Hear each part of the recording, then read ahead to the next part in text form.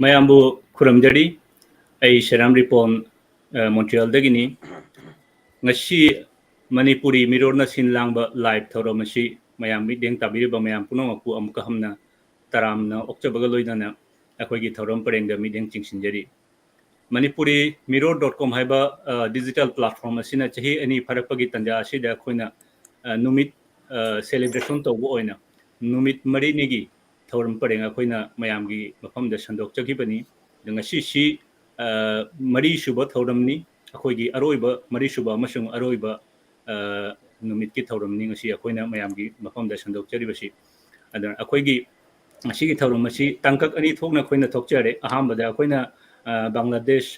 India Assam Manipur ꯌꯥꯎꯅ ꯖꯤꯔꯤꯕꯥꯝ ꯌꯥꯎꯅ ꯑꯃꯁꯨꯡ ꯕꯪꯒ꯭ꯂꯥꯗꯦꯁꯀꯤ ꯑꯩꯈꯣꯏꯒꯤ ꯃꯤꯡ ꯅꯥꯏꯔꯤꯕ ꯔꯥꯏꯇꯔ ꯀꯌꯥ ꯑꯩꯈꯣꯏꯒꯤ ꯃꯤꯡ ꯑꯣꯏꯅ ꯑꯩꯈꯣꯏ ꯄꯟꯖꯔꯛꯀꯅꯤ ꯃꯌꯥꯝ ꯑꯣꯖꯥ ꯃꯔꯤ ꯑꯩꯈꯣꯏꯒꯤ ꯀꯩꯅꯣꯗ ꯉꯁꯤꯒꯤ ꯑꯣꯟꯂꯥꯏꯟꯒꯤ ꯗꯤꯁꯀꯁꯟꯁꯤꯗ ꯑꯩꯈꯣꯏꯅ ꯏꯟꯚꯥꯏꯠ ꯇꯧꯖꯔꯨꯕꯗ ꯍꯔꯥꯎ ꯍꯔꯥꯎꯅ ꯌꯥꯕꯤꯔꯛꯇꯨꯅ ꯑꯩꯈꯣꯏꯒꯤ ꯏꯅꯥꯛꯇ ꯂꯩꯖꯔꯦ ꯑꯗꯨꯅ ꯑꯅꯤꯁꯨꯕ ꯇꯥꯡꯀꯛꯇ ꯑꯩꯈꯣꯏꯒꯤ ꯁꯝꯂꯞꯄ ꯀꯜꯆꯔꯦꯜꯒꯤ ꯊꯧꯔꯝ ꯑꯃ ꯊꯝꯖꯔꯤ ꯌꯥꯝꯅ ꯇꯦꯟꯇꯛ ꯇꯧꯕ ꯅꯨꯃꯤꯠ 15ꯒꯤ ꯑꯣꯏꯒꯗꯕ ꯀꯜꯆꯔꯦꯜ ꯏꯁꯩ ꯌꯥꯎꯅ ꯑꯃꯁꯨꯡ ꯁꯩꯔꯦꯡ ꯄꯥꯕꯒꯤ ꯊꯧꯔꯝ ꯌꯥꯎꯅ ꯑꯩꯈꯣꯏꯅ ꯇꯦꯟꯇꯛꯅ ꯇꯧꯅ ꯀꯜꯆꯔꯦꯜꯒꯤ ꯇꯥꯡꯀꯛ ꯑꯃ ꯊꯝꯖꯔꯤ ꯑꯗꯨꯒꯤ ꯀꯜꯆꯔꯦꯜ ꯑꯁꯤꯅ ꯑꯩꯈꯣꯏꯒꯤ ꯉꯁꯤꯒꯤ ꯊꯧꯔꯝ ꯑꯁꯤ ꯂꯣꯏꯁꯤꯟꯖꯒꯅꯤ ꯑꯗꯨꯅ ꯑꯍꯥꯟꯕꯃꯛꯇꯗ ꯑꯩꯅ ꯉꯁꯤꯒꯤ ꯗꯤꯁꯀꯁꯟꯒꯤ ꯊꯧꯔꯝ ꯑꯁꯤ ꯃꯌꯥꯝꯒꯤ ꯃꯐꯝꯗ ꯁꯟꯗꯣꯛꯄꯤꯅꯕ ꯍꯥꯏꯗꯨꯅ ꯑꯩꯅ ꯅꯣꯂꯨꯛꯆꯕꯒ ꯂꯣꯏꯅꯅ ꯑꯩꯒꯤ ꯏꯌꯥꯝꯕ ꯃꯅꯤꯄꯨꯔꯤ ꯃꯤꯔꯣꯜꯒꯤ एडिटर इन चीफ कवि हामम प्रमोदपु अैना तरामना ओक्चरी अमसुंग अैना रिक्वेस्ट तौजरी ngasiगी थौरम असी मयामगी मफमदा संदोकपिनबा हाइदुना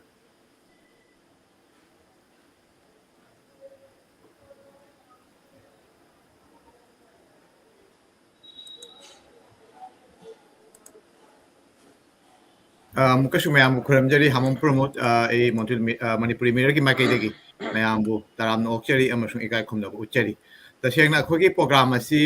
कै हातारे क्लोजिंग सेरेमोनी नि अदुगा अखोई कैनो ओइना हेडिंग ओइना नत्रगा एनी टॉपिक अमदा सब्जेक्ट ने नजररोय हाइना अखोगी सब्जेक्ट सी खरा ओपन थम्मे तसेंगना हाइरगदि खरा ओपन थम्मे अदुगा तौबतबु ngasiगी ओइबा कैनो सी अखोई ngasi lengbireibo oja mayam sigi manungdagi oja momda koi question natraga koi issue mom tawna koi khangatchana ne najagani tasengna habda koina khanjabadi yam paksana nainabagi khudongchawasi phangoi matamna khara likpaga adudagi di akoi panel da koi mari subira minute kun kuntang haraga minute nifu minute kun manga haraga su yamani aduna su minute 15 minute kun gi manungda adugi loisanaba hotnanaba tawsi aduga loinana akoi manungda su khara interactive oinaba issue ama natragana any subject amada koina wai sara kuma tamda adugi matangduda akoi leiba panelist sing ki makai dagi su teisu hena khangning leradi makoina su hiramduda khangningba yagani akoi hojiki panel discussion main oina speaker oina tholakpa duda da akoi manungda ngasi lengmi duna lection do lebi basi oja ahmed manipur jiribam dagi ni aduga oja maisnam bhagat assam guwahati dagi adudagi di akoi inaw ranthik kumar yandrambam manipur dagi amasung koi oja seram niranjan egi di marupni man bangladesh dagi ko oja mayam singsi mathang akoi kaino si dei sida akoi gi kai hatare ngasigi discussion sida aina taram nongkong okchari ahambada khajiktan self kaino oina khajiktan oina mayam dagi khajiktan tajaningi koi self introduction aina haibadu yamna sangani mathang habadu khajiktan tentak na isagi matangda so minute anitang oina khajiktan oina self introduction na tawjesi ko ja sigi kaino si ahambada oja Muhammad ta lakjage hai ya ओजागी कनो सिगी मतंग ओजा आइबुदी खंगी अदु मयामसु खंगनै अदु ओरसु ओजागी खजितंग तेंतकना होय होय सुमे आई तारीख इबो मतमदा अहमद आई गी Ming असेंबदी Mohammad मुहिजुद्दीन Ahmad हाइबनी अदु आइना खरा सांगमली आइदना मयामसु पाबा नुंगाइना बाइना अहमद आइना दुमाइना थम्मे आई सि पोकपदी कसारगी सिंगमदा पोई अदु आइगी चावबा अमसुंग लाइक तंबदी आई जिरबामदा लागा जिरबामदगी तम्मी अदुगा आइगी कॉलेज की अदुगा ममा थबक इंखांगी दे इंफालदा ओइना सेंटर ओइना लई अदुना आइसु इबगी थबक सिदा दुम खरा मयामगी मतुंग इलगा चली ꯑꯗꯨꯅꯤ ꯑꯩꯒꯤ ꯄ꯭ꯔꯣꯐꯦꯁꯟꯅ ꯑꯩꯒꯤ ꯂꯣꯏꯅ ꯂꯩꯖꯕꯅꯤ ꯑꯣꯀꯦ ꯑꯣꯖꯥꯒꯤ ꯂꯥꯁ ꯐꯣꯡꯕ ꯂꯥꯏꯔꯤꯛꯁꯤ ꯑꯩꯈꯣꯏ ꯀꯌꯥꯃꯨꯗꯤꯟ ꯑꯃꯁꯨꯡ ꯃꯥꯒꯤ ꯁꯥꯍꯤꯇ꯭ꯌ ꯑꯁꯤꯅ ꯑꯣꯏꯒꯗ꯭ꯔꯥ ꯃꯥꯅꯦ ꯆꯨꯝꯃꯤ ꯃꯥꯅꯦ ꯑꯣꯀꯦ ꯑꯗꯒꯤꯗꯤ ꯑꯣꯖꯥ ꯃꯇꯥꯡꯁꯤꯗ ꯑꯩꯈꯣꯏ ꯃꯅꯤꯄꯨꯔꯤ ꯃꯤꯔꯔꯒꯤ ꯃꯥꯏꯀꯩꯗꯒꯤ ꯑꯃꯁꯨꯡ ꯑꯩꯈꯣꯏ ꯃꯌꯥꯝꯒꯤ ꯕꯪꯒ꯭ꯂꯥꯗꯦꯁꯀꯤ ꯃꯌꯥꯝꯒꯤ ꯃꯥꯏꯀꯩꯗꯒꯤ ꯑꯣꯖꯥꯗ ꯑꯩꯈꯣꯏꯅ ꯀꯣꯡꯒ꯭ꯔꯦꯆꯨꯂꯦꯁꯟ ꯄꯤꯖꯔꯤ ꯑꯣꯖꯥꯒꯤ ꯍꯟꯗꯛꯇ ꯐꯪꯕ ꯀꯩ ꯍꯥꯏꯇꯥꯔꯦ ꯑꯦꯋꯥꯔꯗ ꯇ꯭ꯔꯥꯟꯁꯂꯦꯁꯟ ꯑꯦꯋꯥꯔꯗ ꯑꯣꯖꯥꯒꯤ ꯑꯁꯤ ꯑꯩꯈꯣꯏ ꯀꯩꯅꯣꯗ ꯐꯪꯕꯅꯤꯀꯣ ꯀꯔꯤ ꯎꯝꯔꯥꯎꯖꯥꯟ ꯑꯗꯥ ꯇ꯭ꯔꯥꯟꯁꯂꯦꯁꯟꯁꯦ ꯍꯣꯏ ꯃꯥꯅꯦ ꯆꯨꯝꯃꯤ ꯑꯣꯀꯦ ꯑꯁꯤ ꯃꯇꯥꯡꯁꯤ ꯑꯣꯖꯥ ꯑꯩꯈꯣꯏ ꯃꯊꯪꯗ ꯀꯣꯟꯅ ꯅꯩꯅꯖꯒꯅꯤ ꯑꯗꯨ ꯍꯧꯖꯤꯛ ꯑꯩꯈꯣꯏ ꯑꯣꯖꯥ ꯁꯦꯔꯥꯝ ꯅꯤꯔꯟꯖꯟꯗ ꯂꯥꯛꯑꯁꯤ Thank you, Pramod. ꯃꯔꯨꯞ ꯑꯩ ꯈꯔꯁꯨ ꯊꯦꯡꯉꯦ ꯀꯩ ꯀꯩ ꯂꯥꯏꯔꯤꯛ ꯐꯣꯡꯈ꯭ꯔꯦ ꯀꯔꯤ ꯀꯔꯤ ꯑꯩ ꯂꯥꯏꯐꯇ ꯆꯪꯉꯛꯄꯁꯦ ꯈꯔꯁꯨ ꯊꯦꯡꯈ꯭ꯔꯦ ꯃꯌꯥꯝ ꯋꯥꯔꯧꯕꯤꯕ ꯌꯥꯗꯦ ꯃꯌꯥꯝ ꯈꯨꯔꯨꯝꯖꯔꯤ ꯑꯩ ꯃꯤꯡ ꯁꯦꯔꯥꯝ ꯅꯤꯔꯟꯖꯟ ꯀꯧꯔꯤ ꯁꯥꯔꯇꯤꯐꯤꯀꯦꯠ ꯃꯤꯡꯅ ꯅꯤꯔꯟꯖꯟ ꯁꯤꯡꯍꯣ ꯍꯥꯏꯅ ꯁꯨꯝ ꯍꯥꯏ ꯑꯗꯨꯒ ꯑꯩꯗꯤ ꯃꯔꯨꯑꯣꯏꯅ ꯁꯩꯔꯦꯡ ꯏꯖꯩ ꯁꯩꯔꯦꯡꯒꯤ ꯂꯥꯏꯔꯤꯛ 5 ꯁꯨꯔꯦ ꯐꯣꯡꯈꯤꯕ ꯑꯗꯨꯒ ꯁꯩꯔꯦꯡ ꯋꯥꯔꯦꯡ ꯄꯨꯝꯅꯃꯛ ꯄꯨꯜꯂꯒ ꯂꯥꯏꯔꯤꯛ 8 ꯐꯣꯡꯈꯤꯕ ꯁꯩꯔꯦꯡꯒꯤ ꯃꯄꯥꯟꯗ ꯋꯥꯔꯤ ꯃꯆꯥ ꯋꯥꯔꯦꯡꯁꯨ ꯏꯖꯩ ꯕꯪꯂꯥꯅꯁꯨ ꯀꯕꯤꯇꯥ ꯑꯁꯤꯅꯤ ꯑꯗꯨꯗꯒꯤ ꯑꯣꯔꯒꯅꯥꯏꯖꯦꯁꯟ ꯕꯪꯒ꯭ꯂꯥꯗꯦꯁꯀꯤ ꯃꯅꯤꯄꯨꯔꯤ ꯑꯣꯔꯒꯅꯥꯏꯖꯦꯁꯟꯁꯤꯡꯗ ꯁꯨꯝ ꯈꯔ ꯌꯥꯎꯅꯕ ꯁꯨꯝ ꯍꯣꯠꯅꯖꯩ ꯕꯪꯒ꯭ꯂꯥꯗꯦश ꯃꯅꯤꯄꯨरी साहित्य संसद की जो एक्स प्रेसिडेंट ने ऐसी करी जाएगी ꯑꯁꯤꯗ ꯃꯌꯥꯝꯗ ꯑꯩꯅ ꯍꯥꯏꯖꯅꯤꯡꯕ ꯃꯌꯥꯝ ꯑꯣꯖꯥ ꯅꯤꯔꯟꯖꯟꯒꯤ ꯃꯤꯇꯩꯂꯣꯟꯅ ꯏꯕꯗꯤ ꯁꯣꯏꯗꯅ ꯊꯦꯡꯅꯔꯝꯃꯅꯤ ꯃꯔꯨꯑꯣꯏꯅ ꯁꯩꯔꯦꯡꯗ ꯑꯩꯈꯣꯏ ꯕꯪꯒ꯭ꯂꯥꯗꯦꯁꯀꯤ ꯑꯣꯏꯅ ꯍꯥꯏꯔꯒꯗꯤ ꯌꯥꯝꯅ ꯃꯄꯨꯡ ꯐꯥꯅ ꯑꯣꯖꯥ ꯅꯤꯔꯟꯖꯟꯗꯒꯤ ꯑꯩꯈꯣꯏꯅ ꯐꯪꯉꯤ ꯑꯗꯨꯇ ꯂꯣꯏꯅ ꯕꯪꯒ꯭ꯂꯥꯗꯁꯨ ꯐꯖꯅ ꯈꯨꯠ ꯂꯣꯏꯅ ꯊꯥꯕ ꯍꯥꯏꯇꯥꯔꯦ ꯕꯦꯡꯒꯣꯂꯤ ꯑꯩꯈꯣꯏ ꯃꯤꯇꯩꯒꯤ ꯃꯅꯨꯡꯗ ꯍꯥꯏꯔꯒꯗꯤ ꯇꯁꯦꯡꯅ ꯁꯥꯍꯤꯇ꯭ꯌꯀꯥꯔ ꯑꯃ ꯑꯣꯏꯅ ꯑꯦꯖ ꯑꯦ ꯁꯥꯍꯤꯇꯤꯛꯀꯤ ꯈꯨꯏ ꯍꯥꯏꯒꯗ꯭ꯔꯥ ꯀꯩꯅꯣꯗ ꯁꯩꯔꯦꯡꯗ ꯃꯔꯨꯑꯣꯏꯅ ꯀꯩꯅꯣꯗ ꯀꯕꯤ ꯑꯃ ꯑꯣꯏꯅ ꯌꯥꯝꯅ ꯁꯤꯡꯊꯥꯅꯤꯡꯉꯥꯏ ꯑꯣꯏꯔꯕ ꯕꯪꯒ꯭ꯂꯥꯒꯤ ꯃꯅꯨꯡꯗꯁꯨ ꯕꯪꯒ꯭ꯂꯥ ꯁꯩꯔꯦꯡꯒꯤ ꯃꯅꯨꯡꯗꯁꯨ ꯑꯃ ꯑꯣꯏꯕꯅꯤ ꯑꯩꯈꯣꯏꯅ ꯍꯥꯔꯣꯜꯒꯤ ꯃꯅꯨꯡꯗ ꯍꯥꯏꯇꯥꯔꯦ ꯑꯗꯨ ꯃꯊꯪꯗ ꯑꯩꯈꯣꯏ ꯑꯣꯖꯥ ꯚꯒꯠ ꯂꯥꯛꯆꯔꯒꯦ ꯑꯣꯖꯥ ꯚꯒꯠ ꯑꯁꯥꯝꯗꯒꯤꯅꯤ ꯑꯣꯖꯥ ꯚꯒꯠꯀꯤ ꯀꯩꯅꯣꯁꯤꯗꯩꯁꯤꯗ ꯑꯩꯈꯣꯏ ꯈꯖꯤꯛꯇꯪ ꯑꯩꯈꯣꯏ ꯑꯁꯥꯝꯗꯒꯤ ꯂꯦꯡꯁꯤꯜꯂꯛꯄꯅ ꯑꯁꯥꯝ ꯑꯣꯖꯥꯒꯤ ꯀꯩꯅꯣ ꯄꯣꯛꯅꯐꯝ ꯀꯩꯅꯣꯒꯤꯁꯨ ꯌꯥꯎꯅ ꯑꯩꯈꯣꯏ ꯍꯧꯖꯤꯛꯄꯨꯗꯤ ꯒꯧꯍꯥꯇꯤꯗ ꯂꯩꯌꯦꯅ ꯈꯪꯖꯩ ꯑꯗꯨ ꯈꯖꯤꯛꯇꯪ ꯑꯣꯖꯥ ꯇꯝꯕꯤꯔꯝꯃꯨꯀꯣ ꯃꯌꯥꯝ ꯄꯨꯝꯅꯃꯛ ꯈꯨꯔꯨꯝꯖꯔꯤ ꯑꯍꯥꯟꯕꯗ ꯃꯅꯤꯄꯨꯔꯤ ꯃꯤꯔꯔꯕꯨ ꯑꯩ ꯑꯅꯤꯁꯨꯕ ꯑꯦꯅꯤꯚꯔꯁꯔꯤ ꯍꯥꯏꯕ ꯇꯥꯔꯦ ꯃꯁꯤꯒꯤ ꯌꯥꯏꯐ ꯑꯩ ꯄꯤꯖꯔꯤ ꯁꯦꯀꯦꯟꯗ ꯑꯩꯒꯤ ꯃꯤꯡ ꯚꯒꯠ ꯀꯧꯖꯩ ꯌꯨꯝꯅꯥꯛ ꯅꯃꯩꯁꯅꯥꯝꯅꯤ ꯑꯩꯁꯦ ꯑꯩꯈꯣꯏꯒꯤ ꯑꯁꯥꯝꯒꯤ ꯍꯥꯏꯂꯥꯀꯥꯟꯗꯤ ꯍꯥꯏꯅ ꯗꯤꯁꯇ꯭ꯔꯤꯛ ꯑꯃ ꯂꯩ ꯁꯤꯒ ꯂꯩꯍꯧꯄꯣꯛꯄꯤ ꯍꯥꯏꯅ ꯈꯨꯟ ꯑꯃ ꯂꯩ ꯁꯤꯗ ꯄꯣꯛꯄꯅꯤ ꯁꯤꯒꯤ ꯂꯩꯍꯧꯄꯣꯛꯄꯤꯗ ꯆꯥꯎꯕꯅꯤ ꯑꯗꯨꯒ ꯍꯧꯖꯤꯛꯅ ꯑꯩꯁꯤ ꯒꯨꯋꯥꯍꯥꯇꯤꯗ ꯂꯩ ꯑꯁꯥꯝꯒꯤ ꯁꯤꯒ ꯑꯩꯅ ꯄ꯭ꯔꯥꯏꯚꯦꯠ ꯁꯥꯔꯚꯤꯁ ꯑꯃ ꯇꯧꯔꯒ ꯂꯩꯖꯕꯅꯤ ꯑꯗꯨꯒ ꯏꯕꯒꯤ ꯂꯝꯗꯗꯤ ꯑꯩ ꯂꯥꯏꯔꯤꯛ ꯐꯣꯡꯖꯈ꯭ꯔꯦ ꯑꯌꯥꯝꯕ ꯁꯩꯔꯦꯡꯗ ꯑꯣꯏꯅ ꯈꯨꯠ ꯊꯥꯏ ꯑꯩꯒꯤ ꯍꯥꯏꯗꯤ ꯏꯀꯣꯟ ꯀꯣꯟꯕ ꯂꯥꯏꯔꯤꯛꯁꯦ ꯑꯄꯥꯏꯕ ꯇꯥꯡꯒꯣꯏ ꯍꯥꯏꯗꯅ 2021ꯗ ꯑꯃ ꯐꯣꯡꯈꯤꯕꯁꯤꯅ ꯑꯩꯒꯤ ꯂꯦꯇꯦꯁ ꯍꯥꯏꯕ ꯇꯥꯔꯦ ꯑꯁꯤꯅꯤ ꯑꯩꯒꯤ ꯁꯛꯇꯥꯛ ꯑꯣꯖꯥ ꯚꯒꯠꯁꯤ ꯑꯩꯈꯣꯏ ꯂꯥꯏꯔꯤꯛ ꯏꯕ ꯅꯍꯥꯔꯣꯟꯒꯤ ꯃꯅꯨꯡꯗ ꯍꯥꯏꯗ꯭ꯔꯕ ꯑꯁꯥꯝꯒꯤ ꯇꯁꯦꯡꯅ ꯍꯥꯏꯔꯒꯗꯤ ꯑꯩ ꯃꯅꯤꯄꯨꯔꯒꯗꯤ ꯇꯥꯡꯗꯝꯅꯔꯒꯗ ꯑꯁꯥꯝꯒꯤ ꯃꯅꯨꯡꯗ ꯌꯥꯝꯅ ꯃꯆꯤꯟ ꯇꯨꯝꯅ ꯍꯥꯏꯔꯛꯇ ꯏꯊꯣꯔꯛꯄ ꯑꯩ ꯑꯣꯖꯥꯒꯤ ꯃꯦꯘꯥꯂꯣꯏꯒꯤ ꯁꯦꯁꯟꯗꯣ ꯃꯦꯘꯥꯂꯣꯏꯗ ꯍꯟꯗꯛ ꯈꯔꯅꯤ ꯃꯃꯥꯡꯗ ꯍꯥꯏꯒꯗ꯭ꯔꯥ 22ꯗꯔ 21ꯗ ꯑꯩ ꯀꯥꯎꯊꯣꯛꯈ꯭ꯔꯦ 22ꯗ ꯃꯥꯜꯂꯦ ꯃꯥꯔꯆꯀꯤ ꯑꯗꯨꯋꯥꯏꯗ ꯑꯣꯏꯔꯝꯒꯅꯤ ꯑꯗꯨꯒꯤ ꯁꯦꯁꯟ ꯑꯩꯈꯣꯏ ꯑꯣꯟꯂꯥꯏꯟꯗ ꯄꯨꯊꯣꯛꯄꯅꯤꯅ ꯈꯔ ꯐꯖꯅ ꯑꯩꯈꯣꯏ ꯌꯦꯡꯖꯍꯧꯋꯤ ꯑꯗꯩꯗꯤ ꯗꯤꯁꯀꯁꯟꯁꯨ ꯌꯥꯝ ꯅꯨꯡꯉꯥꯏꯅ ꯇꯥꯈꯤ ꯑꯗꯨꯒ ꯂꯣꯏꯅꯅ ꯍꯟꯗꯛꯇ ꯄꯥꯡꯊꯣꯛꯈꯤꯕ ꯈꯔꯅꯤꯁꯤꯗ ꯅꯣꯡ ꯅꯤꯅꯤ ꯃꯃꯥꯡꯗ ꯄꯥꯡꯊꯣꯛꯈꯤꯕ ꯏꯝꯐꯥꯜ ꯂꯤꯇꯔꯦꯆꯔ ꯐꯦꯁꯇꯤꯚꯦꯜꯗ ꯑꯩꯈꯣꯏ ꯃꯌꯥꯝꯁꯤꯗ ꯑꯣꯖꯥ ꯈꯛꯇꯅꯤꯀꯣ ꯁꯔꯨꯛ ꯌꯥꯔꯣꯏꯁꯦ ꯔꯟꯗꯤꯁꯨ ꯌꯥꯎꯔꯝꯕ ꯌꯥꯏ ꯕꯠ ꯑꯦꯖ ꯑꯦ ꯀꯩꯅꯣ ꯑꯣꯏꯅ ꯑꯦꯖ ꯑꯦ ꯄꯥꯔꯇꯤꯁꯤꯄꯦꯟ ꯑꯣꯏꯅ ꯑꯗꯨꯒꯤ ꯑꯣꯏꯅ ꯀꯩꯅꯣ ꯑꯩꯈꯣꯏ ꯑꯣꯖꯥ ꯚꯒꯠꯁꯨ ꯑꯗꯨꯗ ꯌꯥꯎꯔꯤ ꯑꯗꯨꯅ ꯑꯣꯖꯥ ꯚꯒꯠꯇꯒꯤ ꯑꯩꯈꯣꯏ ꯍꯟꯗꯛꯀꯤ ꯏꯝꯐꯥꯜ ꯂꯤꯇꯔꯦꯆꯔ ꯐꯦꯁꯇꯤꯚꯦꯜꯁꯤꯒꯤ ꯃꯇꯥꯡꯗ ꯈꯖꯤꯛꯇꯪ ꯇꯥꯖꯅꯤꯡꯒꯅꯤ ꯃꯇꯨꯡꯗ ꯑꯗꯨꯒꯤ ꯄꯥꯎꯗꯝꯕ ꯑꯣꯏꯅ ꯈꯖꯤꯛꯇꯪ ꯑꯣꯖꯥꯗꯒꯤꯁꯨ ꯑꯩꯈꯣꯏ ꯑꯁꯤꯒꯤ ꯃꯅꯨꯡ ꯃꯄꯥꯟ ꯌꯥꯎꯅ ꯈꯖꯤꯛꯇꯪ ꯑꯩꯈꯣꯏ ꯇꯥꯖꯒꯦ ꯑꯗꯨꯒ ꯂꯣꯏꯅ ꯑꯁꯥꯝꯒꯤ ꯂꯤꯇꯔꯦꯔꯤ ꯋꯥꯔꯛ ꯑꯅꯧꯕꯁꯤꯡꯒꯤ ꯃꯇꯥꯡꯗꯁꯨ ꯑꯣꯖꯥꯗꯒꯤ ꯑꯩꯈꯣꯏ ꯈꯔ ꯀꯩꯅꯣ ꯇꯧꯖꯔꯛꯀꯅꯤ ꯑꯗꯨ ꯍꯧꯖꯤꯛ ꯃꯊꯪꯗ ꯑꯣꯖꯥ ꯔꯅꯙꯤꯔ ꯑꯩꯈꯣꯏꯒꯤ ꯏꯅꯥꯎ ꯑꯩꯒꯤ ꯁꯨꯝ ꯑꯩꯈꯣꯏꯅ ꯑꯉꯥꯡ ꯀꯩꯅꯣ ꯑꯣꯏꯕꯅꯤ나 ꯈꯔ ꯀꯩꯅꯣ ꯑꯣꯏꯅ ꯁꯨꯝ ꯏꯅꯥꯎ ꯍꯥꯏꯅ ꯌꯥꯝ ꯂꯨꯅ ꯇꯧꯖꯕ ꯑꯩꯈꯣꯏ ꯃꯅꯤꯄꯨꯔꯤ ꯃꯤꯔꯣꯟꯗꯁꯨ ꯑꯣꯖꯥ ꯔꯅꯙꯤꯔꯒꯤ ꯁꯩꯔꯦꯡ ꯑꯃꯗꯤ ꯋꯥꯔꯤ ꯃꯆꯥ ꯀꯌꯥ ꯐꯣꯡꯈ꯭ꯔꯦ ꯑꯗꯣ ꯑꯣꯖꯥ ꯔꯅꯙꯤꯔꯒꯤ ꯃꯇꯥꯡꯗ ꯈꯖꯤꯛꯇꯪ ꯊꯝꯕꯤꯔꯝꯃꯨꯀꯣ ꯁꯦꯜꯐ ꯏꯟꯇ꯭ꯔꯣꯗ꯭ꯌꯨꯁ ꯇꯧ ꯍꯣꯏ ꯊꯝꯖꯒꯦ ꯃꯌꯥꯝ ꯄꯨꯝꯅꯃꯛꯄꯨ ꯈꯨꯔꯨꯝꯖꯔꯤ ꯑꯩꯁꯦ ꯏꯝꯐꯥꯜ ꯏꯁ ꯗꯤꯁꯇ꯭ꯔꯤꯛꯀꯤ ꯀꯪꯂꯥ ꯁꯪꯒꯣꯝ ꯁꯪ ꯍꯥꯏꯕ ꯃꯐꯝ ꯑꯗꯨꯗ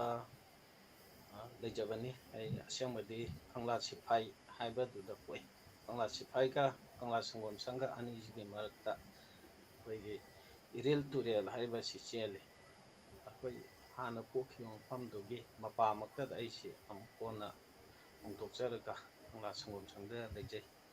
ꯑꯩ ꯁ꯭ꯀꯨꯜꯒꯤ ꯑꯣꯖꯥ ꯑꯃ ꯑꯣꯏꯖꯩ ꯑꯗꯨꯒ ꯁꯥꯏꯠꯇꯗ ꯊꯋꯥꯏ ꯌꯥꯎꯕ ꯑꯣꯏꯅ ꯑꯩꯒꯤ ꯂꯥꯏꯔꯤꯛ ꯑꯅꯤ ꯐꯣꯡꯖꯈ꯭ꯔꯦ ꯑꯍꯥꯟꯕꯗ ꯁꯩꯔꯦꯡꯒꯤ ꯂꯥꯏꯔꯤꯛꯅꯤ ꯃꯊꯪꯗꯅ ꯑꯩ ꯋꯥꯔꯤ ꯃꯆꯥꯒꯤ ꯂꯥꯏꯔꯤꯛ ꯑꯃ ꯐꯣꯡꯉꯤ ꯑꯗꯨꯒ ꯑꯦꯟꯊꯣꯂꯣꯖꯤꯁꯤꯡꯗ ꯑꯩꯒꯤ ꯁꯩꯔꯦꯡ ꯌꯥꯎꯈ꯭ꯔꯦ ꯑꯗꯨꯒ ꯋꯥꯔꯤ ꯃꯆꯥꯁꯤꯡꯁꯨ ꯌꯥꯎꯈ꯭ꯔꯦ ꯑꯇꯣꯞꯄ ꯂꯣꯟꯗ ꯍꯟꯗꯣꯛꯄ ꯑꯗꯒꯤꯗꯤ ꯕꯪꯂꯥꯗ ꯍꯟꯗꯣꯛꯄ ꯁꯩꯔꯦꯡꯁꯤꯡ ꯑꯗꯒꯤꯗꯤ ꯑꯩꯒꯤ ꯋꯥꯔꯤ ꯃꯆꯥ ꯑꯅꯤꯃꯛꯁꯦ ꯑꯩꯅ ꯇꯨꯅ ꯁꯨꯝ ꯄꯥꯝꯖꯩ ꯑꯗ ꯑꯩꯅ ꯈꯔ ꯐꯥꯒꯤ ꯖꯨꯒꯥꯏ ꯑꯣꯏꯅ ꯀꯔꯤꯒꯨꯝꯕ ꯃꯑꯣꯡꯗ ꯏꯖꯩ ꯃꯌꯥꯝꯅ ꯍꯥꯏ ꯑꯩꯁꯦ ꯆꯨꯝꯅ ꯂꯩꯕꯗꯅ ꯀꯩꯁꯨ ꯇꯞ ꯇꯞꯅ ꯂꯩ ꯑꯗꯨꯒ ꯏꯔꯒꯅ ꯈꯔ ꯁꯨꯝ ꯐꯥꯒꯤ ꯖꯨꯒꯥꯏ ꯌꯥꯎꯏ ꯀꯥꯏꯅ ꯍꯥꯏꯗꯤ ꯑꯩ ꯊꯋꯥꯏ ꯅꯨꯡꯉꯥꯏꯖꯩ ꯃꯗꯨꯗ ꯑꯗꯨꯅ ꯍꯧꯖꯤꯛꯁꯦ ꯑꯩ ꯍꯧꯖꯤꯛ ꯈꯕꯔ ꯑꯃꯈꯛꯇ ꯍꯥꯏꯕꯗꯤ ꯗꯦꯂꯤ ꯅ꯭ꯌꯨꯁꯄꯦꯄꯔ ꯑꯃꯗ ꯑꯩꯅ ꯊꯥꯡꯁꯤꯒꯤ ꯋꯥꯔꯦꯡ ꯑꯃꯒ ꯊꯝꯖꯩ ꯃꯗꯨ ꯆꯥꯎꯔꯥꯛꯅ ꯑꯥꯔꯇꯤꯀꯜ 700 ꯁꯨꯔꯝꯂꯒꯅꯤ 2010ꯒꯤ ꯃꯦꯗꯒꯤꯅꯤ ꯑꯗꯨꯒ ꯅꯨꯃꯤꯠ ꯈꯨꯗꯤꯡꯒꯤ ꯑꯩ ꯀꯥꯔꯇꯨꯟ ꯑꯃꯁꯨ ꯍꯥꯏꯔꯤꯕ ꯄꯦꯄꯔ ꯑꯗꯨꯗ ꯑꯩ ꯁꯨꯝ ꯇꯧꯖꯩ ꯁꯨꯃꯥꯏꯅ ꯍꯥꯏꯔꯒ ꯑꯩꯒꯤꯁꯨ ꯃꯇꯥꯡꯁꯤꯗ ꯁꯛ ꯇꯥꯛꯄꯁꯤ ꯂꯣꯏꯁꯤꯟꯖꯒꯦ ꯌꯥꯝ ꯅꯨꯡꯉꯥꯏꯖꯩ ꯇꯧꯕꯇꯕꯨ ꯑꯩꯈꯣꯏ ꯉꯁꯤ ꯑꯣꯖꯥ ꯔꯅꯙꯤꯔꯗꯒꯤ ꯃꯍꯥꯛꯀꯤ ꯀꯩ ꯍꯥꯏꯇꯥꯔꯦ ꯌꯥꯝꯅ ꯀꯩꯅꯣ ꯑꯣꯏꯕꯁꯤꯡꯒꯤ ꯃꯇꯥꯡꯗ ꯌꯥꯝꯅ ꯋꯥꯔꯤ ꯂꯤꯕ ꯉꯝꯃꯔꯣꯏ ꯑꯣꯖꯥ ꯅꯣꯡꯃ ꯑꯩꯈꯣꯏ ꯋꯥꯔꯤ ꯁꯥꯟꯅꯖꯒꯅꯤ ꯇꯁꯦꯡꯅ ꯍꯥꯏꯔꯒꯗꯤ ꯑꯣꯖꯥ ꯔꯅꯙꯤꯔꯁꯤ ꯑꯩꯈꯣꯏ ꯋꯥꯔꯤ ꯃꯆꯥ ꯏꯕ ꯑꯗꯨꯒ ꯂꯣꯏꯅꯅ ꯍ꯭ꯌꯨꯃꯔ ꯑꯩꯈꯣꯏ ꯀꯩ ꯍꯥꯏꯇꯥꯔꯦ ꯕꯪꯂꯥꯅ ꯔꯣꯏꯃꯣ ꯔꯣꯆꯣꯅꯥ ꯍꯥꯏꯅ ꯍꯥꯏꯔꯦ ꯑꯗꯒꯤ ꯑꯩꯈꯣꯏꯒꯤ ꯐꯥꯒꯤ ꯇꯧꯕ ꯐꯥꯒꯤ ꯑꯣꯏꯅꯗꯤ ꯇꯧꯕ ꯌꯥꯝ ꯁꯤꯔꯤꯌꯁ ꯑꯩꯈꯣꯏ ꯂꯩꯕꯥꯛ ꯏꯁꯨ ꯑꯗꯩꯗꯤ ꯀꯩꯔꯣꯏ ꯂꯩꯀꯥꯏꯒꯤ ꯁꯃꯥꯖꯀꯤ ꯃꯇꯥꯡꯗ ꯌꯥꯝꯅ ꯆꯥꯟꯅꯅ ꯏꯊꯣꯔꯛꯄ ꯑꯗꯨꯒꯨꯝꯕ ꯌꯥꯝꯅ ꯊꯦꯡꯅꯖꯩ ꯑꯗꯨꯒ ꯂꯣꯏꯅꯅ ꯃꯔꯨꯑꯣꯏꯅ ꯉꯁꯤ ꯑꯣꯖꯥ ꯔꯅꯙꯤꯔꯒ ꯈꯟꯅꯒꯗꯕꯁꯤꯅ ꯑꯩꯈꯣꯏꯒꯤ ꯍꯧꯖꯤꯛꯀꯤ ꯃꯅꯤꯄꯨꯔꯤ ꯂꯤꯇꯔꯦꯆꯔ ꯑꯃꯁꯨꯡ ꯃꯅꯤꯄꯨꯔꯤ ꯂꯣꯟꯒꯤ ꯅꯍꯥꯔꯣꯟꯒꯤ ꯃꯇꯥꯡꯗ ꯍꯧꯖꯤꯛꯀꯤ ꯀꯩ ꯍꯥꯏꯇꯥꯔꯦ ꯕꯤꯂꯣ 25 ꯕꯤꯂꯣ 30 ꯑꯩꯈꯣꯏꯒꯤ ꯍꯧꯒꯠꯂꯛꯏꯕ ꯅꯍꯥꯔꯣꯜꯁꯤꯡꯁꯤꯅ ꯍꯧꯖꯤꯛ ꯃꯩꯇꯩ ꯃꯌꯦꯛ ꯑꯣꯏꯅ ꯃꯄꯨꯡ ꯑꯣꯏꯅ ꯏꯕ ꯄꯥꯕꯒꯤ ꯊꯕꯛ ꯆꯠꯊꯕꯅꯤ나 ꯑꯗꯨꯒ ꯂꯩꯍꯧꯔꯤꯕ ꯑꯩꯈꯣꯏꯒꯤ ꯃꯅꯤꯄꯨꯔꯤ ꯂꯤꯇꯔꯦꯆꯔꯒꯤ 80% ꯍꯥꯏꯒꯗ꯭ꯔꯥ 90% ꯍꯥꯏꯒꯗ꯭ꯔꯥ ꯑꯁꯤꯗꯤ ꯇꯣꯇꯦꯂꯤ ꯕꯦꯡꯒꯣꯂꯤ ꯃꯌꯦꯛꯅ ꯏꯕꯅꯤꯗꯣ ꯑꯁꯨꯃꯥꯏꯅ ꯇ꯭ꯔꯥꯟꯖꯤꯁꯅꯦꯜ ꯄꯤꯔꯤꯌꯗꯁꯤꯗ ꯀꯃꯥꯏꯅ ꯀꯣꯞ ꯇꯧꯅꯕ ꯇꯧꯔꯤ ꯑꯃꯁꯨꯡ ꯇꯨꯡ ꯀꯔꯤ ꯇꯧꯔꯛꯀꯅꯤ ꯍꯥꯏꯕꯒꯤ ꯑꯗꯨꯒꯤ ꯃꯇꯥꯡꯗ ꯑꯣꯏꯅ ꯑꯣꯖꯥꯒ ꯅꯩꯅꯖꯒꯅꯤ ꯌꯥꯝ ꯅꯨꯡꯉꯥꯏꯔꯦ ꯍꯧꯖꯤꯛ ꯑꯩꯅ ꯃꯌꯥꯝ ꯈꯪꯖꯕ ꯈꯔ ꯊꯝꯖꯒꯦ ꯍꯣꯏ ꯍꯣꯏ ꯑꯗꯨ ꯑꯍꯥꯟꯕꯗ ꯑꯩꯈꯣꯏ ꯑꯁꯨꯃꯥꯏꯅ ꯇꯧꯔꯁꯤ ꯑꯩ ꯈꯖꯤꯛꯇꯪ ꯃꯌꯥꯝꯗ ꯅꯤꯡꯁꯤꯡꯖꯅꯤꯡꯕꯅ ꯑꯩꯈꯣꯏ ꯂꯦꯠꯁꯦ ꯑꯩꯈꯣꯏ ꯑꯣꯖꯥ ꯑꯍꯃꯦꯗ ꯑꯍꯥꯝꯗ ꯑꯩꯈꯣꯏ ꯀꯩꯅꯣꯁꯤꯗꯩꯁꯤꯗ ꯑꯩ ꯑꯣꯖꯥꯗ ꯐ꯭ꯂꯣꯔ ꯍꯥꯟꯅ ꯄꯤꯖꯒꯦ ꯑꯗꯨꯒ ꯂꯣꯏꯅꯅ ꯑꯩꯈꯣꯏ ꯂꯩꯔꯤꯕ ꯄꯦꯅꯦꯂꯤꯁ ꯃꯔꯛꯁꯤꯗꯒꯤ ꯑꯣꯖꯥ ꯁꯦꯔꯥꯝ ꯅꯤꯔꯟꯖꯟꯅꯕꯨ ꯑꯣꯏꯔꯣ ꯑꯣꯖꯥ ꯔꯅꯙꯤꯔꯒꯤꯕꯨ ꯑꯣꯏꯔꯣ ꯑꯣꯖꯥ ꯚꯒꯠꯅꯁꯨ ꯀꯔꯤꯒꯨꯝꯕ ꯍꯪꯅꯤꯡꯕ ꯑꯣꯖꯥ ꯑꯍꯃꯦꯗꯇ ꯂꯩꯕꯤꯔꯒꯗꯤ ꯁꯨꯝ ꯀꯩꯅꯣ ꯇꯧꯔꯒ ꯁꯨꯝ ꯍꯪꯕꯤꯔꯛꯎ ꯑꯗꯨꯒ ꯇꯧꯕꯇꯕꯨ ꯑꯩꯈꯣꯏ ꯃꯤꯅꯤꯠ 15 ꯃꯅꯨꯡꯁꯤꯒꯩꯁꯤꯒ ꯂꯣꯏꯁꯤꯟꯅꯕ ꯑꯩ ꯌꯥꯝꯅꯗꯤ ꯁꯥꯡꯅ ꯊꯝꯖꯔꯣꯏ ꯑꯗꯨꯅ ꯑꯣꯖꯥꯅ ꯄꯥꯎꯈꯨꯝ ꯄꯤꯕ ꯃꯇꯝꯗ ꯈꯖꯤꯛꯇꯪ ꯇꯦꯟꯇꯛ ꯇꯧꯔꯒ ꯇꯨꯡꯗꯁꯨ ꯑꯩꯈꯣꯏ ꯐꯖꯅ ꯗꯤꯁꯀꯁꯟ ꯇꯧꯁꯤ ꯑꯗꯨꯒ ꯇꯧꯕꯇꯕꯨ ꯑꯩꯈꯣꯏꯒꯤ ꯃꯅꯨꯡꯗꯁꯨ ꯈꯖꯤꯛꯇꯪ ꯏꯟꯇꯔꯦꯛꯇꯤꯞ ꯑꯣꯏꯅ ꯈꯖꯤꯛꯇꯪ ꯑꯃꯅꯁꯨ ꯋꯥꯍꯪ ꯄꯥꯎꯈꯨꯝꯒꯤ ꯀꯩꯅꯣꯗ ꯑꯣꯏꯅ ꯆꯪꯁꯤꯟꯅꯕ ꯑꯩꯈꯣꯏ ꯊꯝꯖꯒꯦ ꯑꯗꯨ ꯉꯁꯤ ꯑꯍꯥꯟꯕꯗ ꯑꯩꯅ ꯉꯁꯥꯏ ꯍꯥꯏꯖꯈꯤꯕꯗꯨꯅꯤ ꯑꯣꯖꯥ ꯑꯍꯃꯦꯗꯇ ꯍꯥꯟꯅ ꯂꯥꯛꯆꯔꯒꯦ ꯑꯣꯖꯥꯒꯤ ꯋꯥꯔꯛꯁꯤꯡꯁꯦ ꯑꯌꯥꯝꯕ ꯑꯩꯅ ꯌꯦꯡꯉꯨꯕ ꯃꯇꯝꯗ ꯑꯩꯈꯣꯏ ꯄꯥꯡꯒꯜ ꯁꯣꯁꯥꯏꯇꯤꯒꯤ ꯍꯥꯏꯇꯥꯔꯦ ꯃꯔꯨꯑꯣꯏꯅ ꯙꯔꯃꯒꯤ ꯁꯣꯁꯥꯏꯇꯤ ꯑꯩꯈꯣꯏꯒꯤ ꯀꯩ ꯍꯥꯏꯇꯥꯔꯦ ꯁꯣꯁꯤꯌꯦꯜ ꯁꯥꯏꯟꯁ ꯑꯩꯈꯣꯏ ꯀꯩꯅꯣꯒꯤ ꯑꯣꯏꯕ ꯄꯣꯂꯤꯇꯤꯀꯦꯂꯤꯕꯨꯗꯤ ꯈꯔ ꯋꯥꯠꯂꯦ ꯑꯗꯨꯒ ꯍꯤꯁꯇ꯭ꯔꯤꯒꯤ ꯀꯩꯅꯣꯁꯨ ꯈꯔ ꯎꯏ ꯑꯁꯨꯃꯥꯏꯅ ꯀꯩꯅꯣ ꯇꯧꯔꯛꯄꯁꯤ ꯁꯨꯝ ꯑꯣꯖꯥꯒꯤ ꯑꯩꯈꯣꯏ ꯏꯕꯒꯤ ꯈꯣꯡꯆꯠꯁꯤꯒ ꯂꯥꯛꯈꯤꯕꯁꯤ ꯀꯃꯥꯏꯅꯅꯣ ꯑꯗꯨꯒꯤ ꯈꯖꯤꯛꯇꯪ ꯑꯃꯅꯤꯇꯪ ꯑꯗꯨꯒ ꯂꯣꯏꯅꯅ ꯍꯧꯖꯤꯛ ꯅꯍꯥꯔꯣꯟꯒꯤ ꯃꯅꯨꯡꯗ ꯑꯃꯗꯤ ꯑꯣꯖꯥ ꯍꯣꯏꯒꯤ ꯃꯇꯝꯗꯒꯤ ꯍꯧꯖꯤꯛꯅ ꯍꯦꯟꯅ ꯑꯁꯤꯒꯤ ꯃꯇꯥꯡꯗ ꯈꯨꯠꯃꯥꯕꯁꯤꯡꯒꯤ ꯃꯁꯤꯡꯒꯤ ꯍꯦꯟꯒꯠꯂꯕ꯭ꯔꯥ ꯀꯃꯥꯏꯅ ꯇꯧꯔꯤꯀꯣ ꯌꯥꯝ ꯅꯨꯡꯉꯥꯏꯖꯩ ꯑꯩ ꯈꯤꯇꯪ ꯇꯦꯟꯇꯛꯅ ꯍꯥꯏꯖꯒꯦ ꯑꯩꯁꯤ ꯀꯣꯂꯦꯖ ꯇꯝꯗ꯭ꯔꯤꯉꯩ ꯍꯥꯏ ꯁ꯭ꯀꯨꯜꯒꯤ ꯃꯇꯝꯗꯁꯨ ꯑꯩ ꯈꯖꯤꯛ ꯃꯦꯒꯥꯖꯤꯟꯗ ꯑꯗꯨꯝ ꯃꯆꯥ ꯃꯁꯨ ꯈꯖꯤꯛ ꯑꯗꯨꯝ ꯍꯧꯔꯛꯏ ꯑꯗꯒꯤ ꯀꯣꯂꯦꯖ ꯇꯝꯕ ꯃꯇꯝꯗꯁꯨ ꯀꯣꯂꯦꯖꯀꯤ ꯃꯦꯒꯥꯖꯤꯟꯗꯁꯨ ꯑꯗꯨꯝ ꯋꯥꯔꯤ ꯃꯆꯥ ꯑꯗꯨꯗꯒꯤ ꯁꯩꯔꯦꯡ ꯑꯗꯨꯝ ꯃꯇꯝꯗꯨꯗꯗꯤ ꯏꯈꯤ ꯑꯗꯨꯒꯤ ꯃꯇꯨꯡ ꯇꯥꯔꯛꯄꯗ ꯑꯩꯒꯤ ꯏꯍꯥꯟ ꯍꯥꯟꯅ ꯄꯨꯊꯣꯛꯄ ꯂꯥꯏꯔꯤꯛꯁꯦ 1983ꯗꯅꯤ 1983ꯗ ꯃꯗꯨ ꯍꯧꯖꯤꯛ ꯍꯥꯏꯕꯤꯕꯒꯨꯝꯅ ꯑꯩꯈꯣꯏꯒꯤ ꯔꯤꯂꯤꯖꯁꯀ ꯃꯔꯤ ꯂꯩꯅꯕ ꯑꯩꯈꯣꯏꯒꯤ ꯕꯥꯏꯑꯣꯒ꯭ꯔꯥꯐꯤ ꯑꯃ ꯄ꯭ꯔꯣꯐꯦꯠ ꯃꯨꯍꯝꯃꯗꯀꯤ ꯃꯔꯝꯗ ꯏꯍꯥꯟ ꯍꯥꯟꯅ ꯑꯩ ꯃꯗꯨꯗ ꯈꯨꯠ ꯊꯥꯏ ꯃꯇꯨꯡꯗ ꯑꯩꯅ ꯏꯁꯂꯥꯃꯤꯛꯀꯤꯁꯤꯗ ꯂꯥꯏꯔꯤꯛ ꯃꯊꯪ ꯑꯣꯏꯅ ꯂꯥꯏꯔꯤꯛ 3 ꯑꯃꯒ ꯄꯨꯊꯣꯛꯑꯦ ꯑꯗꯨꯒꯤ ꯃꯇꯨꯡꯗꯗꯤ ꯑꯩꯅ Islamic kisi kitang nakanda thamaga amuk ai loga mari leinaba logi lari amam puthoe adu matungda amuka ina sagi kogi prophet Muhammad ki biography si khara hena masak thokna map ka yauraga amu puthoe adu main tawraga sum lakpasina ꯑꯩꯈꯣꯏꯒꯤ ꯃꯩꯇꯩ ꯄꯥꯡꯒꯟ ꯍꯥꯏꯅ ꯂꯩꯔꯤꯕꯁꯤꯒꯤ ꯂꯥꯏꯔꯤꯛ ꯂꯥꯏꯁꯨꯁꯤ ꯌꯥꯝꯅ ꯋꯥꯠꯄ ꯑꯗꯨꯅ ꯑꯩꯅ ꯁꯣꯝꯗ ꯈꯔ ꯍꯦꯟꯅ ꯊꯤꯖꯤꯜꯂꯒ ꯂꯥꯏꯔꯤꯛꯁꯤ ꯈꯤꯇꯪ ꯂꯩꯕ ꯌꯥꯅꯕ ꯇꯨꯡꯗ ꯍꯧꯔꯛꯏꯕ ꯑꯉꯥꯡꯁꯤꯡꯁꯤꯅꯁꯨ ꯔꯤꯁꯥꯔꯁꯄꯨ ꯇꯧꯔꯁꯨ ꯑꯃꯕꯨ ꯇꯧꯔꯕꯁꯨ ꯃꯗꯨꯗ ꯈꯤꯇꯪ ꯔꯤꯐꯔꯦꯟꯁ ꯂꯧꯕ ꯌꯥꯕꯒꯤ ꯃꯑꯣꯡꯁꯤ ꯂꯩꯗꯕꯒꯤ ꯃꯑꯣꯡꯗ ꯑꯩꯅ ꯂꯥꯏꯔꯤꯛꯁꯤ ꯑꯗꯣꯝꯗ ꯑꯩꯈꯣꯏꯒꯤ ꯃꯔꯨꯑꯣꯏꯅ ꯃꯩꯇꯩ ꯄꯥꯡꯒꯟ ꯑꯩꯈꯣꯏꯒꯤ ꯃꯅꯤꯄꯨꯔꯤ ꯃꯨꯁꯂꯤꯝꯁꯤꯡꯁꯤꯒꯤ ꯃꯔꯝꯗ ꯈꯤꯇꯪ ꯑꯗꯨꯃꯥꯏꯅ ꯆꯪꯁꯤꯜꯂꯤ ꯑꯗꯨꯅ ꯑꯩꯅ ꯃꯊꯪ ꯂꯥꯏꯔꯤꯛꯁꯤ ꯄꯨꯔꯛꯄ ꯃꯇꯝꯗ ꯍꯧꯖꯤꯛ ꯍꯥꯏꯕꯤꯔꯤꯗꯨ ꯆꯨꯝꯃꯤ ꯃꯔꯝꯗꯤ ꯃꯩꯇꯩ ꯄꯥꯡꯒꯟꯒ ꯑꯩꯈꯣꯏꯒꯤ ꯁꯃꯥꯖꯁꯤꯒ ꯂꯩꯅꯕ ꯃꯔꯤꯔꯣꯝꯗ ꯈꯔ ꯑꯗꯨꯝ ꯂꯩ ꯑꯗꯨꯅ ꯃꯁꯤꯒꯤ ꯃꯔꯛꯇ ꯑꯃꯨꯛ ꯑꯗꯨꯃꯥꯏꯅ ꯂꯩꯅ ꯑꯩꯅ ꯇ꯭ꯔꯥꯟꯁꯂꯦꯁꯟꯒꯤ ꯊꯕꯛꯁꯨ ꯇꯧꯏ ꯑꯗꯨꯕꯨ ꯍꯟꯗꯛ ꯏꯀꯨꯏ ꯀꯨꯏꯗꯅ ꯀꯣꯚꯤꯗ ꯃꯔꯛꯁꯤꯗ ꯂꯥꯏꯔꯤꯛ ꯑꯅꯤ ꯑꯃ ꯄꯨꯊꯣꯛꯏ ꯃꯗꯨꯁꯨ ꯕꯥꯏꯑꯣꯒ꯭ꯔꯥꯐꯤ ꯑꯃꯒ ꯑꯗꯒꯤ ꯋꯥꯔꯤ ꯃꯆꯥ ꯑꯃꯒ ꯑꯗꯨꯒꯤ ꯃꯇꯨꯡꯗ ꯍꯟꯗꯛꯀꯤ 2022ꯒꯤ ꯖꯅꯋꯥꯔꯤ ꯑꯥꯒꯁ 12ꯗ ꯍꯧꯖꯤꯛꯀꯤ ꯀꯌꯥꯃꯨꯗꯤꯟ ꯑꯃꯁꯨꯡ ꯃꯥꯒꯤ ꯁꯥꯍꯤꯇ꯭ꯌꯁꯤ ꯀꯂꯦꯛꯁꯟꯅꯤ ꯈꯣꯝꯖꯤꯟꯕꯅꯤ ꯃꯁꯤ ꯃꯥꯅ ꯇꯧꯔꯝꯕ ꯋꯥꯛ ꯃꯌꯥꯝꯗꯨ ꯄꯨꯟꯖꯜꯂꯒ ꯄꯨꯊꯣꯛꯆꯕꯅꯤ ꯃꯗꯨꯃꯥꯏꯅ ꯇꯧꯔꯒ ꯂꯥꯏꯔꯤꯛꯁꯤ ꯈꯔ ꯂꯤꯇꯔꯦꯆꯔꯁꯨ ꯑꯗꯨꯝ ꯌꯥꯎꯕ ꯑꯗꯒꯤ ꯑꯩꯈꯣꯏꯒꯤ ꯃꯩꯇꯩ ꯄꯥꯡꯒꯟꯒꯤ ꯀꯜꯆꯔꯔꯣꯝꯗꯁꯨ ꯈꯔ ꯑꯗꯨꯝ ꯆꯪꯁꯤꯟꯕ ꯑꯗꯨꯃꯥꯏꯅ ꯇꯧꯔꯒ ꯂꯥꯏꯔꯤꯛꯁꯤ ꯀꯩꯅꯣ ꯄꯨꯊꯣꯛꯄꯅꯤ ꯑꯩꯒꯤꯁꯤ ꯌꯥꯝꯅ ꯀꯩꯅꯣꯗꯤ ꯄꯤꯌꯣꯔ ꯀꯩꯅꯣ ꯍꯥꯏꯅꯤ ꯁꯩꯔꯦꯡ ꯅꯠꯇ꯭ꯔꯒꯅ ꯀꯩꯅꯣꯒꯨꯝꯕꯗꯗꯤ ꯈꯤꯇꯪ ꯈꯨꯠ ꯊꯥꯕ ꯑꯩꯉꯣꯟꯗ ꯋꯥꯠꯂꯤ ꯃꯔꯝꯗꯤ ꯁꯩꯔꯦꯡꯁꯦ ꯏꯕꯅꯦꯅ ꯇꯧꯔꯨꯔꯦ ꯑꯗꯨꯕꯨ ꯈꯤꯇꯪ ꯑꯩꯉꯣꯟꯗ ꯆꯨꯅꯗꯕ ꯍꯥꯏꯇꯥꯔꯦ ꯑꯗꯨꯅ ꯑꯩ ꯁꯩꯔꯦꯡꯁꯤ ꯑꯩꯉꯣꯟꯗ ꯆꯥꯟꯅꯗ꯭ꯔ ꯃꯥꯅꯦ ꯑꯩꯅ ꯃꯁꯤꯝꯗ ꯑꯩ ꯈꯨꯠ ꯊꯥꯕꯁꯤ ꯈꯔ ꯍꯟꯊꯔꯦ ꯑꯗꯨꯅꯤ ꯍꯧꯖꯤꯛ ꯂꯩꯔꯤꯁꯦ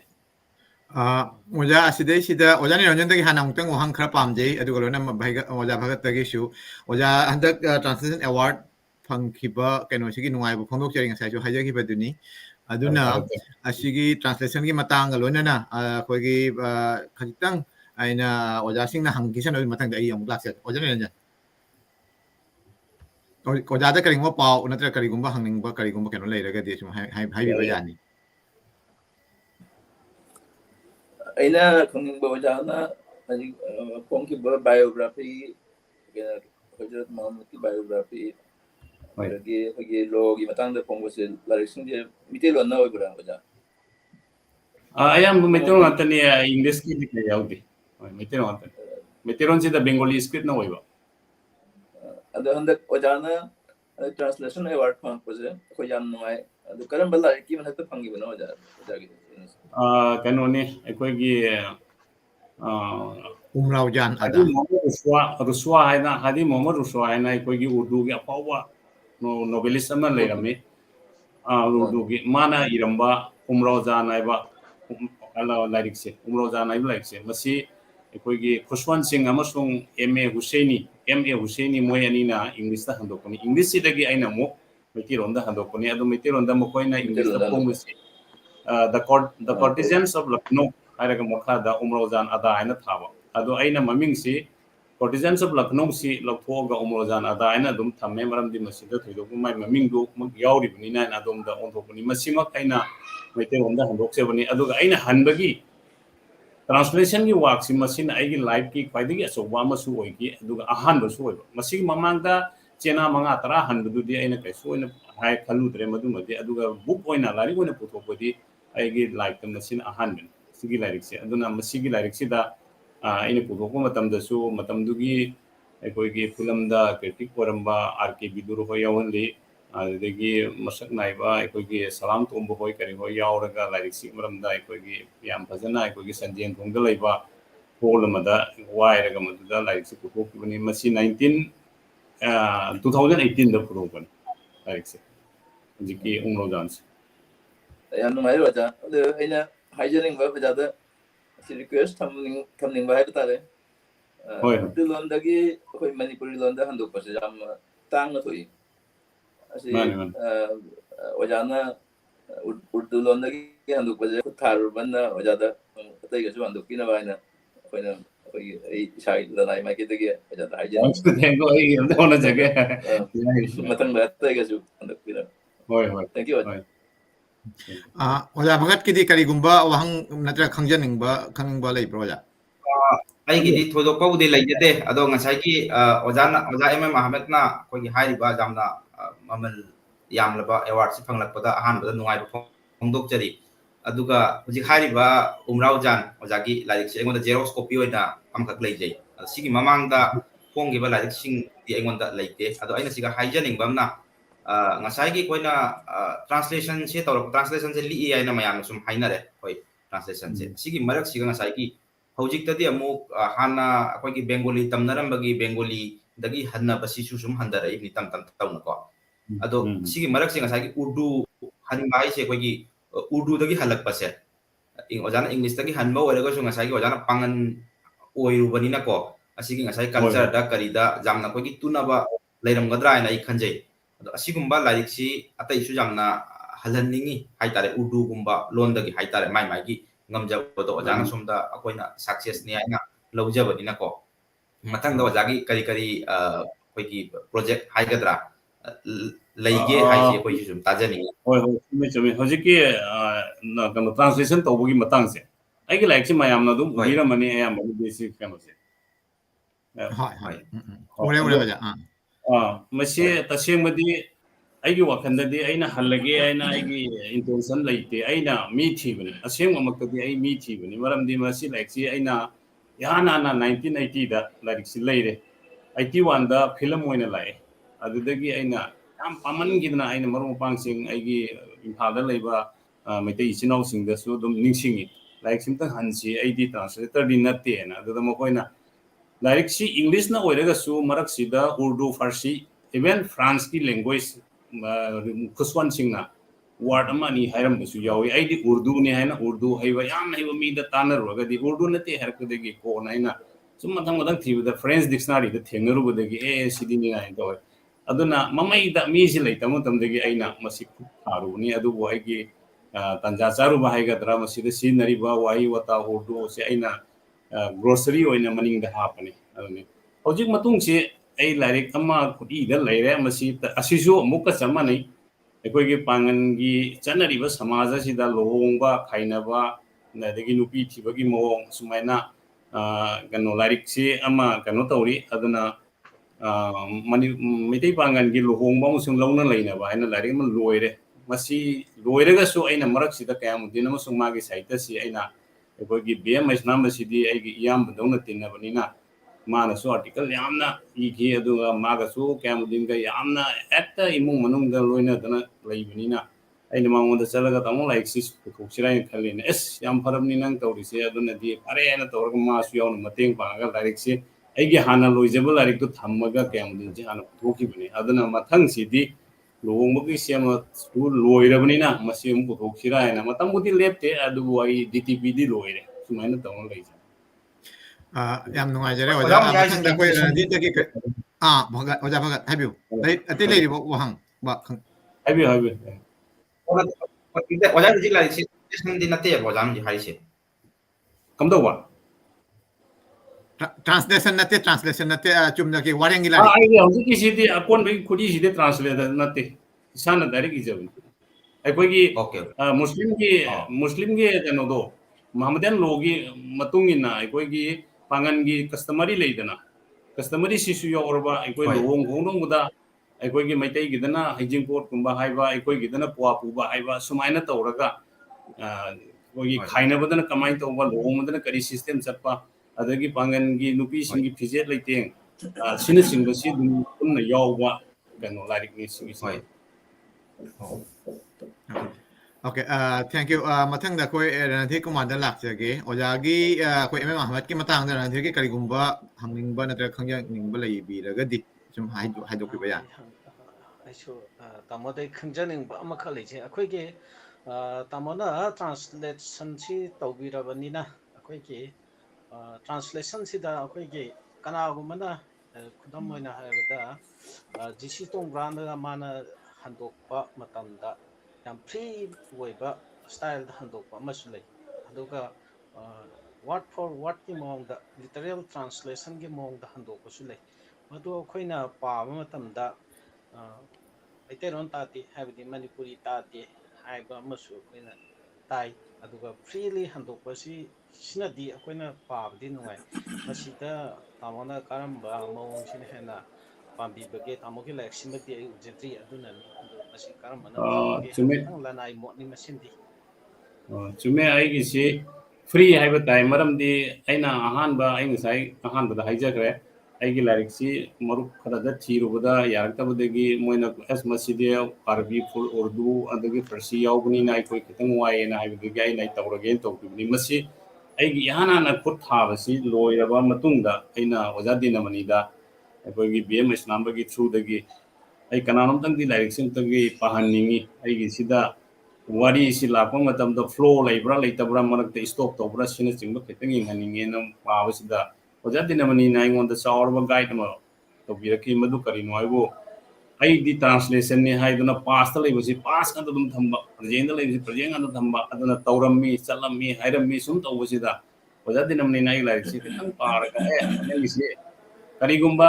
ꯃꯤꯑꯣꯏ ꯑꯅꯤ ꯋꯥꯔꯤ ꯁꯥꯟꯅꯔꯒ ꯊꯥꯔꯠ ꯄꯥꯔꯇꯤ ꯑꯃꯅ ꯋꯥꯔꯤꯁꯤ ꯃꯤ ꯑꯃꯗ ꯇꯝꯕ ꯃꯇꯝꯗꯗꯤ ꯄ꯭ꯔꯖꯦꯟ ꯐꯣꯝꯗ ꯌꯥꯏ ꯍꯥꯏꯔꯛꯄꯗꯒꯤ ꯑꯗꯨꯗꯤ ꯑꯣꯖꯥ ꯑꯩ ꯈꯨꯠꯏꯁꯦ ꯑꯃꯨꯛ ꯍꯟꯕ ꯇꯥꯔꯦꯅ ꯑꯃꯨꯛ ꯍꯟꯅ ꯈꯨꯠꯏꯁꯦ ꯇꯧꯋꯤ ꯑꯗꯣ ꯑꯩꯒꯤ ꯂꯥꯏꯔꯤꯛꯁꯤ ꯍꯌꯦꯡ ꯄꯥꯕꯤꯔꯒꯁꯨ ꯑꯗꯨꯝ ꯈꯔꯗꯤ ꯀꯩꯅꯣ ꯇꯧꯅꯤ ꯃꯁꯤ ꯑꯩꯅ ꯀꯩꯅꯣ ꯇꯧꯕꯗ ꯌꯥꯝꯅ ꯐ꯭ꯔꯤ ꯑꯩꯈꯣꯏꯒꯤ ꯌꯥꯝꯅ ꯀꯣꯃꯥ ꯁꯦꯃꯤꯀꯦꯂꯟ ꯅꯠꯇ꯭ꯔꯒꯅ ꯀꯝꯄ꯭ꯂꯦꯛꯁ ꯑꯣꯏꯕ ꯃꯑꯣꯡꯗꯗꯤ ꯅꯠꯇꯦ ꯌꯥꯝꯅ ꯐ꯭ꯂꯣ ꯑꯣꯏꯅ ꯑꯗꯨꯝ ꯄꯥꯕꯗ ꯁꯔ ꯑꯗꯨꯝ ꯆꯠꯄ ꯂꯥꯏꯔꯤꯛ ꯑꯣꯏꯕꯅꯤ ꯍꯥꯏꯅ ꯑꯗꯨꯝ ꯈꯟꯖꯩ ꯑꯩꯗꯤ ꯌꯥꯝ ꯅꯨꯡꯉꯥꯏꯖꯩ ꯇꯥꯃꯣ ꯑꯩꯁꯨ ꯅꯣꯡꯃ ꯄꯥꯖꯒꯦ ꯇꯥꯃꯣꯒꯤ ꯍꯣꯏ ꯂꯥꯏꯔꯤꯛ ꯑꯗꯨ ꯊꯤꯖꯔꯛꯀꯅꯤ ꯑꯩꯗꯤ ꯇꯥꯃꯣꯒꯤ ꯃꯇꯥꯡꯗ ꯍꯪꯖꯕ ꯃꯇꯥꯡ ꯑꯁꯤꯗ ꯂꯣꯏꯖꯔꯦ Okay, thank you, Oja Mayam, Oja MM Ahmad ki yamna kay hada literary working se tasiyang nai khajitang aina khangjaba kharatang pathokjarakke Muhammad ki Punsiwari 1983, Quran Quiz 1996, Sira Quiz 1996, Khulfa e Rasidi 1999 asina Islamic literature gi matangda Ojana puthokpa larik singni aduga general literature oina wakap law amasung wakap chatnarakpa 2002 legal maigi general keno haragana Hazrat Muhammad 2004 Punsiwari Sahitya Ichelda Manipuri Muslim edit tauba collection Manipuri Muslim gi chatnabi amasung harau kumai 2011 Manga Suba Pangal gi Khunung Isai Naina Wareng 2013 folk music collection Taruk Pangal Saknai Basing Ahan Basharuk 2016 biography Hujiki Hariba Umraujan Ada translation 2018 Pangal Chanura Laktagi 2021 biography gi maung puthokpani Mapan sina Yakraba Mai 2021 Wari Macha gi Khumjan Malarikni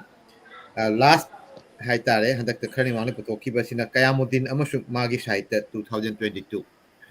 Oja amukasu kay haitare ikai khumnajari mayamna nulukjari ojagi matangda mayamna khajitang oisu khangjaningba kenodo akhoi panelist singdagi khangbiba ure ajo mathangdasu ojabu akhoi naitong moina amuktanga akhoi pamje akhoi manipur mirror gi platform sida adudasu oja harauna jabirakani khalli oja mathangi hoi mathangi round da sung laksi hoji ki oina akhoi ojagi kenosi tangairaga mathangda ojana karigumba atei akhoi panelist singsida hangning bo hangsin oja sum hangbirau mathangda akhoi oja seram niranjan da laksage maruoina akhoi Bangladesh ki kai haitare yamna prominent oiraba akhoi kai aibi singi manungda adu aina Bangladesh ki matana aina khajitang nungai basina 2022 siga handak larik jamna phongba ui asi khangne covid ki keno tanja chana mayam ji free da lebedo pangi te ina pangpu da pusorak prana jagana magi keno si yauna ai oja gi mayam gi lai si amatta phangyadri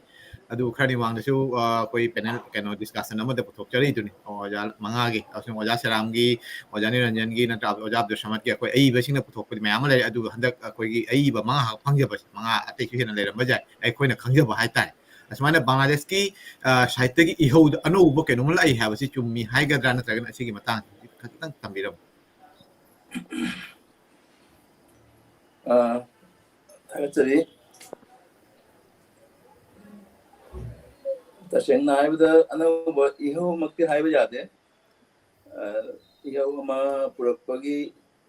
ꯄꯨꯔꯛꯄꯗ ꯑꯍꯣꯡꯕ ꯑꯃ ꯂꯥꯛꯄꯁꯤ ꯑꯍꯣꯡꯕ ꯑꯅꯧꯕ ꯌꯥꯑꯣꯜ ꯑꯃ ꯂꯥꯛꯄꯁꯤ ꯑꯁꯤꯃꯛꯇꯤ ꯕꯪꯒ꯭ꯂꯥꯗꯦꯁꯇ ꯂꯥꯛꯈꯤꯕ ꯅꯠꯇꯦ ꯑꯗꯨꯃꯛꯄꯨ ꯑꯅꯧꯕ ꯑꯏꯕꯤ ꯑꯃꯁꯨꯡ ꯑꯏꯕ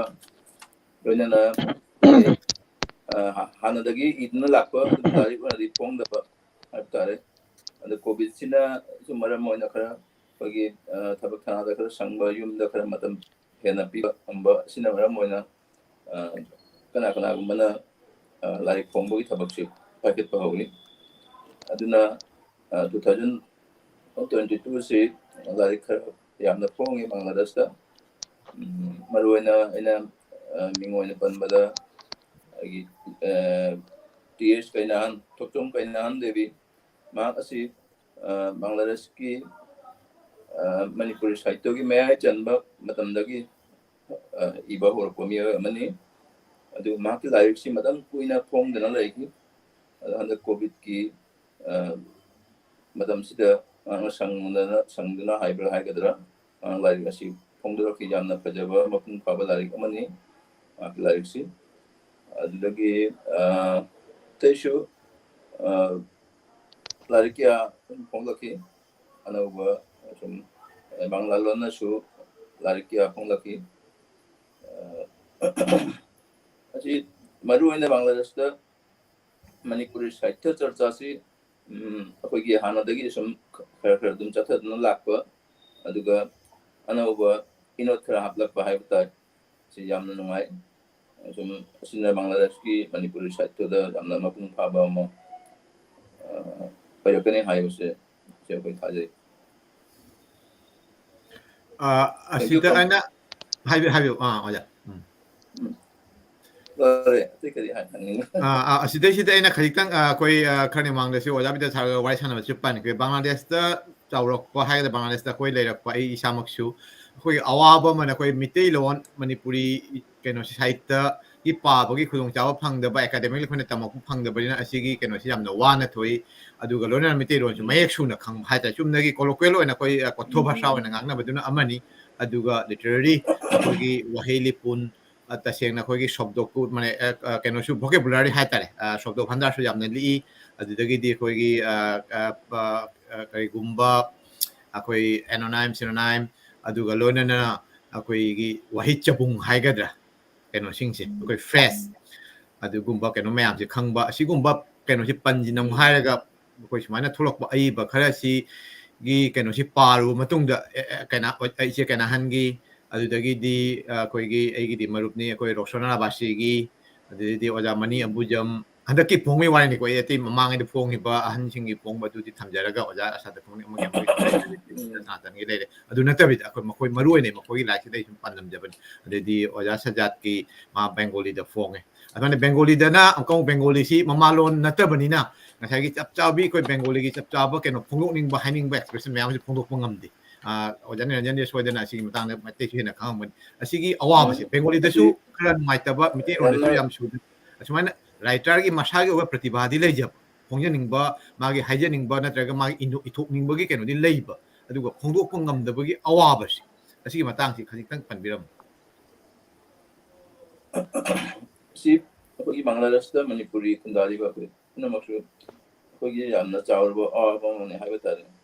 si akhoi Manipuri lon gi academic study gi khudong jaba laita ba si asina Manipuri lon gi academic study gi khudong jaba laita ba sina akhoi yumda ngangnari ba lon asina asida di puna khangba aduga amuk sahitya gi lon da tarakpada akhoi na chay na ba kya dang lakpa hektar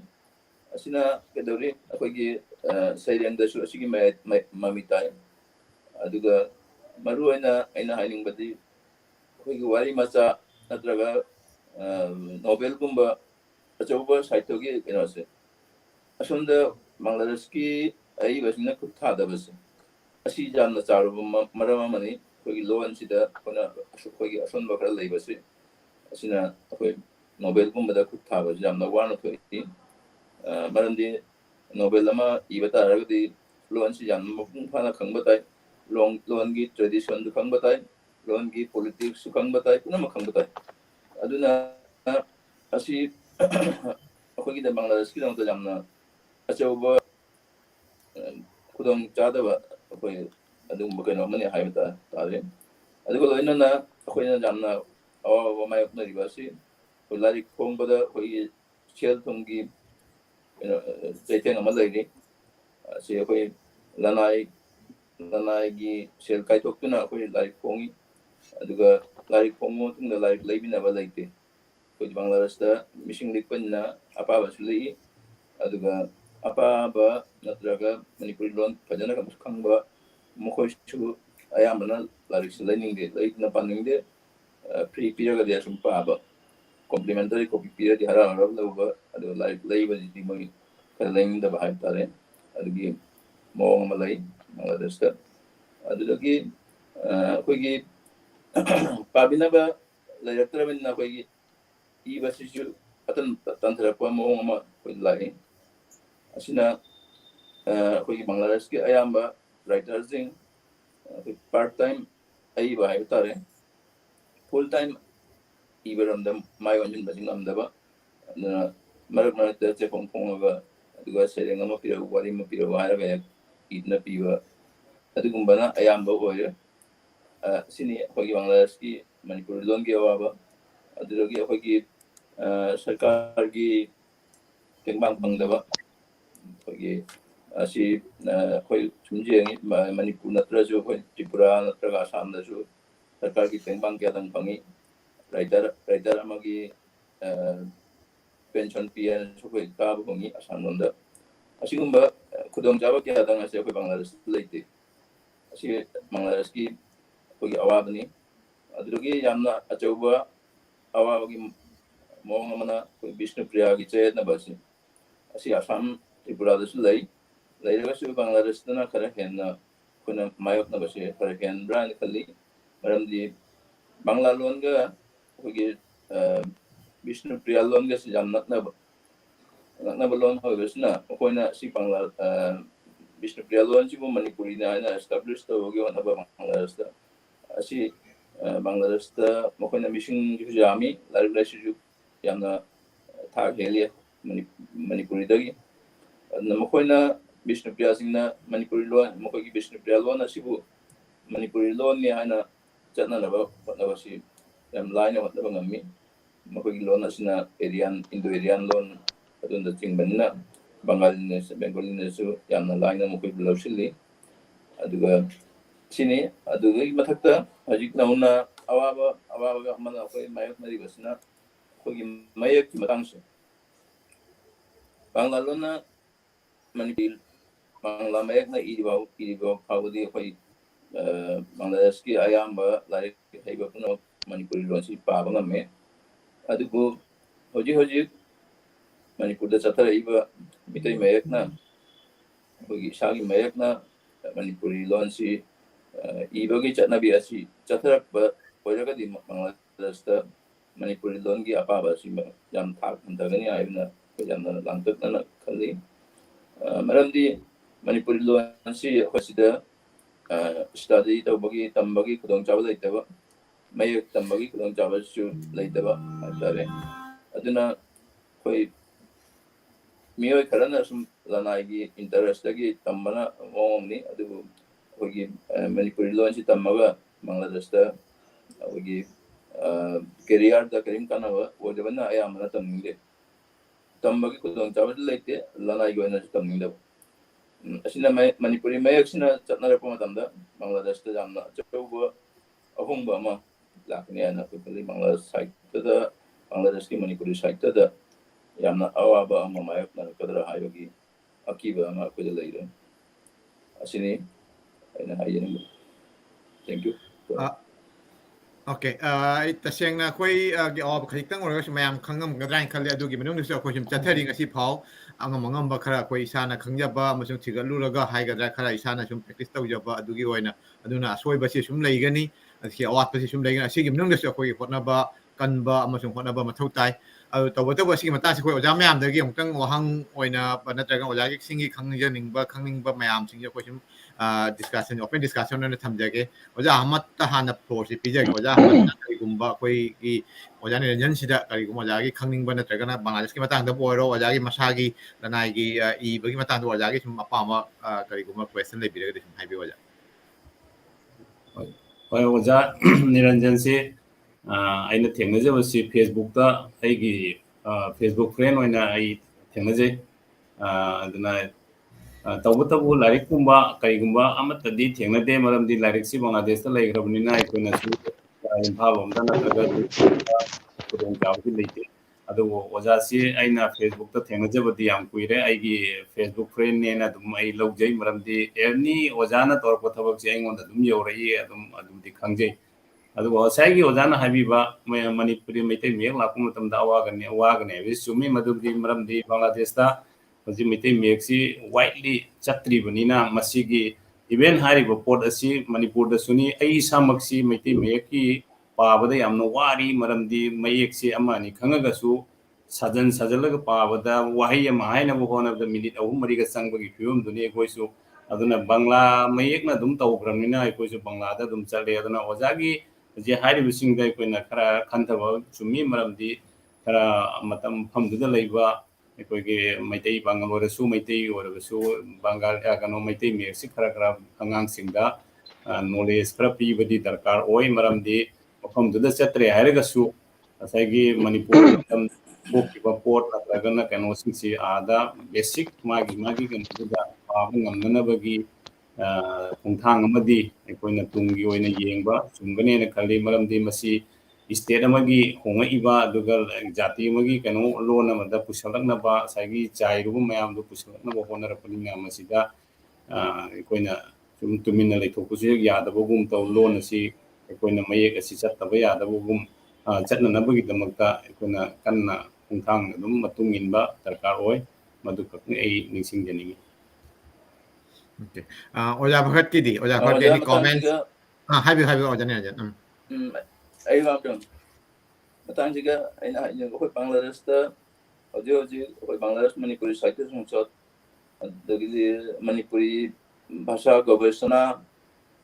gi organization amas lai adi ethnic community development organization aina jo amalai si organization ahum asina Manipuri lon gi school hangduna Bangladesh Manipuri lon Manipuri mayak se kai angang sing da tambina bukan na wanari aduga lonya na ko lanai oina su ko gi pajani khangyo da banugas da shilpi kanthojam amasum oja brindarani oja anisna su lanai oina school hangduna magi mayum da Manipuri ngang ching mete me tambi aduna ngang ching hakula liba ngang ching dia amana Manipuri me aksu hegani ai base ai thade ba thammi puna natraga su 50% 60% de Manipuri me aksim koi tamki gani ai base ai thade ba thammi adu awa base koi ahangi manundani ahan ayamana koi paja koi mioi bagi sahi matang je stage ma jawradi amuk namna tambagi khudong chabase su tamba yadaba adugumba fibam malai adu singduna maru oina hal singjina Manipuri mayak se khangbo khara walkan ada horai ga ngang bi Manipuri mayak se Bangladesh tambina ba koi organization singda sun kana hotnari haida. Thank you. Okay, thank you. Mathang da ko oja Bhagat tagi kari gumo oja gi comment natragan oja gi keno lai biraga oja Bhagat sum ningsing jo. ꯑꯍꯥꯟꯕꯗ ꯑꯣꯖꯥ ꯅꯤꯔꯟꯖꯟꯕꯨ ꯈꯨꯔꯨꯝꯖꯔꯤ ꯑꯁꯥꯝꯗꯒꯤ ꯑꯩꯅ ꯁꯤꯒꯩꯁꯤꯒ ꯈꯤꯇꯪ ꯅꯨꯡꯉꯥꯏꯇꯕ ꯍꯥꯏꯇꯥꯔꯦ ꯑꯩꯈꯣꯏꯒꯤ ꯕꯤꯁꯅꯨꯄ꯭ꯔꯤꯌꯥꯒꯤ ꯏꯁꯨꯁꯦ ꯑꯩꯈꯣꯏꯒꯤ ꯑꯁꯥꯝ ꯅꯠꯇ꯭ꯔꯒ ꯑꯩꯈꯣꯏꯒꯤ ꯇ꯭ꯔꯤꯄꯨꯔꯥꯗ ꯉꯁꯤꯗꯒꯤ ꯆꯍꯤ 10ꯃꯨꯛ ꯃꯃꯥꯡꯗ ꯌꯥꯝ ꯀꯟꯅ ꯂꯩꯔꯝꯕ ꯁꯤꯆꯨꯋꯦꯁꯟꯗ ꯑꯣꯏꯔꯝꯒꯗ꯭ꯔꯥ ꯈꯜꯂꯤ ꯑꯗꯨꯅ ꯇꯥꯔꯨꯕꯗ ꯅꯨꯡꯉꯥꯏꯇꯕ ꯄꯣꯛꯑꯦ ꯁꯝꯅ ꯍꯥꯏꯔꯕꯗ ꯁꯤꯃ ꯂꯩꯈ꯭ꯔꯦ ꯉꯁꯤꯒꯤ ꯄ꯭ꯂꯦꯠꯐꯣꯝꯁꯤꯒꯗꯤ ꯃꯁꯤ ꯌꯥꯝ ꯁꯥꯡꯅ ꯁꯥꯟꯅꯕ ꯌꯥꯔꯣꯏ ꯑꯩꯅ ꯑꯣꯖꯥꯗ ꯍꯥꯏꯖꯅꯤꯡꯉꯤꯁꯤꯅ ꯉꯁꯥꯏꯒꯤ ꯃꯌꯦꯛꯀꯤ ꯃꯇꯥꯡꯗꯁꯨ ꯑꯣꯖꯥꯅ ꯄꯟꯕꯤꯔꯤ ꯃꯌꯦꯛ ꯑꯁꯤꯗꯤ ꯑꯩꯗꯤ ꯌꯥꯝꯅ ꯆꯥꯎꯅ ꯂꯧꯔꯨꯗ꯭ꯔꯦ ꯍꯥꯏꯕꯗꯤ ꯂꯣꯟ ꯂꯩꯔꯗꯤ ꯃꯌꯦꯛꯇꯣ ꯂꯥꯛꯆꯔꯅꯤ ꯁꯤꯗꯩꯁꯤꯒ ꯉꯁꯥꯏꯒꯤ ꯑꯩꯈꯣꯏꯒꯤ ꯂꯣꯟꯒꯤ ꯀꯜꯆꯔꯒꯤ ꯀꯔꯤꯒꯤ ꯀꯔꯝꯍꯥꯏꯅ ꯁꯔꯚꯥꯏꯚ ꯇꯧꯒꯗꯒꯦ ꯍꯥꯏꯕ ꯄꯣꯠ ꯑꯃ ꯂꯩꯔꯤꯕꯁꯦ ꯃꯁꯤ ꯃꯅꯤꯄꯨꯔꯗꯁꯨ ꯁꯨꯝ ꯂꯩꯔꯤꯕꯅꯤ ꯑꯁꯥꯝꯗꯁꯨ ꯂꯩꯔꯤꯕꯅꯤ ꯑꯗꯨ ꯕꯪꯒ꯭ꯂꯥꯗꯦꯁꯇꯅ ꯆꯩꯊꯦꯡꯁꯤ 이hen 헬람거드라 아니 칸제이 아두가 나사이기 방글라데스기 거의 아이나 리터처 칸다 하이브나데 리터처 시 나사이기 마가 로이나 버싱 하이타레 culture natraga language loan seko masi akogi kanna thamna ba hojik lai isiga kitang safana ba kitang akogi hengalakna ba haitare ne masi gai siga mateng oina ba akogi manipur government dagi bu oiro natraga asam dagi tripura dagi lanai lup singna bu oiro kari akogi akoina noina sumai tausala agadi akoi siga sisima mateng tawbira akogi khudam oina haraga da akogi asigumbo workshop chahi tawbira di bo hairasu sibi senthang bu oiraga su sumaina kari ojawaita sisimakak haidi akoi jengnaraga di haidi akoi gi ꯑꯁꯤꯒꯤ ꯑꯩ ꯑꯦꯗ ꯇꯧꯍꯟꯅꯤꯡꯕ ꯍꯥꯏꯇꯥꯔꯦ ꯑꯣꯖꯥꯗ ꯇꯥꯅꯤꯡꯕ ꯍꯥꯏꯇꯥꯔꯦ Thank you. Thank you, Oza. Nasi matangse, aina mamang aja soigi seminar mada Manipur ki Oza sing tu jauri, yawa seminar mada aina article da aina seminar paper du aina pongdo ki baja jao ki bani Manipur rom dagi kari kari tahu baja hai bagi ase. Kogi baru aina ahan bada haining base Bangladesh da Manipur lari pong bagi dam tu phang dama semgat pa hai pa Manipur की organization नत्रगा सरकार की मायके दगी फांड अमा संगत लगदी सही की like फोंगिंग बकनो फोंगबांग बनी लोनना फोंगबा लाइक सिंदो मणिपुर सरकार की मायके दगी और सो एनजीओ की मायके दगी और सो मणिपुर की ओइना लाइक मसिंग असु लाइगने हाइबा अजुगुंबगी वारे पमा लाइनबा असिया कोया यानो पामजबनी अदुगा लोनना कोई बांग्लादेश ता मणिपुरी लोन की मणिपुरी साहित्य की कल्चर की ओइबा सेमिनार ड्राइवर कॉन्फ्रेंस न सिंगबा जाम तोयना पांगथोकपा हाइतारे होजि जाम तोयना दि पांगथोय हाइतारे हानादगी मणिपुर की ऑर्गेनाइजेशन क्या कोई जगह की इच्छा की ऑर्गेनाइजेशन के आज बांग्लादेश ला ना मकोई की टीम पुदना लाई बांग्लादेश की शो जगह की इच्छा की टीम मणिपुर दा पुदना चली सुमाना कल्चरल कनसे कोई एक्सचेंज से यान आनंदगी दि हजि यामना तोयना ओइरे अतैगसु कोना तोयना ओयनिंगी अमसुम साहित्य की मतंग देसु अतैगा फजना अतैगा चावना मपुंग फाना तरों क्या दम कोई पैकदनिंगी अदुगा लोइना अखोगी मणिपुरी लोन तंबिबगी मतंग से बांग्लादेश ता मणिपुरी लोन अखोगी मयक की मतंग से जावना हाइतारे असी तंबीबगी ओजा याना मपुंग फाना लई स्कूल की ओजा होइबा मणिपुरी ओजा के आदंग कोई मणिपुरी लोन जी मैते मयक याना फजना मसखंबा तंबीबगी मतमतिक चाबा अदुगुंबा मियोय याना लई अदना मणिपुर सरकार की मायके दगी मखोइबु थागी तोलब खरा खरा पीदुना कोई मखोइबु रेगुलर ओइना नमित खुदिंगी नत्रगसु नत्रगा नमित खुदिंगी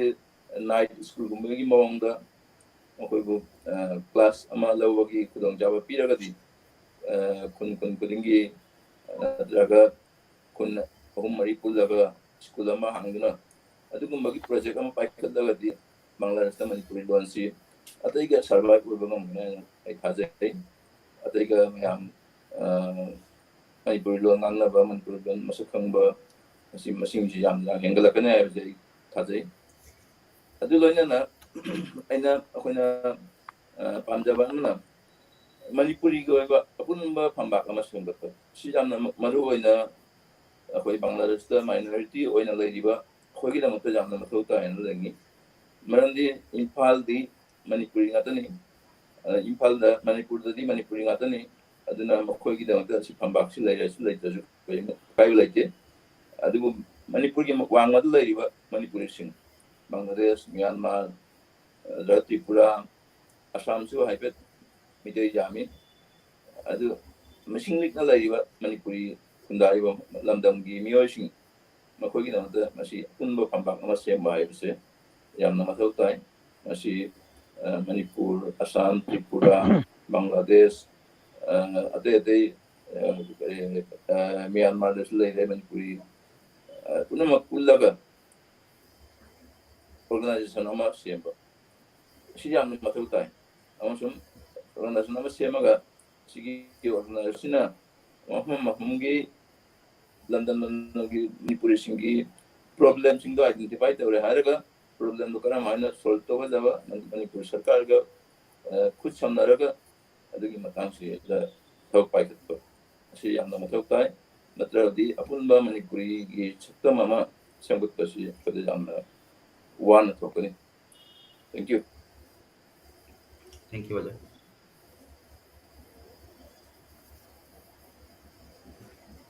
ꯑꯩ ꯀꯩꯅꯣꯁꯤ ꯃ꯭ꯌꯨꯠ ꯂꯩꯔꯝꯃꯦ ꯃꯊꯪꯗ ꯑꯩꯈꯣꯏ ꯑꯣꯖꯥ ꯔꯥꯅꯤꯗ ꯂꯥꯛꯆꯒꯦ ꯑꯩꯈꯣꯏ ꯑꯣꯖꯥ ꯚꯒꯠꯀꯤ ꯀꯩꯅꯣꯁꯤꯡꯁꯨ ꯇꯥꯖꯔꯦ ꯑꯣꯖꯥꯒꯤ ꯀꯣꯃꯦꯟ ꯑꯣꯖꯥꯒꯤ ꯀꯩꯅꯣꯒꯤ ꯃꯇꯨꯡ ꯏꯟꯅ ꯑꯣꯖꯥ ꯅꯤꯔꯟꯖꯟꯅꯁꯨ ꯐꯖꯅ ꯃꯌꯦꯛ ꯁꯦꯡꯅ ꯆꯨꯝꯅ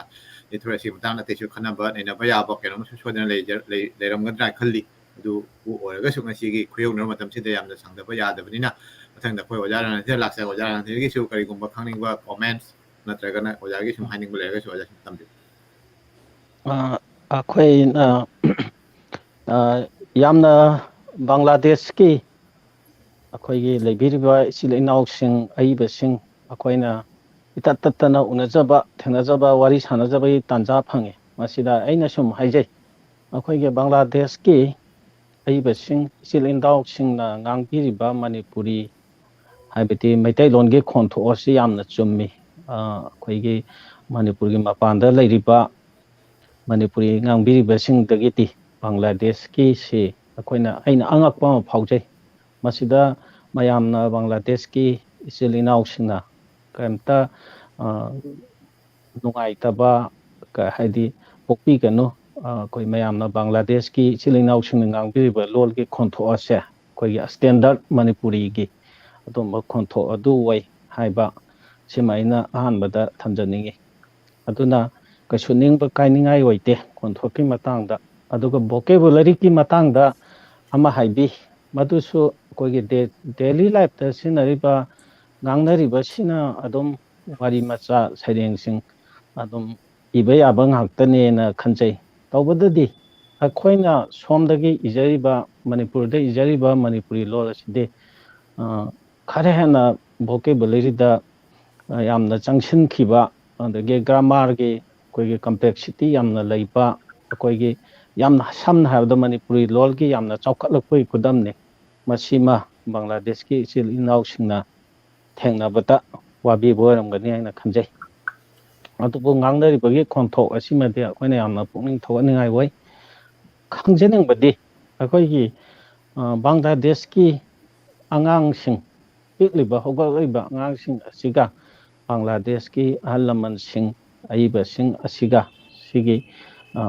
ꯏꯃꯨꯡ ꯃꯅꯨꯡꯗ ꯋꯥꯔꯤ ꯁꯥꯟꯅꯕ ꯃꯇꯝꯗ ꯕꯪꯒ꯭ꯂꯥꯅ ꯁꯥꯟꯅꯕꯤꯕ꯭ꯔꯥ ꯃꯅꯤꯄꯨꯔꯤꯅ ꯁꯥꯟꯅꯕꯤꯕ꯭ꯔꯥ ꯍꯧꯖꯤꯛ ꯍꯧꯖꯤꯛꯁꯦ ꯁꯤꯒꯤ ꯐꯤꯕꯝꯁꯦ ꯀꯃꯥꯏꯅ ꯇꯧꯋꯤ, ꯃꯁꯤ ꯈꯛꯇꯪ ꯈꯪꯖꯅꯤꯡꯉꯤ. ꯑꯩꯒꯤ ꯋꯥꯍꯪ Thank ꯑꯣꯏꯅ. you, Oda. Si matam ama lerami oja Bangladesh da Manipuri lon ngamba ikai narami. Imung manungda Manipuri lon ngamba narami, imung dagi Tokyo Bangla ngamba narami. Si matam Bangladesh boy dinge mama ngaba Pakistan video ngaba si matam sida si amna narami. Hoji makti ako'y Manipuri lon na punang ngangnay. Manipuri lon mapanda office ta su nataga badarda jang ko Manipuri mite masama ko pangnawada ko mite lon na sungangnay. Aduna ako'y na kay gumbaching na balay tanang ngangnawad na ko'y Bengali marupsing na su ko'y lon da kay bakarim na ba nataga lakna ba sigumba tawde ko'y na ko'y lon ngangnawad mo tay karim na balak na ba tawde.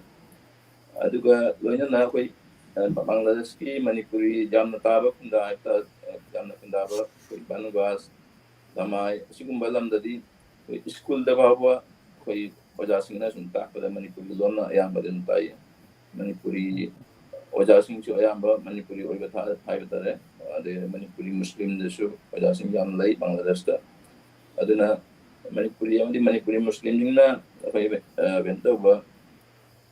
oja yang laiba school sing dugi angang sing mitay masasing mitay panganasasing ko'y dun mitay lon na sum wari ko tayo sanay nanglay. Thank you, Aja. Okay. Ranathꯤ ꯑꯇꯩ ꯀꯔꯤꯒꯨꯝꯕ ꯀꯩꯅꯣ ꯂꯩꯇ꯭ꯔꯒꯗꯤ ꯊꯣꯏꯗꯣꯛꯄ ꯂꯩꯖꯗ꯭ꯔꯦ ꯇꯥꯃꯣ ꯑꯩꯒꯤꯗꯤ. ꯑꯣꯖꯥ ꯅꯤꯔꯟꯖꯟꯒꯤ ꯀꯔꯤꯒꯨꯝꯕ ꯂꯥꯁ ꯀꯣꯃꯦꯟꯠ ꯀꯔꯤꯒꯨꯝꯕ ꯀꯩꯅꯣ ꯇꯧꯔꯒ ꯅꯠꯇ꯭ꯔꯒ ꯃꯊꯪꯒꯤꯗ session ꯆꯠꯁꯤꯟꯅꯁꯤꯔꯥ? Asini ako'y asigi matangse Bangladeshtagi ako'y na haibudi yamna toirabani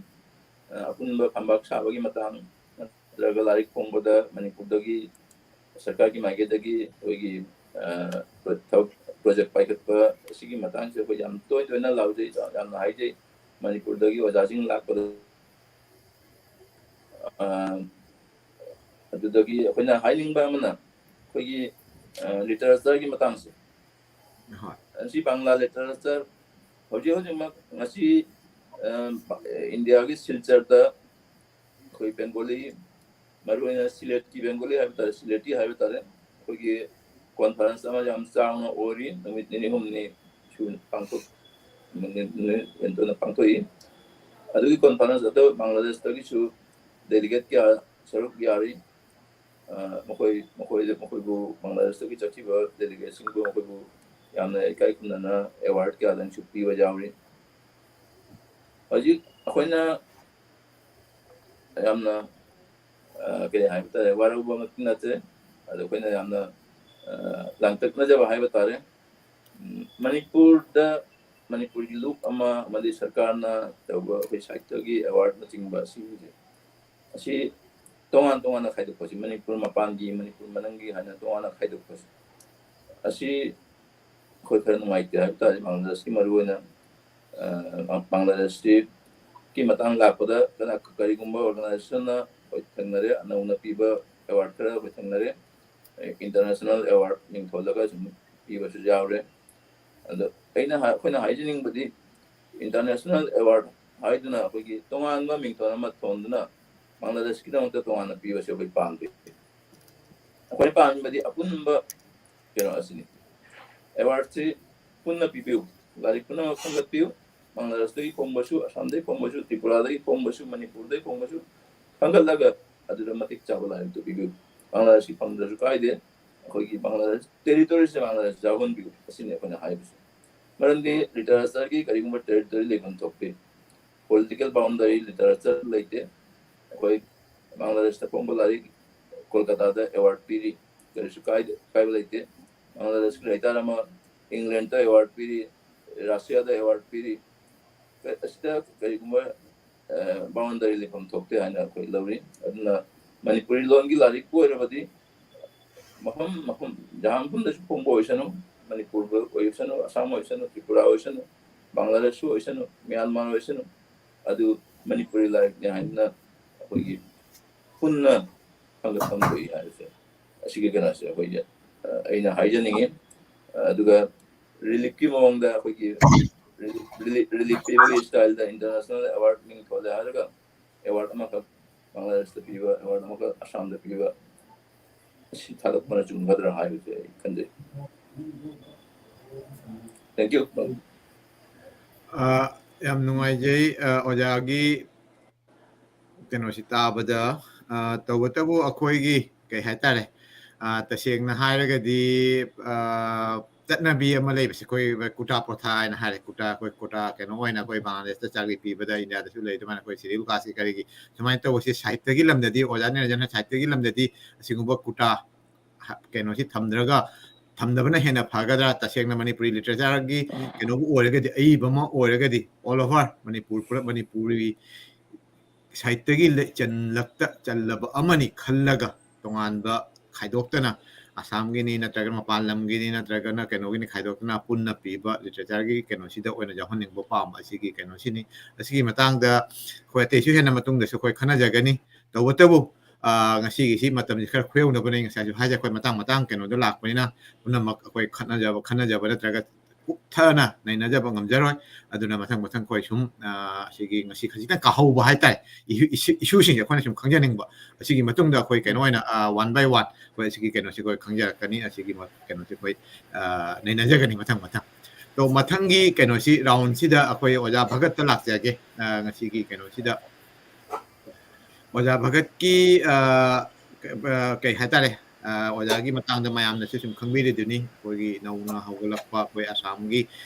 literary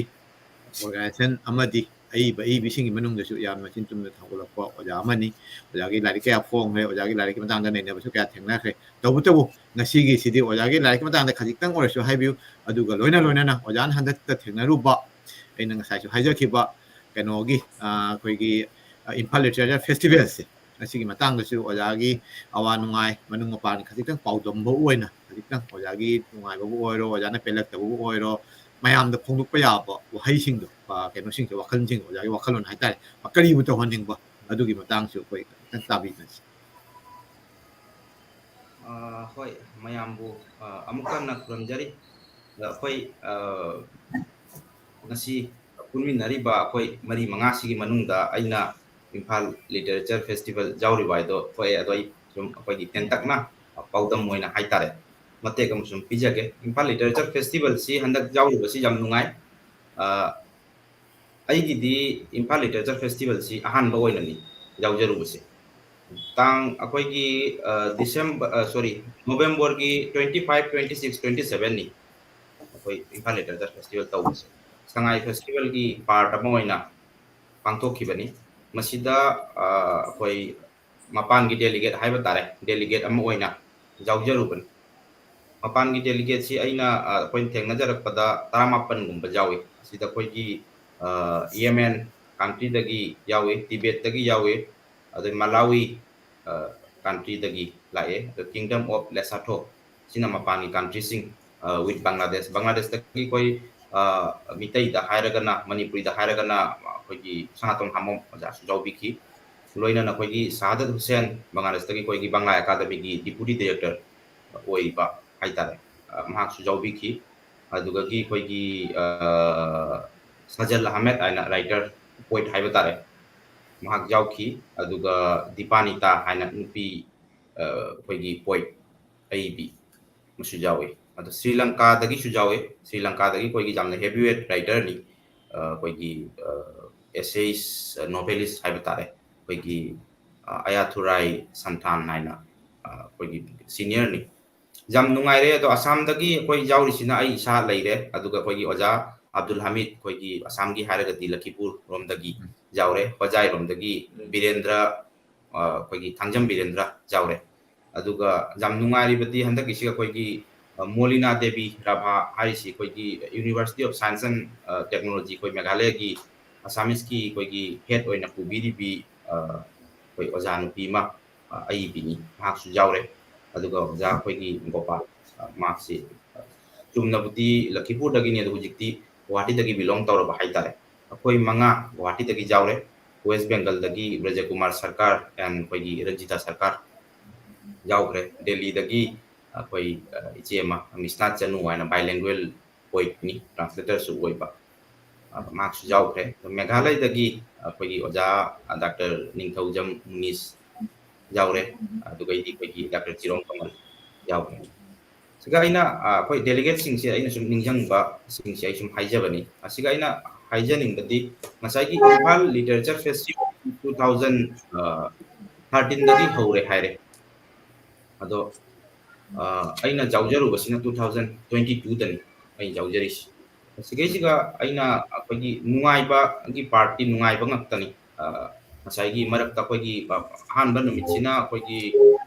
ꯖꯦꯟ ꯑꯦꯀꯥꯗꯃꯤꯗ ꯑꯩꯈꯣꯏ ꯁꯩꯔꯦꯡ ꯄꯥꯊꯣꯛꯄꯅꯆꯤꯡꯕ ꯏꯅꯣꯒ꯭ꯔꯦꯜ ꯁꯦꯁꯟꯁꯤ ꯇꯧꯔꯦ ꯃꯔꯨꯑꯣꯏꯅ ꯂꯥꯛꯏꯕ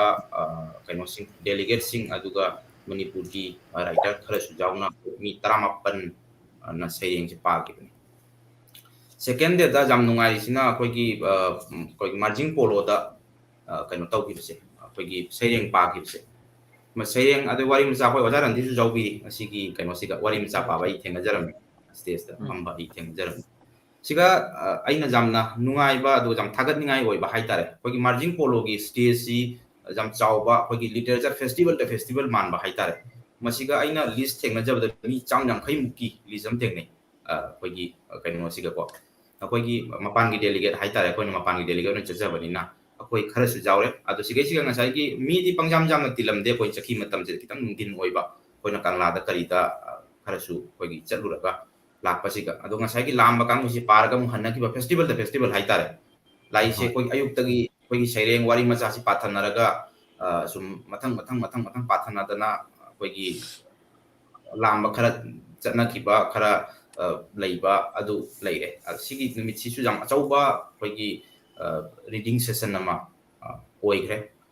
ꯑꯗꯣ ꯑꯩꯈꯣꯏꯒꯤ ꯑꯔꯣꯏꯕ ꯅꯨꯃꯤꯠ ꯍꯥꯏꯇꯥꯔꯦ ꯑꯩꯈꯣꯏꯒꯤ ꯃꯟꯗꯥ ꯑꯥꯏꯂꯦꯟꯗ ꯑꯩꯈꯣꯏ ꯃꯤ 90ꯃꯨꯛ ꯆꯠꯂꯦ ꯃꯄꯥꯟꯗꯩ ꯂꯥꯛꯄ ꯗꯦꯂꯤꯒꯦꯠꯁꯤꯡ ꯑꯗꯨꯒꯩꯗꯤ ꯑꯩꯈꯣꯏꯒꯤ ꯃꯅꯤꯄꯨꯔ ꯂꯣꯀꯦꯜ ꯔꯥꯏꯇꯔꯁꯤꯡ ꯄꯨꯜꯂꯒ ꯆꯠꯂꯦ ꯃꯁꯤꯒꯁꯨ ꯑꯩꯈꯣꯏ ꯁꯩꯔꯦꯡ ꯄꯥꯕ ꯑꯗꯨꯒꯩꯗꯤ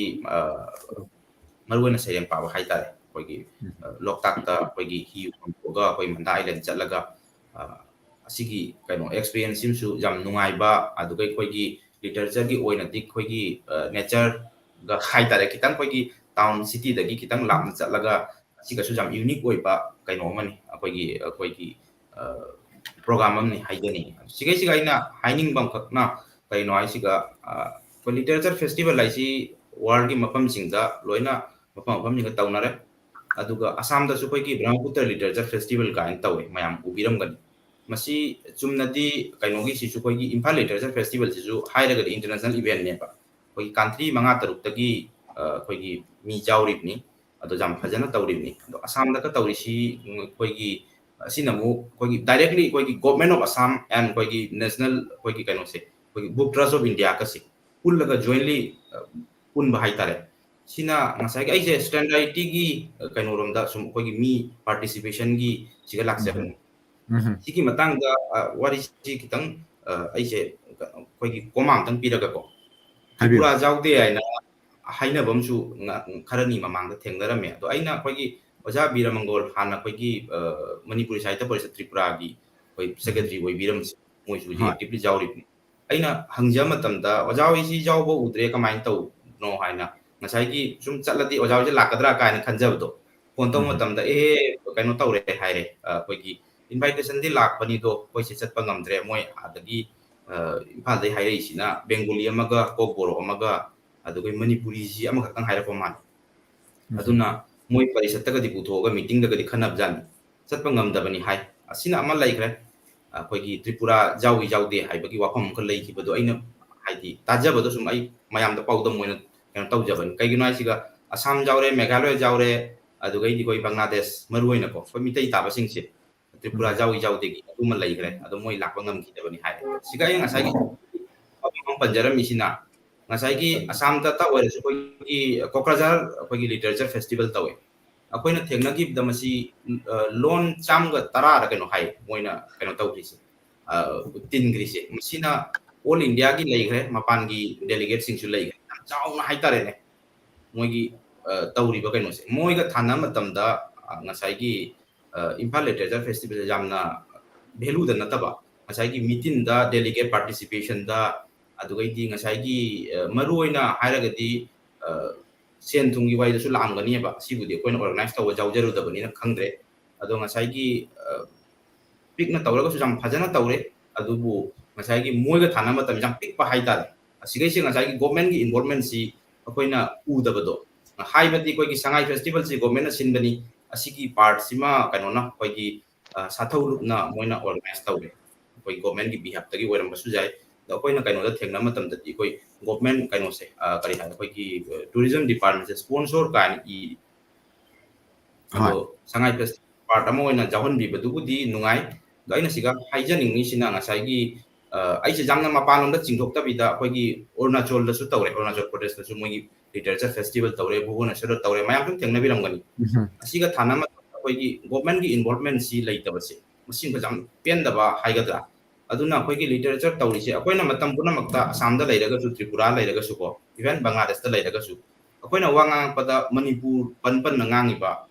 asi ngangani ba koi di kari gi noi siga akoi gi ngangbam ni Manipur si ngangbam ni haidi akoi gi mapi mapane na leibani na kainoma akoi da award pa leira su koi Manipur da haigani aduga ngasai gi Imphal literature festival ai Assam da lei Assam gi Brahmaputra literature festival ka se ai jawre sahi ma ko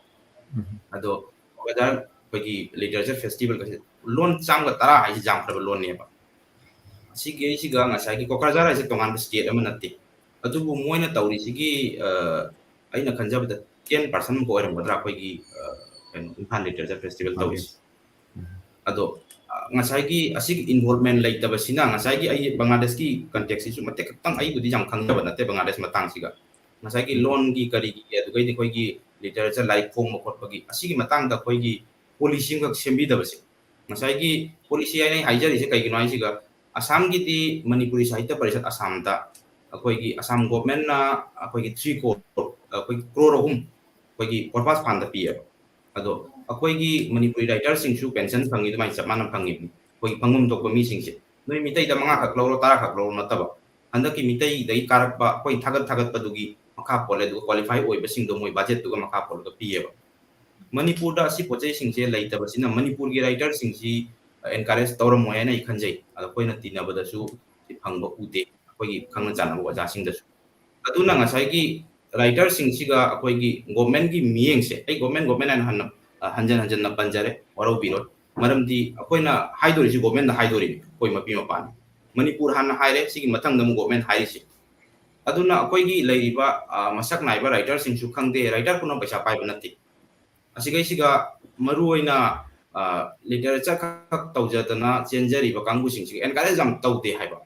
masina manipur da leiba writer sing du hoda haidi jam encourage to phangda badu koigi bangladesh da tripura da assam da leiriba writer sing si jamna pukning nungsidingai ni assam gi di aina hu haijari sini samda ko si ai laiba phaba masuni maramdi assam gi whole population da manipuri koi meter ngang si 1% oide 1% oide adubu tam government na jambalikpa koi da asum pukning changbi masigi nungai ba ma di lei adubu asina koi apen bati natte asagi ai gi imphal literature festival gi wafam sidi lakjabani ko aina lakjari se aduna maru oina ai uji haisini manipur gi leiriba writer sing si angau ba dumaina haitare ne akoina ai sigai siga wapam tanga jansan jage koigi kainogi kari haya orup bordo leina kainogi sangit nata academy koi regional secretary orise ma nongma my office dai hek matam sangda chatan am abak leita as noi mitei sing si ma jien dance academy de program jawe mas sangit nata academy regional secretary ha ado ma haibna isnoi mitai sing sidi angak bani akoina asamis thagale ai muji asam thagat nangangi sin ai na phangjabasi ado mana mu tawri sina ma asam machani du mathak asam da phami ni ma isnoi manipuri si angak bani hai noi gi phongnari ba lai phongnari ba noi gi lai phongma da tilli ba mi sing ka haidana ado noi gi jagoi sei da noi na thawai jawri ba kotli ba hainang haye ba ado ngasai gi adu punamak tu haidi ayamba akoigi lai phongnariba adugai di koigi literature program tawisidi loina self finance natane ba ayamba bangladesh tagi laiba writer sing koigi kainoda manipur da koigi literature ki thabak program jawba lakba kangbu singsi ayamba thawai jawba dagi haitare ne lakna ba ngatani su tham laise adu lai phongi kangbu singsu adu ngatani adu jam wana tawribisi kai haini akoina pamjaman badagi tawbani mado ngasai imphal literature festival du chumnagi hairagadi event tu nungai adubu migi event sing migi haitare manipur gi mapan da tawriba aise jam thakna kondabani ko yaise ha northeast ki manungda stan ko bhubaneswar guwahati kokrajhar event kolkata bengal isinam khar chawra na 15 ban atop se pallim asigi aina hu haijari 10% bau oideba silliba kusin asigi ngasai gi akoina literature festival siga tawisi second day da tawri program do aina jam chawre na haijai ko ki mi cham jam aimu koi gi saireng en wari macha sing pai ko lian hai ado madu local da leiba kangbu sing du pabani adu laiba kangbu sing du akoi gi saireng paba kangbu sing da koi gi honorarium haigadra koi gi sentum pi ba kanam piramoi kaina government na program nate si satholupna thawai jaujadana moina government ki part ama oina represent tawjabaduna amani hujiki hairiba literature festival da jawriba kangbu singte loina honor tawi ayamba huji aina haijariba kano singse event moigi biodata ki booklet phongi adugai di jam phajana tawi potse asigi potse ningam daba jam lei aduna masi aidi kari haini government da si potse akoina hairaga budi jawroi adu araga su masi khangbi bam changi akoi gi kaino se swai dai sum lae ba potse literature si di haunaru ba tawdana asi potse matom lakadabne haiba government na haidi aduga government da leiba mi singdu haidi koi gi leibak nga iba mi singdu madui consciousness madugi relation madugi kaino do bonding do leitabaduna oiram musu jai na khalle ba potse koi literature tawjari ba saida tawjari ba kangu se jamna koi gi thau leitaba angau ba adumaina ka lauram gada si ojawi tara kari boin khanbi gada khangde aina phangjaba da jum haijaba wani ko ado asi potiti mayam gi tawri potu su moi da su jeng hanninge aina ji hari ba kogi brahmaputra literature festival kai je government of assam direct mo involve oye ba chumna education department na traga kogi department of culture ka haina oide ha adu national book trust ka direct ꯀꯩꯅꯣ ꯇꯧꯔꯒ ꯇꯥꯏ up ꯇꯧꯔꯒ ꯃꯣꯏ ꯇꯧꯏ ꯁꯤꯒꯨꯝꯕ ꯄꯣꯠꯁꯤ ꯍꯧꯖꯤꯛꯀꯤ ꯑꯩꯈꯣꯏ ꯍꯧꯖꯤꯛ ꯍꯥꯏꯁꯤ ꯇꯨꯔꯤꯖꯝ ꯗꯤꯄꯥꯔꯠꯃꯦꯟꯅ ꯁ꯭ꯄꯣꯟꯁꯔഡ് ꯍꯥꯏꯁꯤꯅꯤ ꯑꯁꯤꯒꯤ ꯄꯣꯠꯆꯩꯁꯤꯡꯁꯦ ꯂꯩ ꯑꯗꯨꯅ ꯃꯄꯥꯟꯒꯤ ꯂꯥꯛꯏꯕ ꯗꯦꯂꯤꯒꯦꯠꯁꯤꯡꯁꯤ ꯑꯩꯒꯤ ꯀꯌꯥꯝ ꯌꯥꯝꯅ ꯑꯩꯈꯣꯏꯕꯨꯗꯤ ꯑꯁꯥꯝꯒꯤ ꯍꯥꯏꯗꯤ ꯃꯅꯤꯄꯨꯔ ꯃꯄꯥꯟ ꯑꯣꯏꯔꯒꯁꯨ ꯗꯦꯂꯤꯒꯦꯠ ꯅꯥꯏ ꯆꯠꯆꯔꯒꯁꯨ ꯃꯅꯤꯄꯨꯔꯁꯤ ꯑꯩꯈꯣꯏꯅ ꯃꯄꯥꯟꯅꯤ ꯍꯥꯏꯅ ꯂꯧꯖꯗꯦꯕ ꯑꯩꯈꯣꯏ ꯋꯥꯈꯜꯗꯗꯤꯀꯣ ꯍꯥꯏꯗꯤ ꯐꯣꯔꯦꯟ ꯀꯟꯇ꯭ꯔꯤꯗꯒꯤ ꯂꯥꯛꯏꯕ ꯕꯪꯒ꯭ꯂꯥꯗꯦꯁꯇ ꯂꯥꯛꯏꯕ ꯀꯥꯡꯕꯨꯁꯤꯡꯁꯤꯅ ꯀꯌꯥꯝ ꯄꯦꯜꯂꯝꯒꯅꯤ ꯄꯦꯜꯂꯝꯃꯣꯏ ꯍꯥꯏꯁꯦ ꯑꯩ ꯀꯩꯅꯣ ꯇꯧꯗꯦ ꯑꯩ ꯌꯥꯝ ꯍꯥꯏꯕ ꯉꯝꯗꯦ ꯍꯥꯏꯇꯥꯔꯦ ꯁꯤꯒꯤ ꯄꯣꯠꯁꯦ ꯍꯧꯒꯠꯂꯛꯏꯕꯁꯦ ꯅꯨꯡꯉꯥꯏ ꯑꯗꯨꯕꯨ ꯑꯩꯅ ꯍꯥꯏꯗꯤ ꯋꯥꯔꯤꯁꯦ ꯂꯣꯏꯁꯤꯜꯂꯛꯑꯕꯗ खितंग हाइदी मपांगन कनबा हाइरगदि गवर्नमेंट तारे अदो सी इन्वॉल्व डायरेक्टली ओहेनिंगी अदो जामना फजबा अखोइगी मणिपुर की कल्चर लिटरेचर हाइबसे कल्चर दो सुम जावरबनी नको लोकताक ता पूरी बसी कल्चर दुनी को लोकताक ता कोई हिवोन तो का मयाम पूरी कोई पूदना चलु हिदो हाइबा अदो खितंग कई हाइनी गवर्नमेंट इन्वॉल्व होरगदि सिंजा लांगजरिबा एनी मोगी ऑर्गेनाइजर गवर्नमेंट की पेनोसिंग मोगी ऑफिशियल सिंग ओइरसु खितंग मंगम सानगनी अदो मपान की लाइबा कांगु सिंग सिगा अखोइगी अखोइना पिनिंग पाउदम दो हाइतारेने जम फजना पीबा ngमगद्रा ना खल्ली अइगी ओइनती पर्सनली हाइरगा अइ बुदी नुंगाइजरई अदो अतोपा डेलीगेट सिंग सिगा याम पेलमगनी पेलमोय हाइसी अइ हाइबा ngमदे सिका अइ थमजरे ꯌꯥꯝ ꯅꯨꯡꯉꯥꯏ ꯑꯣꯖꯥ ꯈꯖꯤꯛꯇꯪ ꯑꯣꯏꯔꯒꯁꯨ ꯇꯦꯟꯇꯛꯅ ꯌꯥꯝꯅ ꯃꯔꯤꯛ ꯆꯨꯝꯅ ꯄꯥꯎꯗꯝ ꯄꯤꯕꯤꯕꯒꯤꯗꯃꯛ ꯇꯁꯦꯡꯅ ꯍꯥꯏꯔꯒꯗꯤ ꯍꯣꯏ ꯆꯨꯝꯃꯤ ꯑꯩꯈꯣꯏ ꯄꯕ꯭ꯂꯤꯛ ꯄ꯭ꯔꯥꯏꯚꯦꯠ ꯄꯥꯔꯠꯅꯔꯁꯤꯞ तसेंना हाइर स्पॉन्सर अते अतोप अतोप ए ओजाना पल्लिबा कनोसिंग क्या उयदे अदु रस अते अते अतोप कोई लिटरेचर फेस्टिवल से प्राइवेट पार्टनर गवर्नमेंट सु मतेंग पीबा अदुगा लोइना लोइना प्राइवेट सिंग नसु प्राइवेट कंपनी हाइतारे को कनो बोर कई हाइतारे अचोबो कंपनी बो ओइरो अखोइगी नत्रगना इम्फाल बेस मचा मचा कंपनी बो ओइरो इवेंट अमा मोइनसु स्पॉन्सर तौबागी खुदोंग चावसु सोदना लेरंगनी तौबतो ओजाना हाइबसि पुनिंग लौसिंग ओइगनराइना खली अदुगा मरी लेनबा अथॉरिटी सिंग गवर्नमेंट की जगी करीगुम येंगा नत्रगा तुंगदसु खनबा अखोइगी साथौलुकि कांगुनसु येंग्रे दसि बतांगसु अतेसु हेना तौहनिंगबा कई तौबा जायसु सोदना खनबिगनी अदु ngasi से इदी यामना केनो तौजररोय अदु ओजा अखोइ एमएम अहमद लेदी ओजागिसु खजिक्तंग करी हाइनिंगबा नत्रगाना कमाइना अतेसु हेना फजहनबा याबा ngasi की matangsi sum thambisi ओजागी केनोसे ओजा भगतना निसिंग बिरिबा अंदकी इम्फाल ओजा दिसु इम्फाल द लेरम मगस नत्र जिरि लेरगसु ओजा मरमत जावबा फंगिब्रा नत्रगाना कमाइना करिम तौगी ओजागी जहन केनो तो करी तौहनिंगबा ओजागी सु करिगुम लेरगदि हाइबि ओजा याम नुंगाइजे होजे ओजा भगतना हाइबिगिरिबदो आइसु सपोर्ट तौजै मरमदि अखोइ लाइक इबा नेना लेजरि बिसिंगसे गवर्नमेंट की साइड तगी खुदोंग चाबा इलै लेते मरमदि स्पोर्ट्स ता पीबदु माइना लिटरेचर दा खुदोंग चाबा जि लेते अदुना असाइगी स्पोर्ट्स ता पीबसु माइना लिटरेचर दसु अखोइ खरा खुदोंग चाबा खरा पीबिरगदि अखोइना तौजरिबसि महै याले लौजगदबनि अदो हुजि फावबगिदि स्पोर्ट्स ता पीबसु माइना लिटरेचर दा पीबदि लेते अदुना ओजा भगत की वफम जे इसु दुम सपोर्ट तौजै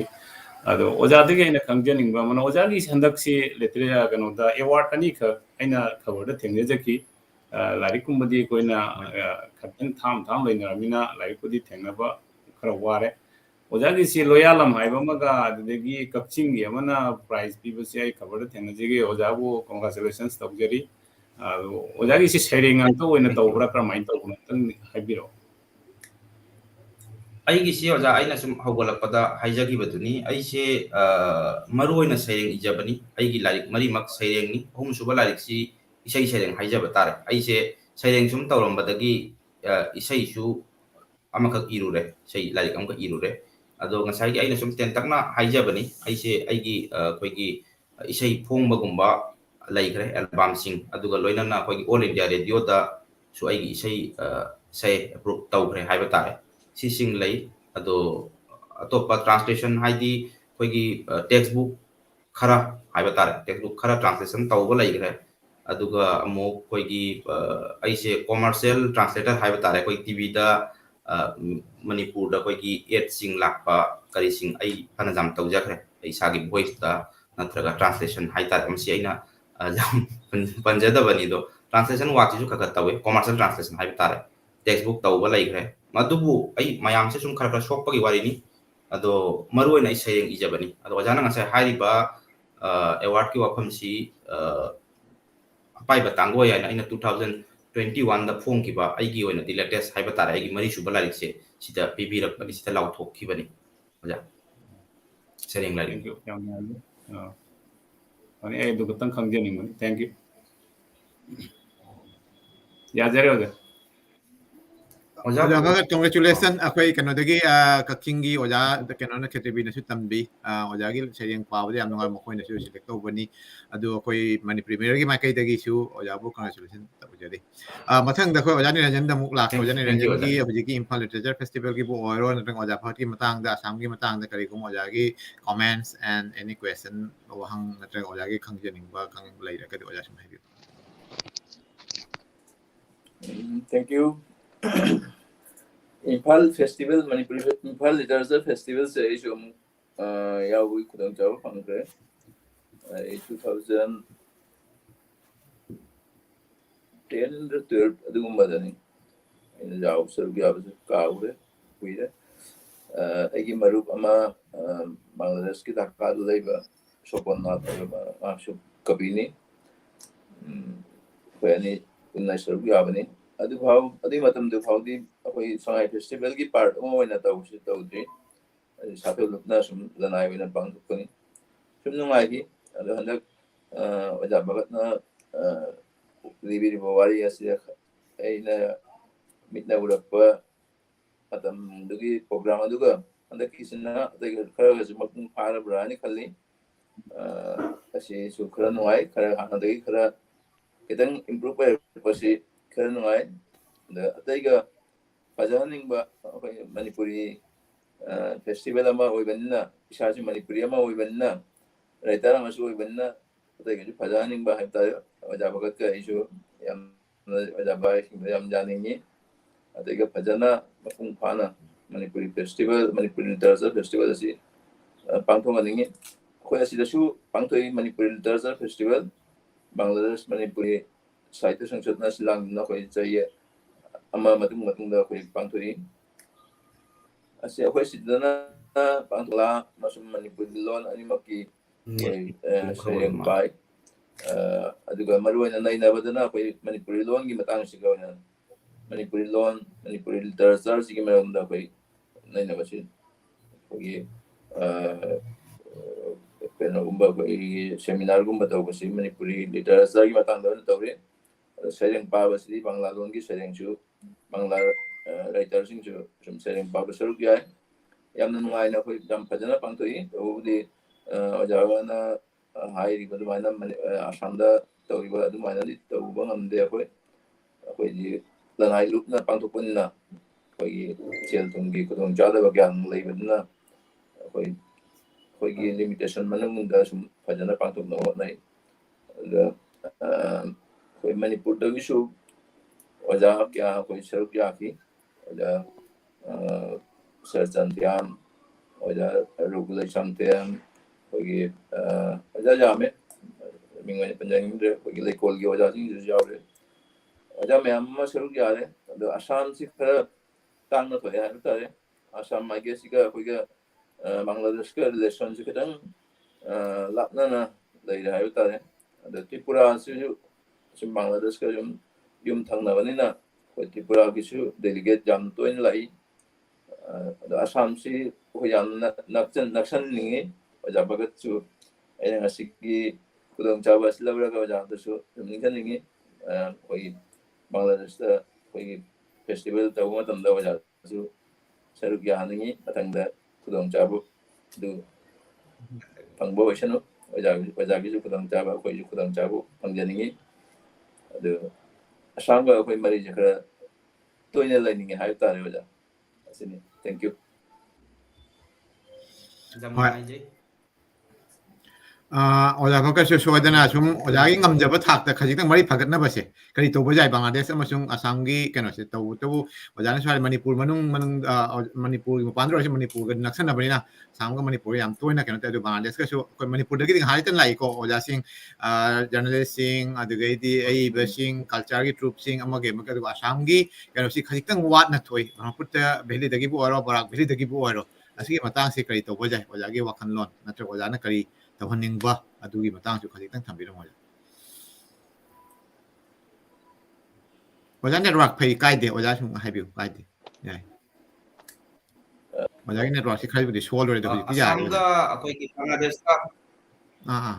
ꯃꯔꯤ ꯑꯁꯥꯝꯒ ꯕꯪꯒ꯭ꯂꯥꯗꯦꯁꯀ ꯔꯤꯂꯦꯁꯟꯁꯤ ꯃꯇꯥꯡꯗ ꯑꯣꯖꯥ ꯍꯥꯏꯕꯤꯔꯤꯁꯦ ꯍꯣꯏ ꯍꯣꯏ ꯃꯔꯤꯁꯦ ꯈꯔ ꯐꯒꯠꯍꯟꯅꯕꯁꯦ ꯑꯁꯤ ꯃꯔꯤ ꯐꯒꯠꯍꯟꯕ ꯍꯥꯏꯁꯤ ꯁꯝꯅ ꯁꯨꯝ ꯍꯥꯏꯖꯒꯦ ꯆꯠꯊꯣꯛ ꯆꯠꯁꯤꯟ ꯇꯧꯕ ꯑꯁꯤꯃ ꯆꯪꯉꯤ ꯅꯝꯕꯔ 1ꯗ ꯉꯁꯥꯏꯒꯤ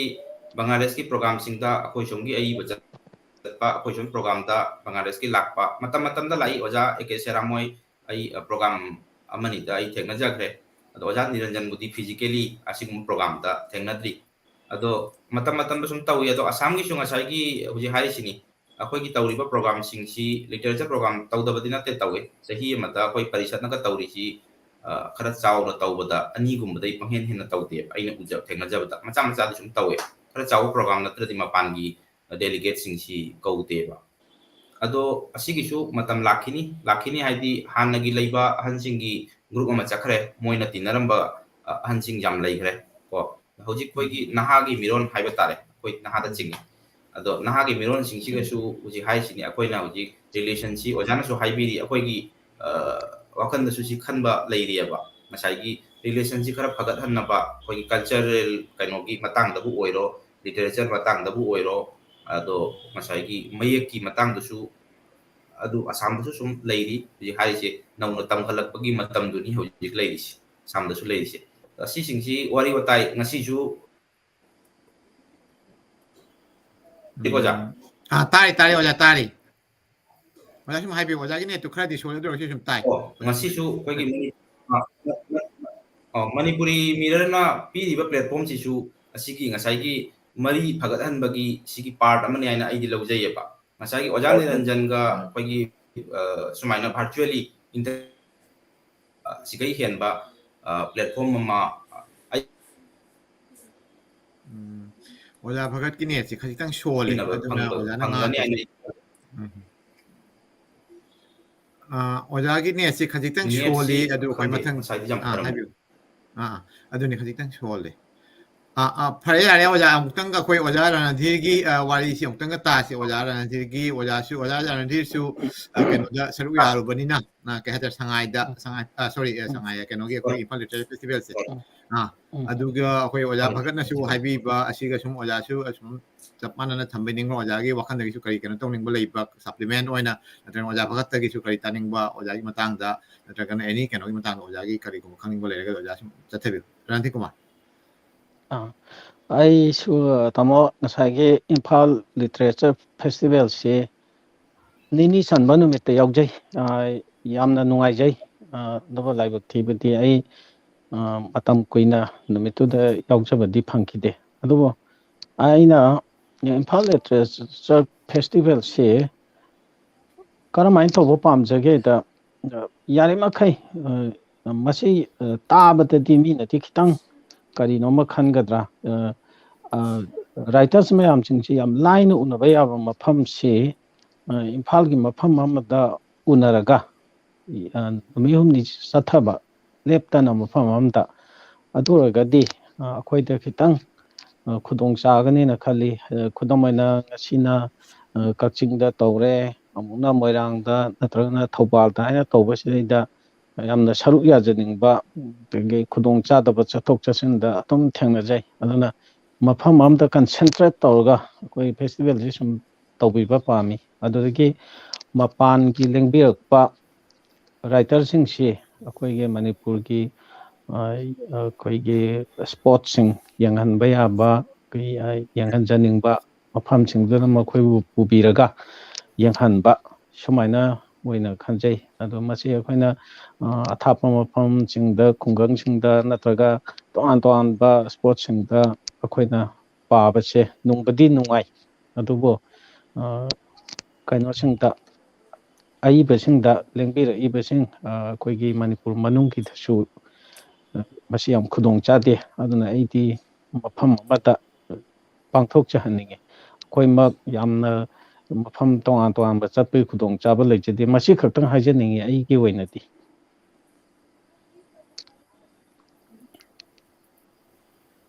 ꯊꯥꯒꯠꯆꯔꯤ ꯅꯗꯤ ꯑꯗꯣꯝꯒꯤ ꯃꯃꯜ ꯂꯩꯔꯕ ꯋꯥꯍꯩ ꯈꯖꯤꯛꯇꯪ ꯑꯣꯏꯔꯁꯨ ꯊꯝꯕꯤꯔꯤꯕꯗꯨ ꯑꯩꯈꯣꯏ ꯑꯣꯖꯥ ꯇꯣꯝꯕ ꯂꯨꯋꯥꯡꯗꯒꯤ ꯀ꯭ꯋꯦꯁꯟ ꯍꯥꯏꯒꯗ꯭ꯔꯥ ꯀꯣꯃꯦꯟ ꯑꯣꯏꯅ ꯑꯅꯤꯈꯛ ꯂꯥꯛꯏ ꯑꯁꯤ ꯀꯣꯟꯅ ꯑꯩꯈꯣꯏ ꯇꯨꯡꯗ ꯈꯟꯅꯖꯒꯅꯤ ꯑꯃꯅ ꯑꯣꯖꯥ ꯁꯦꯔꯥꯝ ꯅꯤꯔꯟꯖꯟꯗ ꯍꯪꯕꯤꯔꯛꯄꯅꯤ ꯑꯩꯈꯣꯏ ꯕꯪꯒ꯭ꯂꯥꯗꯦꯁꯇ ꯑꯣꯖꯥ ꯁꯦꯔꯥꯝ ꯅꯤꯔꯟꯖꯟꯕꯨꯗꯤ ꯈꯔꯕꯨꯗꯤ ꯍꯥꯏꯕꯤꯈ꯭ꯔꯦ ꯑꯩꯈꯣꯏ ꯋꯥꯔꯤ ꯃꯆꯥ ꯑꯃꯗꯤ ꯅꯣꯚꯦꯜꯒꯤ ꯀꯩꯅꯣꯁꯤ ꯄꯨꯊꯣꯔꯛꯄꯁꯤ ꯈꯔ ꯋꯥꯠꯂꯦ ꯍꯥꯏꯅ ꯑꯣꯖꯥ ꯅꯤꯔꯟꯖꯟꯅꯁꯨ ꯄꯟꯕꯤꯔꯛꯏ ꯑꯩꯈꯣꯏꯒꯤ ꯂꯣꯟꯒꯤ ꯀꯣꯝꯄꯤꯇꯦꯟ ꯑꯣꯏꯗꯕ ꯑꯁꯤꯒꯤ ꯀꯩꯅꯣꯁꯦ ꯑꯁꯤꯅ ꯑꯣꯏꯔꯝꯒꯗ꯭ꯔꯥ ꯍꯥꯏꯅꯁꯨ ꯈꯜꯂꯦ ꯍꯥꯏꯅ ꯑꯣꯖꯥ ꯅꯤꯔꯟꯖꯟꯅꯁꯨ ꯊꯝꯕꯤꯈ꯭ꯔꯦ ꯑꯗꯨ ꯑꯣꯏꯔꯁꯨ ꯃꯇꯨꯡꯗꯁꯨ ꯑꯇꯩ ꯈꯔ ꯍꯦꯟꯅꯁꯨ ꯑꯩꯈꯣꯏ ꯅꯩꯅꯖꯒꯅꯤ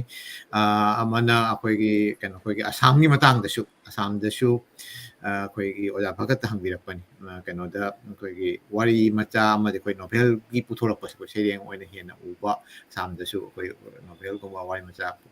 ꯂꯥꯏꯔꯤꯛ ꯋꯥꯔꯤ ꯃꯆꯥꯒꯤ ꯂꯥꯏꯔꯤꯛ ꯍꯥꯏꯇꯥꯔꯦꯀꯣ ꯄ꯭ꯔꯣꯁ ꯃꯔꯨ ꯑꯣꯏꯅ ꯀꯣꯗꯣ ꯄ꯭ꯔꯣꯁꯀꯤ ꯀꯩꯅꯣꯁꯦ ꯈꯔ ꯋꯥꯠꯂꯤ ꯍꯥꯏꯅ ꯁꯨꯝ ꯅꯤꯡꯁꯤꯡꯕꯤꯔꯛꯄ ꯑꯁꯤ ꯃꯊꯪꯗ ꯑꯩꯈꯣꯏ ꯈꯟꯅꯖꯒꯦ ꯑꯗꯨ ꯉꯁꯤꯒꯤ ꯀꯩꯅꯣ ꯑꯣꯖꯥ ꯚꯒꯠ ꯀꯔꯤꯒꯨꯝꯕ ꯑꯁꯤꯒꯤ ꯃꯇꯥꯡꯗ ꯈꯖꯤꯛꯇꯪ ꯑꯣꯏꯔꯁꯨ ꯄꯟꯕꯤꯔꯝꯃꯒꯗꯤ ꯈꯔ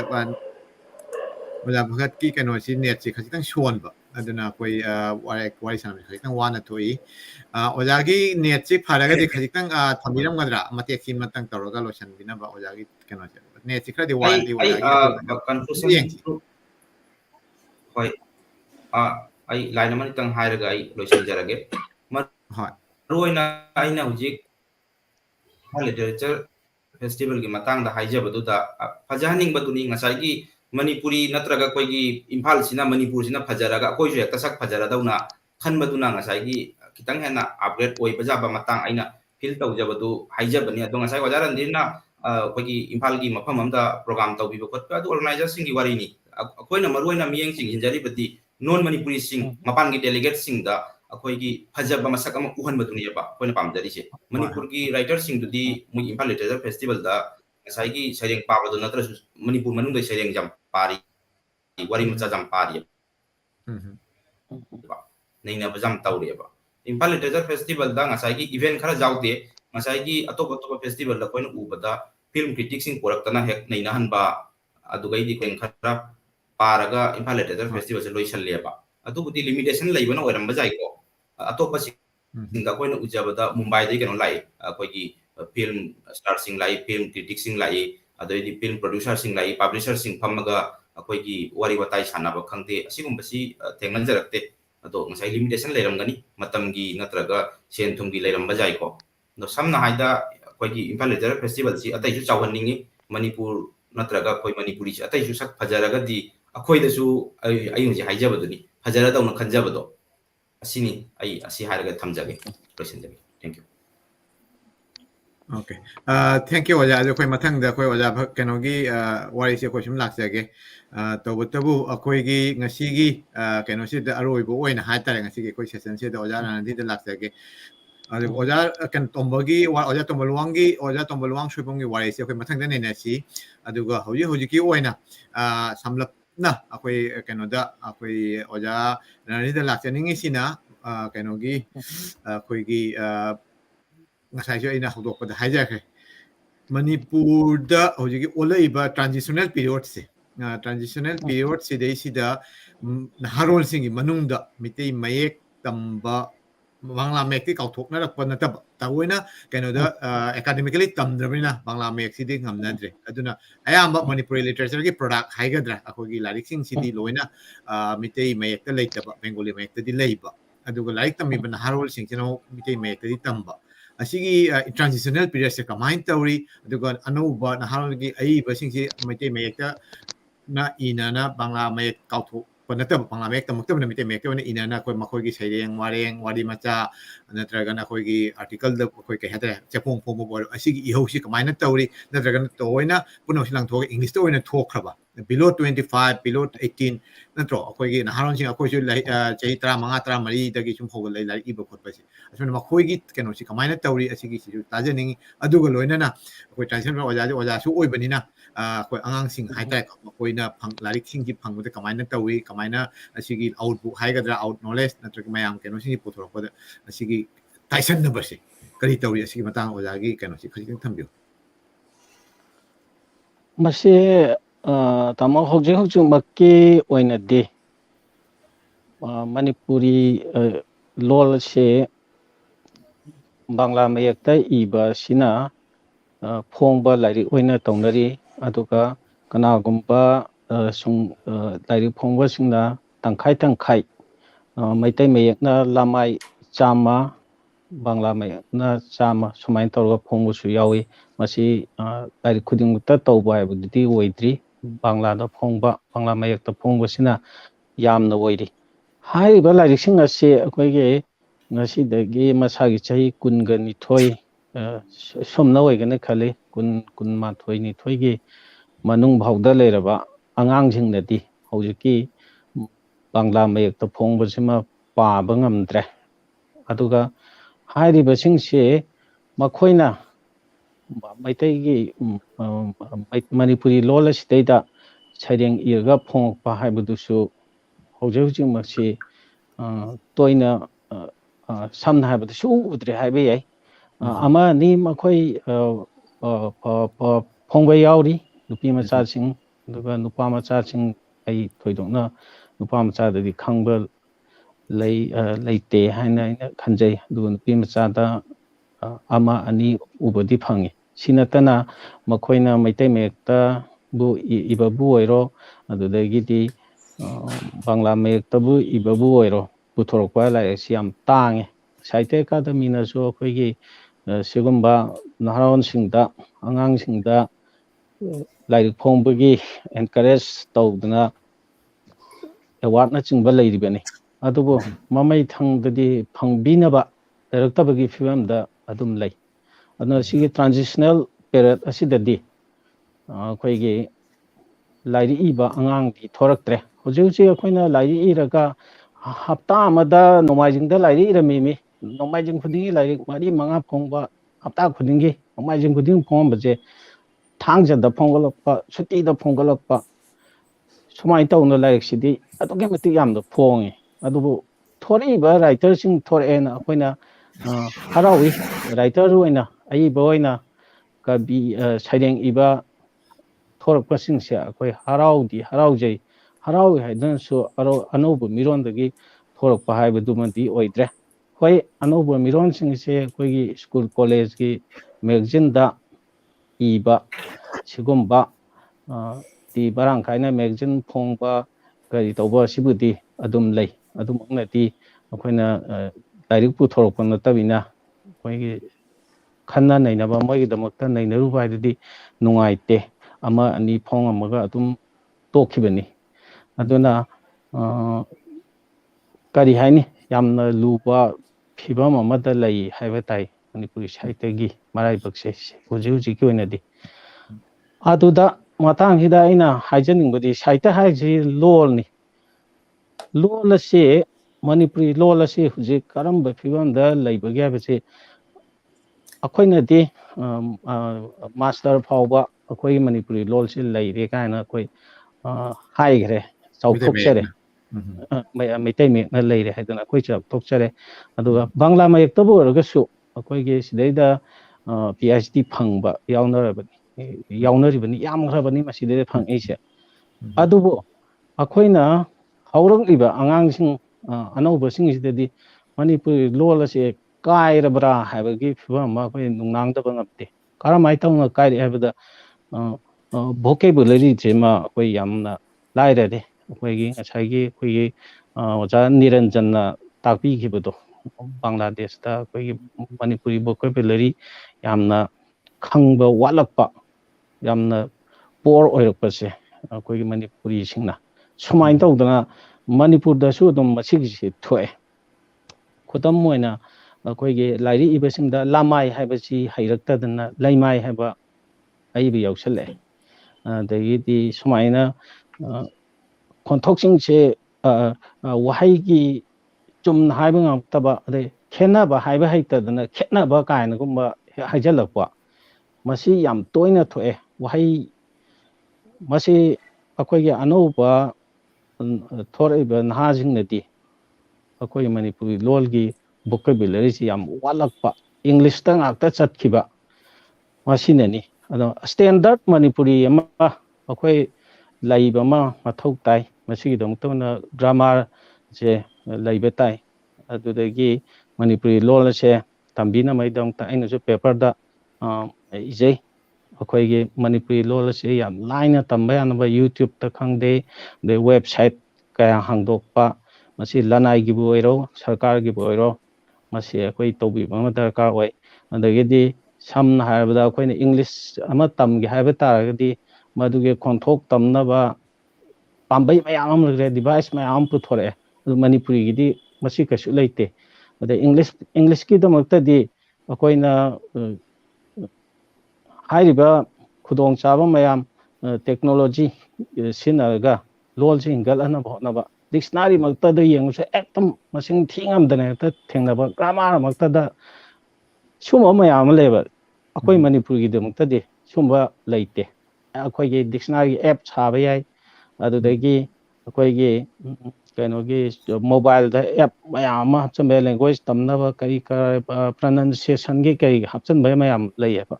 masi akoi gi di leite masi akoina tauba phai natragadi akoi gi ahanbada magi akaiba magi personal oiba Manipuri gi vocabulary Manipuri gi lol gi masama mi gi individual gi di lejebe yai adubo standard oiba Manipuri ma thamma haibajimdi asi am darkar oina khalle adu leitrabra haidana khalle maramdi film da yengure nungaite andagi Facebook ta angang sing ineriba si yengasu nungaite andagidi akoina lambi da wari sanabada mkhoi ngangnari besi lolji isu suraptabagi phibam ama yoksalakle akoina khalle lol harga kaino ngak toina khalle ba mayek ngak toina khanba kangbu su dum thoraktaba natte adagidi mage wahai ga thangakta khanba kangbu su thoraktaba natte literature ngak toina khanba mi su thoraktaba natte lol harga ado lol gi khonthok haibesimu su yam darkar oye lol gi khonthok simadi akoi yam kairakpa akoi gi hauraliba naron singda the grammar su dum kairakpa vocabulary su walakpa masima akoina Jackson ba ama chang chumi ojar sigi marak thatna akoi timing jo kan tamna akoi chumna language skill haraga spoken speaking haitare akoi ngasagi khonthok adugadi magi punctual ngang du punctual akoi dari comma naiba adumaina akoi gi iba haraga na writing skill asumana listening skill tabada su tabagi koina ojana haraga tari bidana mayek tu phajana khangdragadi amkong tari du koina mitino na ngangira man bhap tari doini ko adumana same writing skill sigi asumana koigi comprehension makhan gi language ki skill sin khra wathak ko tabutu ojaluang koigi kanogi na hare koigi like phong mo khot pa simite mek ta su pon mathang da su hengala kana na asige siga aina koi panel discussion dang tang las kra samjan batala koi ngasi matam ju kra how kre minute apung amaga nipu ri nipu ni thoi ong jok kale sumana aduna oja ema hota hamalak sake oja ahmad ki kari gumba akoi transitional period se oja su impal da lei banina kano da koi asam dagi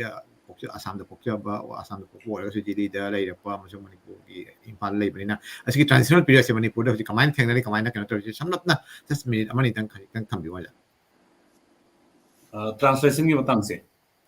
translation the transition koigi mitei mayek na khara tauna koigi kano law mapung oina koi bangla mek sit le roi na tungda aduna makoina hoji tam ko lai ki dia wat pa lai ba akoi moina lai tam bana mitei mek ta tamba asigi matam si da hoji ki lai ba generation si dei si da kamaina asigi kano si I ho si lai natraga makoi ki manung dagi ojala dina tham khara awa ba phong dok ha da khara ngai ta ba khara pen da ba akoi gi lai su phang da ba akoi se makoina su mitei mayek ki kano lai tam ma su yam na koi hana di bengali me na taming de loina college ko dingi university magazine mayam putok polari mayam phong haron gi manung dani ko an sing ni putok gi yang wala mi to putok waja tong beluang su na dai masi ko na di tholak kanan do hoji ko pibam si sida waja gi kari gumba yam chumme kai ge ran tirna hari busu yam chumma ngatani aina thengnajaba kharasu dum ai panjage maramdi hoji matamda master da koi ge manipur maiti me na master tamba leire adubu makoina karigumba research work natragana kaigumma larik ama thirakpa matamda di leiriba larik singdo ayambana bengali script ki oina ayamboina tawe aduna makoina masi maitai mayekta amuk uthokpa natragana moina bengali mayek ki larik si pawa heragadi makoida awaba kaya kana leite adubu ayambadi maitai mayekta tawbunina jiki moina lakpanina masigi moina ꯂꯥꯏꯔꯤꯛ ꯂꯥꯏꯁꯨꯁꯤ ꯐꯪꯉꯒꯁꯨ ꯃꯗꯨ ꯃꯩꯇꯩ ꯃꯌꯦꯛꯇꯪ ꯄꯥꯕꯗ ꯑꯋꯥꯕ ꯑꯃꯗꯤ ꯑꯗꯨꯝ ꯑꯣꯏ ꯑꯗꯨꯅ ꯃꯈꯣꯏꯒꯤꯁꯨ ꯌꯥꯝꯅ ꯈꯨꯗꯣꯡꯆꯥꯗꯕꯅꯤ ꯁꯝꯅ ꯑꯩꯉꯣꯟꯗ ꯅꯨꯄꯤ ꯃꯆꯥ ꯑꯃ ꯑꯅꯤ ꯂꯥꯛꯑꯝꯃꯤ ꯃꯔꯝꯗꯤ ꯃꯣꯏ ꯀꯜꯆꯔꯒ ꯃꯔꯤ ꯂꯩꯅꯕ ꯂꯥꯏꯔꯤꯛ ꯊꯤꯔꯛꯄ ꯃꯇꯝꯗ ꯑꯩꯅ ꯕꯦꯡꯒꯣꯂꯤꯗ ꯏꯕ ꯀꯜꯆꯔꯒꯤ ꯂꯥꯏꯔꯤꯛꯁꯤꯡꯗꯣ ꯄꯤꯌꯨ ꯍꯥꯏꯅ ꯄꯤꯈꯤ ꯃꯗꯨ ꯑꯩꯅ ꯃꯈꯣꯏꯗ ꯍꯪꯉꯤ ꯅꯣꯏꯗꯤ ꯄꯥꯕ ꯉꯝꯕ꯭ꯔꯥ ꯍꯥꯏꯕ ꯑꯩ ꯈꯔ ꯕꯦꯡꯒꯣꯂꯤ ꯀ꯭ꯂꯥꯁ 10 8 ꯐꯥꯎꯕ ꯑꯩꯈꯣꯏ ꯍꯣꯠꯅꯔꯛꯏ ꯑꯗꯨꯅ ꯑꯩ ꯅꯣꯂꯦꯖ ꯂꯩꯌꯦꯅ ꯑꯗꯨꯃꯥꯏꯅ ꯈꯨꯝꯃꯤ ꯑꯗꯨꯅ ꯃꯁꯤꯒꯤ ꯃꯇꯥꯡꯗꯗꯤ ꯉꯁꯥꯏꯒꯤ ꯂꯣꯟ ꯑꯃꯗꯒꯤ ꯃꯌꯦꯛ ꯑꯃꯗꯒꯤ ꯃꯌꯦꯛ ꯑꯃꯗ ꯑꯣꯜꯂꯛꯄꯁꯤꯗ ꯈꯨꯗꯣꯡꯆꯥꯗꯕ ꯑꯗꯒꯤ ꯍꯧꯒꯠꯂꯛꯏꯕ ꯅꯍꯥꯔꯣꯟꯁꯤꯡꯗ ꯃꯣꯏꯅ ꯄꯥꯅꯤꯡꯕ ꯂꯥꯏꯔꯤꯛ ꯐꯪꯉꯛꯇꯕ ꯑꯗꯨꯅꯆꯤꯡꯕ ꯃꯌꯥꯝ ꯂꯩ ꯑꯗꯨꯕꯨ ꯂꯦꯡꯒ꯭ꯋꯦꯖ ꯗꯤꯄꯥꯔꯠꯃꯦꯟ ꯍꯥꯏꯅ ꯑꯃ ꯂꯩꯕꯁꯤꯅ ꯃꯔꯨꯑꯣꯏꯅ BA ꯗ ꯇꯝꯅꯅꯕꯒꯤ ꯂꯥꯏꯔꯤꯛ ꯈꯔꯗꯤ ꯃꯈꯣꯏꯅ ꯃꯩꯇꯩ ꯃꯌꯦꯛꯇ ꯇ꯭ꯔꯥꯟꯁꯂꯦꯠ ꯇꯧꯔꯒ ꯍꯧꯖꯤꯛ ꯄꯤꯕꯗꯤ ꯍꯧꯔꯦ ꯑꯗꯨꯕꯨ ꯃꯁꯤ ꯃꯇꯝꯗꯤ ꯃꯣꯏꯅ ꯄꯥꯝꯃꯤꯕ ꯅꯠꯇ꯭ꯔꯒꯅ ꯃꯣꯏꯅ ꯐꯪꯅꯤꯡꯕ ꯄꯣꯠ ꯈꯨꯗꯤꯡꯃꯛꯇꯤ ꯂꯣꯏꯅ ꯐꯪꯕꯗ ꯋꯥꯔꯤ ꯃꯁꯤ ꯃꯇꯝꯒꯤ ꯃꯇꯨꯡ ꯏꯟꯅ ꯍꯣꯏ ꯍꯦꯟꯒꯠꯂꯛꯄꯁꯨ ꯌꯥꯏ ꯑꯗꯨꯒ ꯈꯨꯗꯣꯡꯆꯥꯗꯕꯗꯤ ꯑꯩꯈꯣꯏꯃꯛꯁꯨ ꯆꯞ ꯃꯥꯟꯅꯩ ꯃꯔꯝꯗꯤ ꯃꯇꯝ ꯈꯔꯒꯤ ꯃꯇꯨꯡꯗ ꯃꯩꯇꯩ ꯃꯌꯦꯛꯁꯤ ꯀꯝꯄꯜꯁꯔꯤ ꯑꯣꯏꯅ ꯍꯧꯖꯤꯛ ꯈꯕꯔꯗ ꯐꯣꯡꯉꯤꯕ ꯕꯪꯒꯥꯂꯤ ꯃꯌꯦꯛꯀꯤ ꯂꯥꯏꯔꯤꯛ ꯈꯕꯔꯁꯤꯡꯁꯤꯁꯨ 23 ꯖꯅꯋꯥꯔꯤ ꯁ꯭ꯋꯥꯏꯗꯒꯤ ꯇꯥꯔꯤꯛ ꯀꯌꯥꯅꯣ ꯑꯗꯨꯗꯒꯤꯗꯤ ꯃꯩꯇꯩ ꯃꯌꯦꯛꯅ ꯂꯣꯏꯅ ꯑꯣꯟꯊꯣꯛꯀꯅꯤꯅ ꯍꯥꯏꯕ ꯑꯃ ꯂꯩ ꯃꯗꯨ ꯑꯣꯏꯔꯒꯗꯤ ꯑꯩꯈꯣꯏꯁꯨ ꯈꯕꯔ ꯄꯥꯕꯁꯤ ꯑꯃꯨꯛꯀ ꯋꯥꯔꯛꯀꯗꯧꯔꯤꯕ ꯑꯩꯈꯣꯏꯅ ꯑꯃꯨꯛꯀ ꯑꯗꯨꯕꯨ ꯃꯇꯝꯒꯤ ꯃꯇꯨꯡ ꯏꯟꯅ ꯃꯗꯨ ꯃꯣꯏꯅ ꯈꯟꯅꯔꯛꯄꯁꯨ ꯌꯥꯏ ꯃꯗꯨꯗꯤ ꯍꯥꯟꯅ ꯂꯥꯎꯊꯣꯛꯈꯤꯕꯒꯤ ꯋꯥꯔꯤꯅꯤ ꯑꯩꯒꯤꯁꯦ ꯑꯗꯨꯅ ꯉꯁꯥꯏꯒꯤ ꯑꯣꯖꯥ ꯔꯟꯗꯤꯅꯤꯅ ꯍꯥꯏꯕꯗꯨ ꯑꯋꯥꯕ ꯈꯨꯗꯣꯡꯆꯥꯗꯕ ꯑꯗꯒꯤ ꯈꯣꯟꯊꯣꯛꯅꯆꯤꯡꯕꯗ ꯑꯩꯈꯣꯏꯒꯤ ꯍꯧꯖꯤꯛ ꯂꯩꯔꯤꯕꯁꯤꯗ ꯆꯨꯅꯗꯕ ꯆꯥꯟꯅꯗꯕ ꯑꯗꯨꯝ ꯈꯔ ꯈꯔꯁꯨ ꯊꯦꯡꯅꯩ ꯑꯗꯣ ꯃꯁꯤ ꯂꯥꯏꯔꯤꯛꯁꯤ ꯃꯔꯥꯡ ꯀꯥꯏꯅ ꯄꯨꯊꯣꯛꯑꯒ ꯃꯈꯣꯏꯒꯤ ꯇꯝꯂꯛꯏꯕ ꯀꯩꯅꯣꯁꯤꯡꯁꯤꯗ ꯁꯥꯇ꯭ꯔꯁꯤꯡꯁꯤꯗꯁꯨ ꯁꯥꯇ꯭ꯔꯤꯁꯤꯡꯁꯤꯗꯁꯨ ꯂꯥꯏꯔꯤꯛꯁꯤ ꯃꯔꯥꯡ ꯀꯥꯏꯅ ꯐꯪꯉꯒꯗꯤ ꯃꯈꯣꯏꯒꯤ ꯍꯣꯠꯅꯖꯃꯟꯗꯨꯁꯨ ꯃꯈꯣꯏꯅ ꯃꯔꯥꯡ ꯀꯥꯏꯅ ꯐꯪꯒꯅꯤꯅ ꯈꯜꯂꯤ ꯑꯗꯨꯒ ꯇꯧꯕꯇꯕꯨ ꯍꯧꯖꯤꯛꯀꯤ ꯃꯇꯝꯒꯤ ꯑꯉꯥꯡꯁꯤꯡꯁꯤ ꯑꯌꯥꯝꯕꯅ ꯅꯦꯠꯇ ꯑꯣꯏꯅ ꯃꯣꯏꯅ ꯂꯥꯏꯔꯤꯛ ꯄꯥꯕꯒꯤ ꯆꯥꯡꯁꯤꯗꯤ ꯈꯔ ꯍꯟꯊꯕ꯭ꯔꯥ ꯍꯥꯏꯅ ꯑꯩꯅ ꯁꯨꯝ ꯈꯟꯖꯩ ꯃꯔꯝꯗꯤ ꯀꯔꯤꯒꯨꯝꯕ ꯂꯥꯏꯔꯤꯛ ꯑꯃ ꯐꯣꯡꯕꯗ ꯃꯩꯇꯩ ꯃꯌꯦꯛꯀꯤ ꯂꯥꯏꯔꯤꯛ ꯐꯣꯡꯉꯤ ꯍꯥꯏꯔꯒꯁꯨ ꯃꯩꯇꯩ ꯃꯌꯦꯛ ꯇꯝꯕ ꯑꯉꯥꯡꯁꯤꯡꯁꯦ ꯂꯤꯇꯔꯦꯆꯔ ꯊꯋꯥꯏ ꯌꯥꯎꯗ꯭ꯔꯒꯗꯤ ꯃꯣꯏ ꯂꯥꯛꯇꯦ ꯕꯪꯒꯥꯂꯤ ꯇꯝꯕ ꯕꯪꯒꯥꯂꯤꯗ ꯐꯣꯡꯕ ꯂꯥꯏꯔꯤꯛ ꯑꯣꯏꯔꯒꯗꯤ ꯉꯁꯥꯏꯒꯤ ꯂꯤꯇꯔꯦꯆꯔꯗ ꯉꯥꯎꯖꯕ ꯀꯥꯡꯕꯨꯁꯤꯡꯁꯤ ꯑꯃꯒꯤ ꯑꯗꯨꯝ ꯀꯣꯏꯆꯦꯟ ꯆꯦꯜꯂꯒ ꯑꯗꯨꯝ ꯂꯥꯏꯔꯤꯛꯇꯨ ꯂꯧꯍꯧꯅꯅꯕ ꯅꯠꯇ꯭ꯔꯒ ꯐꯪꯁꯟꯗꯨꯗ ꯀꯔꯤ ꯋꯥꯔꯤ ꯁꯥꯔꯤ ꯀꯃꯥꯏꯅ ꯇꯧꯔꯤ ꯀꯔꯤ ꯉꯥꯡꯉꯤ ꯍꯥꯏꯕꯁꯤ ꯇꯥꯍꯧꯅꯅꯕ ꯂꯥꯛꯄ ꯃꯤ ꯌꯥꯝꯃꯤ ꯑꯗꯨꯕꯨ ꯃꯩꯇꯩ ꯃꯌꯦꯛꯅ ꯇꯧꯔꯕ ꯑꯉꯥꯡꯁꯤꯡꯁꯤꯗꯤ ꯊꯑꯣꯏꯅ ꯂꯥꯏꯔꯤꯛꯇꯨꯃ ꯄꯥꯝꯃꯦꯅ ꯂꯥꯛꯄ ꯅꯠꯇ꯭ꯔꯒꯗꯤ ꯃꯣꯏ ꯀꯌꯥ ꯀꯟꯅ ꯂꯥꯏꯔꯤꯛ ꯐꯣꯡꯕꯗ ꯌꯥꯎꯕꯁꯤ ꯃꯁꯤꯡ ꯍꯟꯊꯩ ꯍꯥꯏꯅ ꯑꯩ ꯑꯗꯨꯃꯥꯏꯅ ꯊꯝꯖꯒꯦ ꯑꯗꯨꯅ ꯃꯇꯝꯒꯤ ꯃꯇꯨꯡ ꯏꯟꯅ ꯍꯣꯏ ꯆꯥꯎꯈꯠꯂꯛꯑꯒꯗꯤ ꯉꯁꯥꯏ ꯑꯣꯖꯥ ꯇꯣꯝꯕꯅ ꯍꯥꯏꯕ ꯑꯗꯨꯃꯥꯏꯅ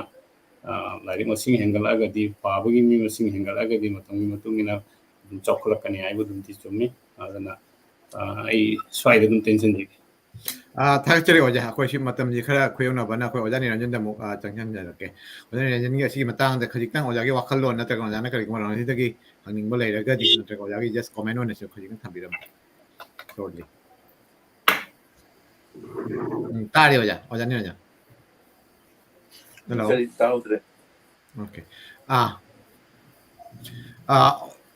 ꯍꯣꯏ ꯑꯁꯤꯒꯤ ꯃꯇꯥꯡꯗ ꯀꯔꯤꯒꯨꯝꯕ ꯋꯥꯈꯜꯂꯣꯟ ꯅꯠꯇ꯭ꯔꯒꯅ ꯑꯦꯅꯤ ꯔꯅꯖꯤꯠꯇ ꯍꯪꯅꯤꯡꯕ ꯅꯠꯇ꯭ꯔꯒ ꯍꯧꯖꯤꯛꯀꯤ ꯃꯇꯥꯡꯁꯦ ꯍꯧꯖꯤꯛꯀꯤ ꯇ꯭ꯔꯥꯟꯖꯤꯁꯅꯦꯜ ꯄꯤꯔꯤꯌꯣꯗꯁꯦ ꯀꯃꯥꯏꯅ ꯀꯣꯞ ꯇꯧꯔꯤ ꯅꯠꯇ꯭ꯔꯒ ꯀꯔꯤ ꯑꯋꯥꯕ ꯐꯪꯉꯤ ꯀꯃꯥꯏꯅ ꯑꯇꯩꯁꯨ ꯍꯦꯟꯅ ꯐꯒꯠꯂꯛꯄ ꯌꯥꯕ ꯑꯣꯖꯥꯒꯤ ꯀꯔꯤꯒꯨꯝꯕ ꯋꯥꯈꯜꯂꯣꯟ ꯅꯠꯇ꯭ꯔꯒ ꯆꯨꯝꯃꯤ ꯑꯦꯅꯤ ꯊꯣꯠ ꯂꯩꯔꯒꯗꯤ ꯑꯣꯀꯦ ꯊꯦꯡꯛ ꯌꯨ ꯑꯣꯖꯥ ꯑꯗꯨꯅ ꯍꯥꯏꯔꯤꯕ ꯋꯥꯐꯝꯁꯤꯡꯗꯨ ꯌꯥꯝ ꯐꯖꯕ ꯋꯥꯐꯝꯅꯤ ꯌꯥꯝꯅ ꯃꯔꯨ ꯑꯣꯏꯕ ꯃꯇꯥꯡꯅꯤ ꯃꯁꯤ ꯑꯇꯩꯒ ꯃꯇꯝꯗ ꯈꯠꯅꯕꯒꯤ ꯑꯩꯈꯣꯏꯒꯤ ꯍꯧꯖꯤꯛꯀꯤ ꯑꯩꯈꯣꯏ ꯇꯦꯛꯅꯣꯂꯣꯖꯤꯒꯤ ꯃꯇꯝꯅꯤ ꯍꯧꯖꯤꯛ ꯃꯣꯕꯥꯏꯜ ꯇꯦꯛꯅꯣꯂꯣꯖꯤꯁꯨ ꯌꯥꯝꯅ ꯌꯨꯁ ꯇꯧꯔꯤ ꯑꯗꯨꯅ ꯑꯩꯈꯣꯏꯒꯤ ꯂꯣꯟꯁꯤꯕꯨ ꯑꯇꯩꯒ ꯁ꯭ꯄ꯭ꯔꯦꯗ ꯇꯧꯒꯦ ꯍꯥꯏꯅ ꯈꯜꯂꯒꯗꯤ ꯑꯩꯈꯣꯏꯒꯤ ꯂꯣꯟꯁꯤꯕꯨ ꯑꯇꯩꯒ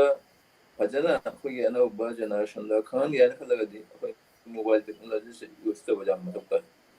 ꯑꯁꯤ ꯑꯩꯈꯣꯏ ꯕꯪꯒ꯭ꯂꯥꯗꯦꯁꯇ ꯑꯩꯈꯣꯏ ꯃꯅꯤꯄꯨꯔꯤ ꯂꯣꯟ ꯃꯅꯤꯄꯨꯔꯤ ꯁ꯭ꯀ꯭ꯔꯤꯞ ꯇꯝꯕꯒꯤ ꯑꯩꯈꯣꯏ ꯀ꯭ꯂꯥꯁꯁꯤꯡꯁꯦ ꯑꯩꯈꯣꯏ ꯂꯣꯏꯅ ꯑꯣꯟꯂꯥꯏꯟꯗ ꯇꯧꯔꯤ ꯑꯩꯈꯣꯏꯒꯤ ꯑꯣꯖꯥꯁꯤꯡꯅ ꯃꯅꯤꯄꯨꯔꯤ ꯃꯤꯇꯩ ꯑꯣꯖꯥꯁꯤꯡꯅ ꯑꯩꯈꯣꯏ ꯇꯥꯛꯄꯤꯔꯤꯕꯁꯤꯡꯅ ꯑꯩꯈꯣꯏ ꯌꯨꯇ꯭ꯌꯨꯕꯇ ꯁꯤ ꯂꯦꯁꯟ ꯇꯣꯉꯥꯟ ꯇꯣꯉꯥꯟꯅ ꯊꯝꯃꯒ ꯑꯩꯈꯣꯏ ꯂꯣꯟꯁꯤ ꯃꯣꯏ ꯑꯣꯟꯂꯥꯏꯟꯗ ꯁꯤ ꯊꯥꯗꯣꯛꯏ ꯑꯁꯤ ꯇꯧꯔꯤꯕ ꯑꯁꯨꯝꯅ ꯑꯩꯅ ꯍꯥꯏꯕꯗ ꯑꯩꯈꯣꯏꯒꯤ ꯂꯣꯟꯒꯤ ꯃꯇꯥꯡꯗ ꯑꯇꯩꯒꯁꯨ ꯑꯩꯈꯣꯏ ꯒ꯭ꯔꯥꯃꯥꯇꯤꯀꯦꯜ ꯃꯇꯥꯡ ꯂꯩꯔꯤ ꯚꯣꯀꯦꯕꯨꯂꯔꯤ ꯂꯩꯔꯤ ꯑꯁꯤꯁꯤꯡꯁꯦ ꯐꯖꯅ ꯑꯩꯈꯣꯏꯒꯤ ꯃꯣꯕꯥꯏꯜ ꯇꯦꯛꯅꯣꯂꯣꯖꯤ ꯌꯨꯁ ꯇꯧꯔꯒ ꯑꯁꯤ ꯑꯇꯩꯒ ꯐꯖꯅ ꯐꯣꯡꯗꯣꯛꯄ ꯌꯥꯏ ꯃꯅꯤꯄꯨꯔ ꯂꯣꯝꯗꯒꯤ ꯇꯧꯔꯒꯗꯤ ꯑꯇꯩꯁꯨ ꯐꯖꯒꯅꯤ ꯑꯗꯩꯗ ꯑꯩꯈꯣꯏꯒꯤ ꯗꯤꯛꯁꯅꯥꯔꯤꯒꯤ ꯃꯇꯥꯡꯁꯤꯁꯨ ꯌꯥꯝꯅ ꯃꯊꯧ ꯇꯥꯏ ꯃꯔꯨꯑꯣꯏꯅ ꯑꯩꯈꯣꯏꯒꯤ ꯕꯪꯒ꯭ꯂꯥ ꯂꯣꯟꯗ ꯆꯥꯎꯔꯛꯄ Bangladesh ki Manipuri loan je wakan khanbase ayamana Bangla na khanba hawi aduna Manipuri da translate tawri hay batari kamogi wakan je pongdok pase akhoi mitelon na wang base kana kumana mitelon na wakan je khanba haite pongdok pogi pambai leita bana aduna akhoi dictionary je mabu phan leiragadi akhoi mobile technology ki kutangda dictionary je leiragadi lai ina dilongi pena sinje khangba jaruni aduga gi ko mite mai ki matang ju ko lam laina ko tamba yagani asigi matang ju yamna pinto be ya ade konto ki matang si di ajaya khanbada mafam gi ju khara khena ba khara lai da tare ko gi sai oja bhagat na hai gi du su lai da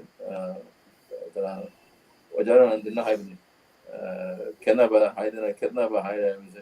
ashe Assam logi yakba direction da koi am thenglai Kenaba haibase koi si Bangladesh da Kenaba sum hai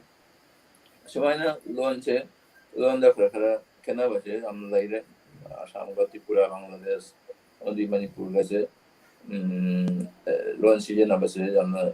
khara Kenaba koi ek din season na loan da su Kenaba yam lai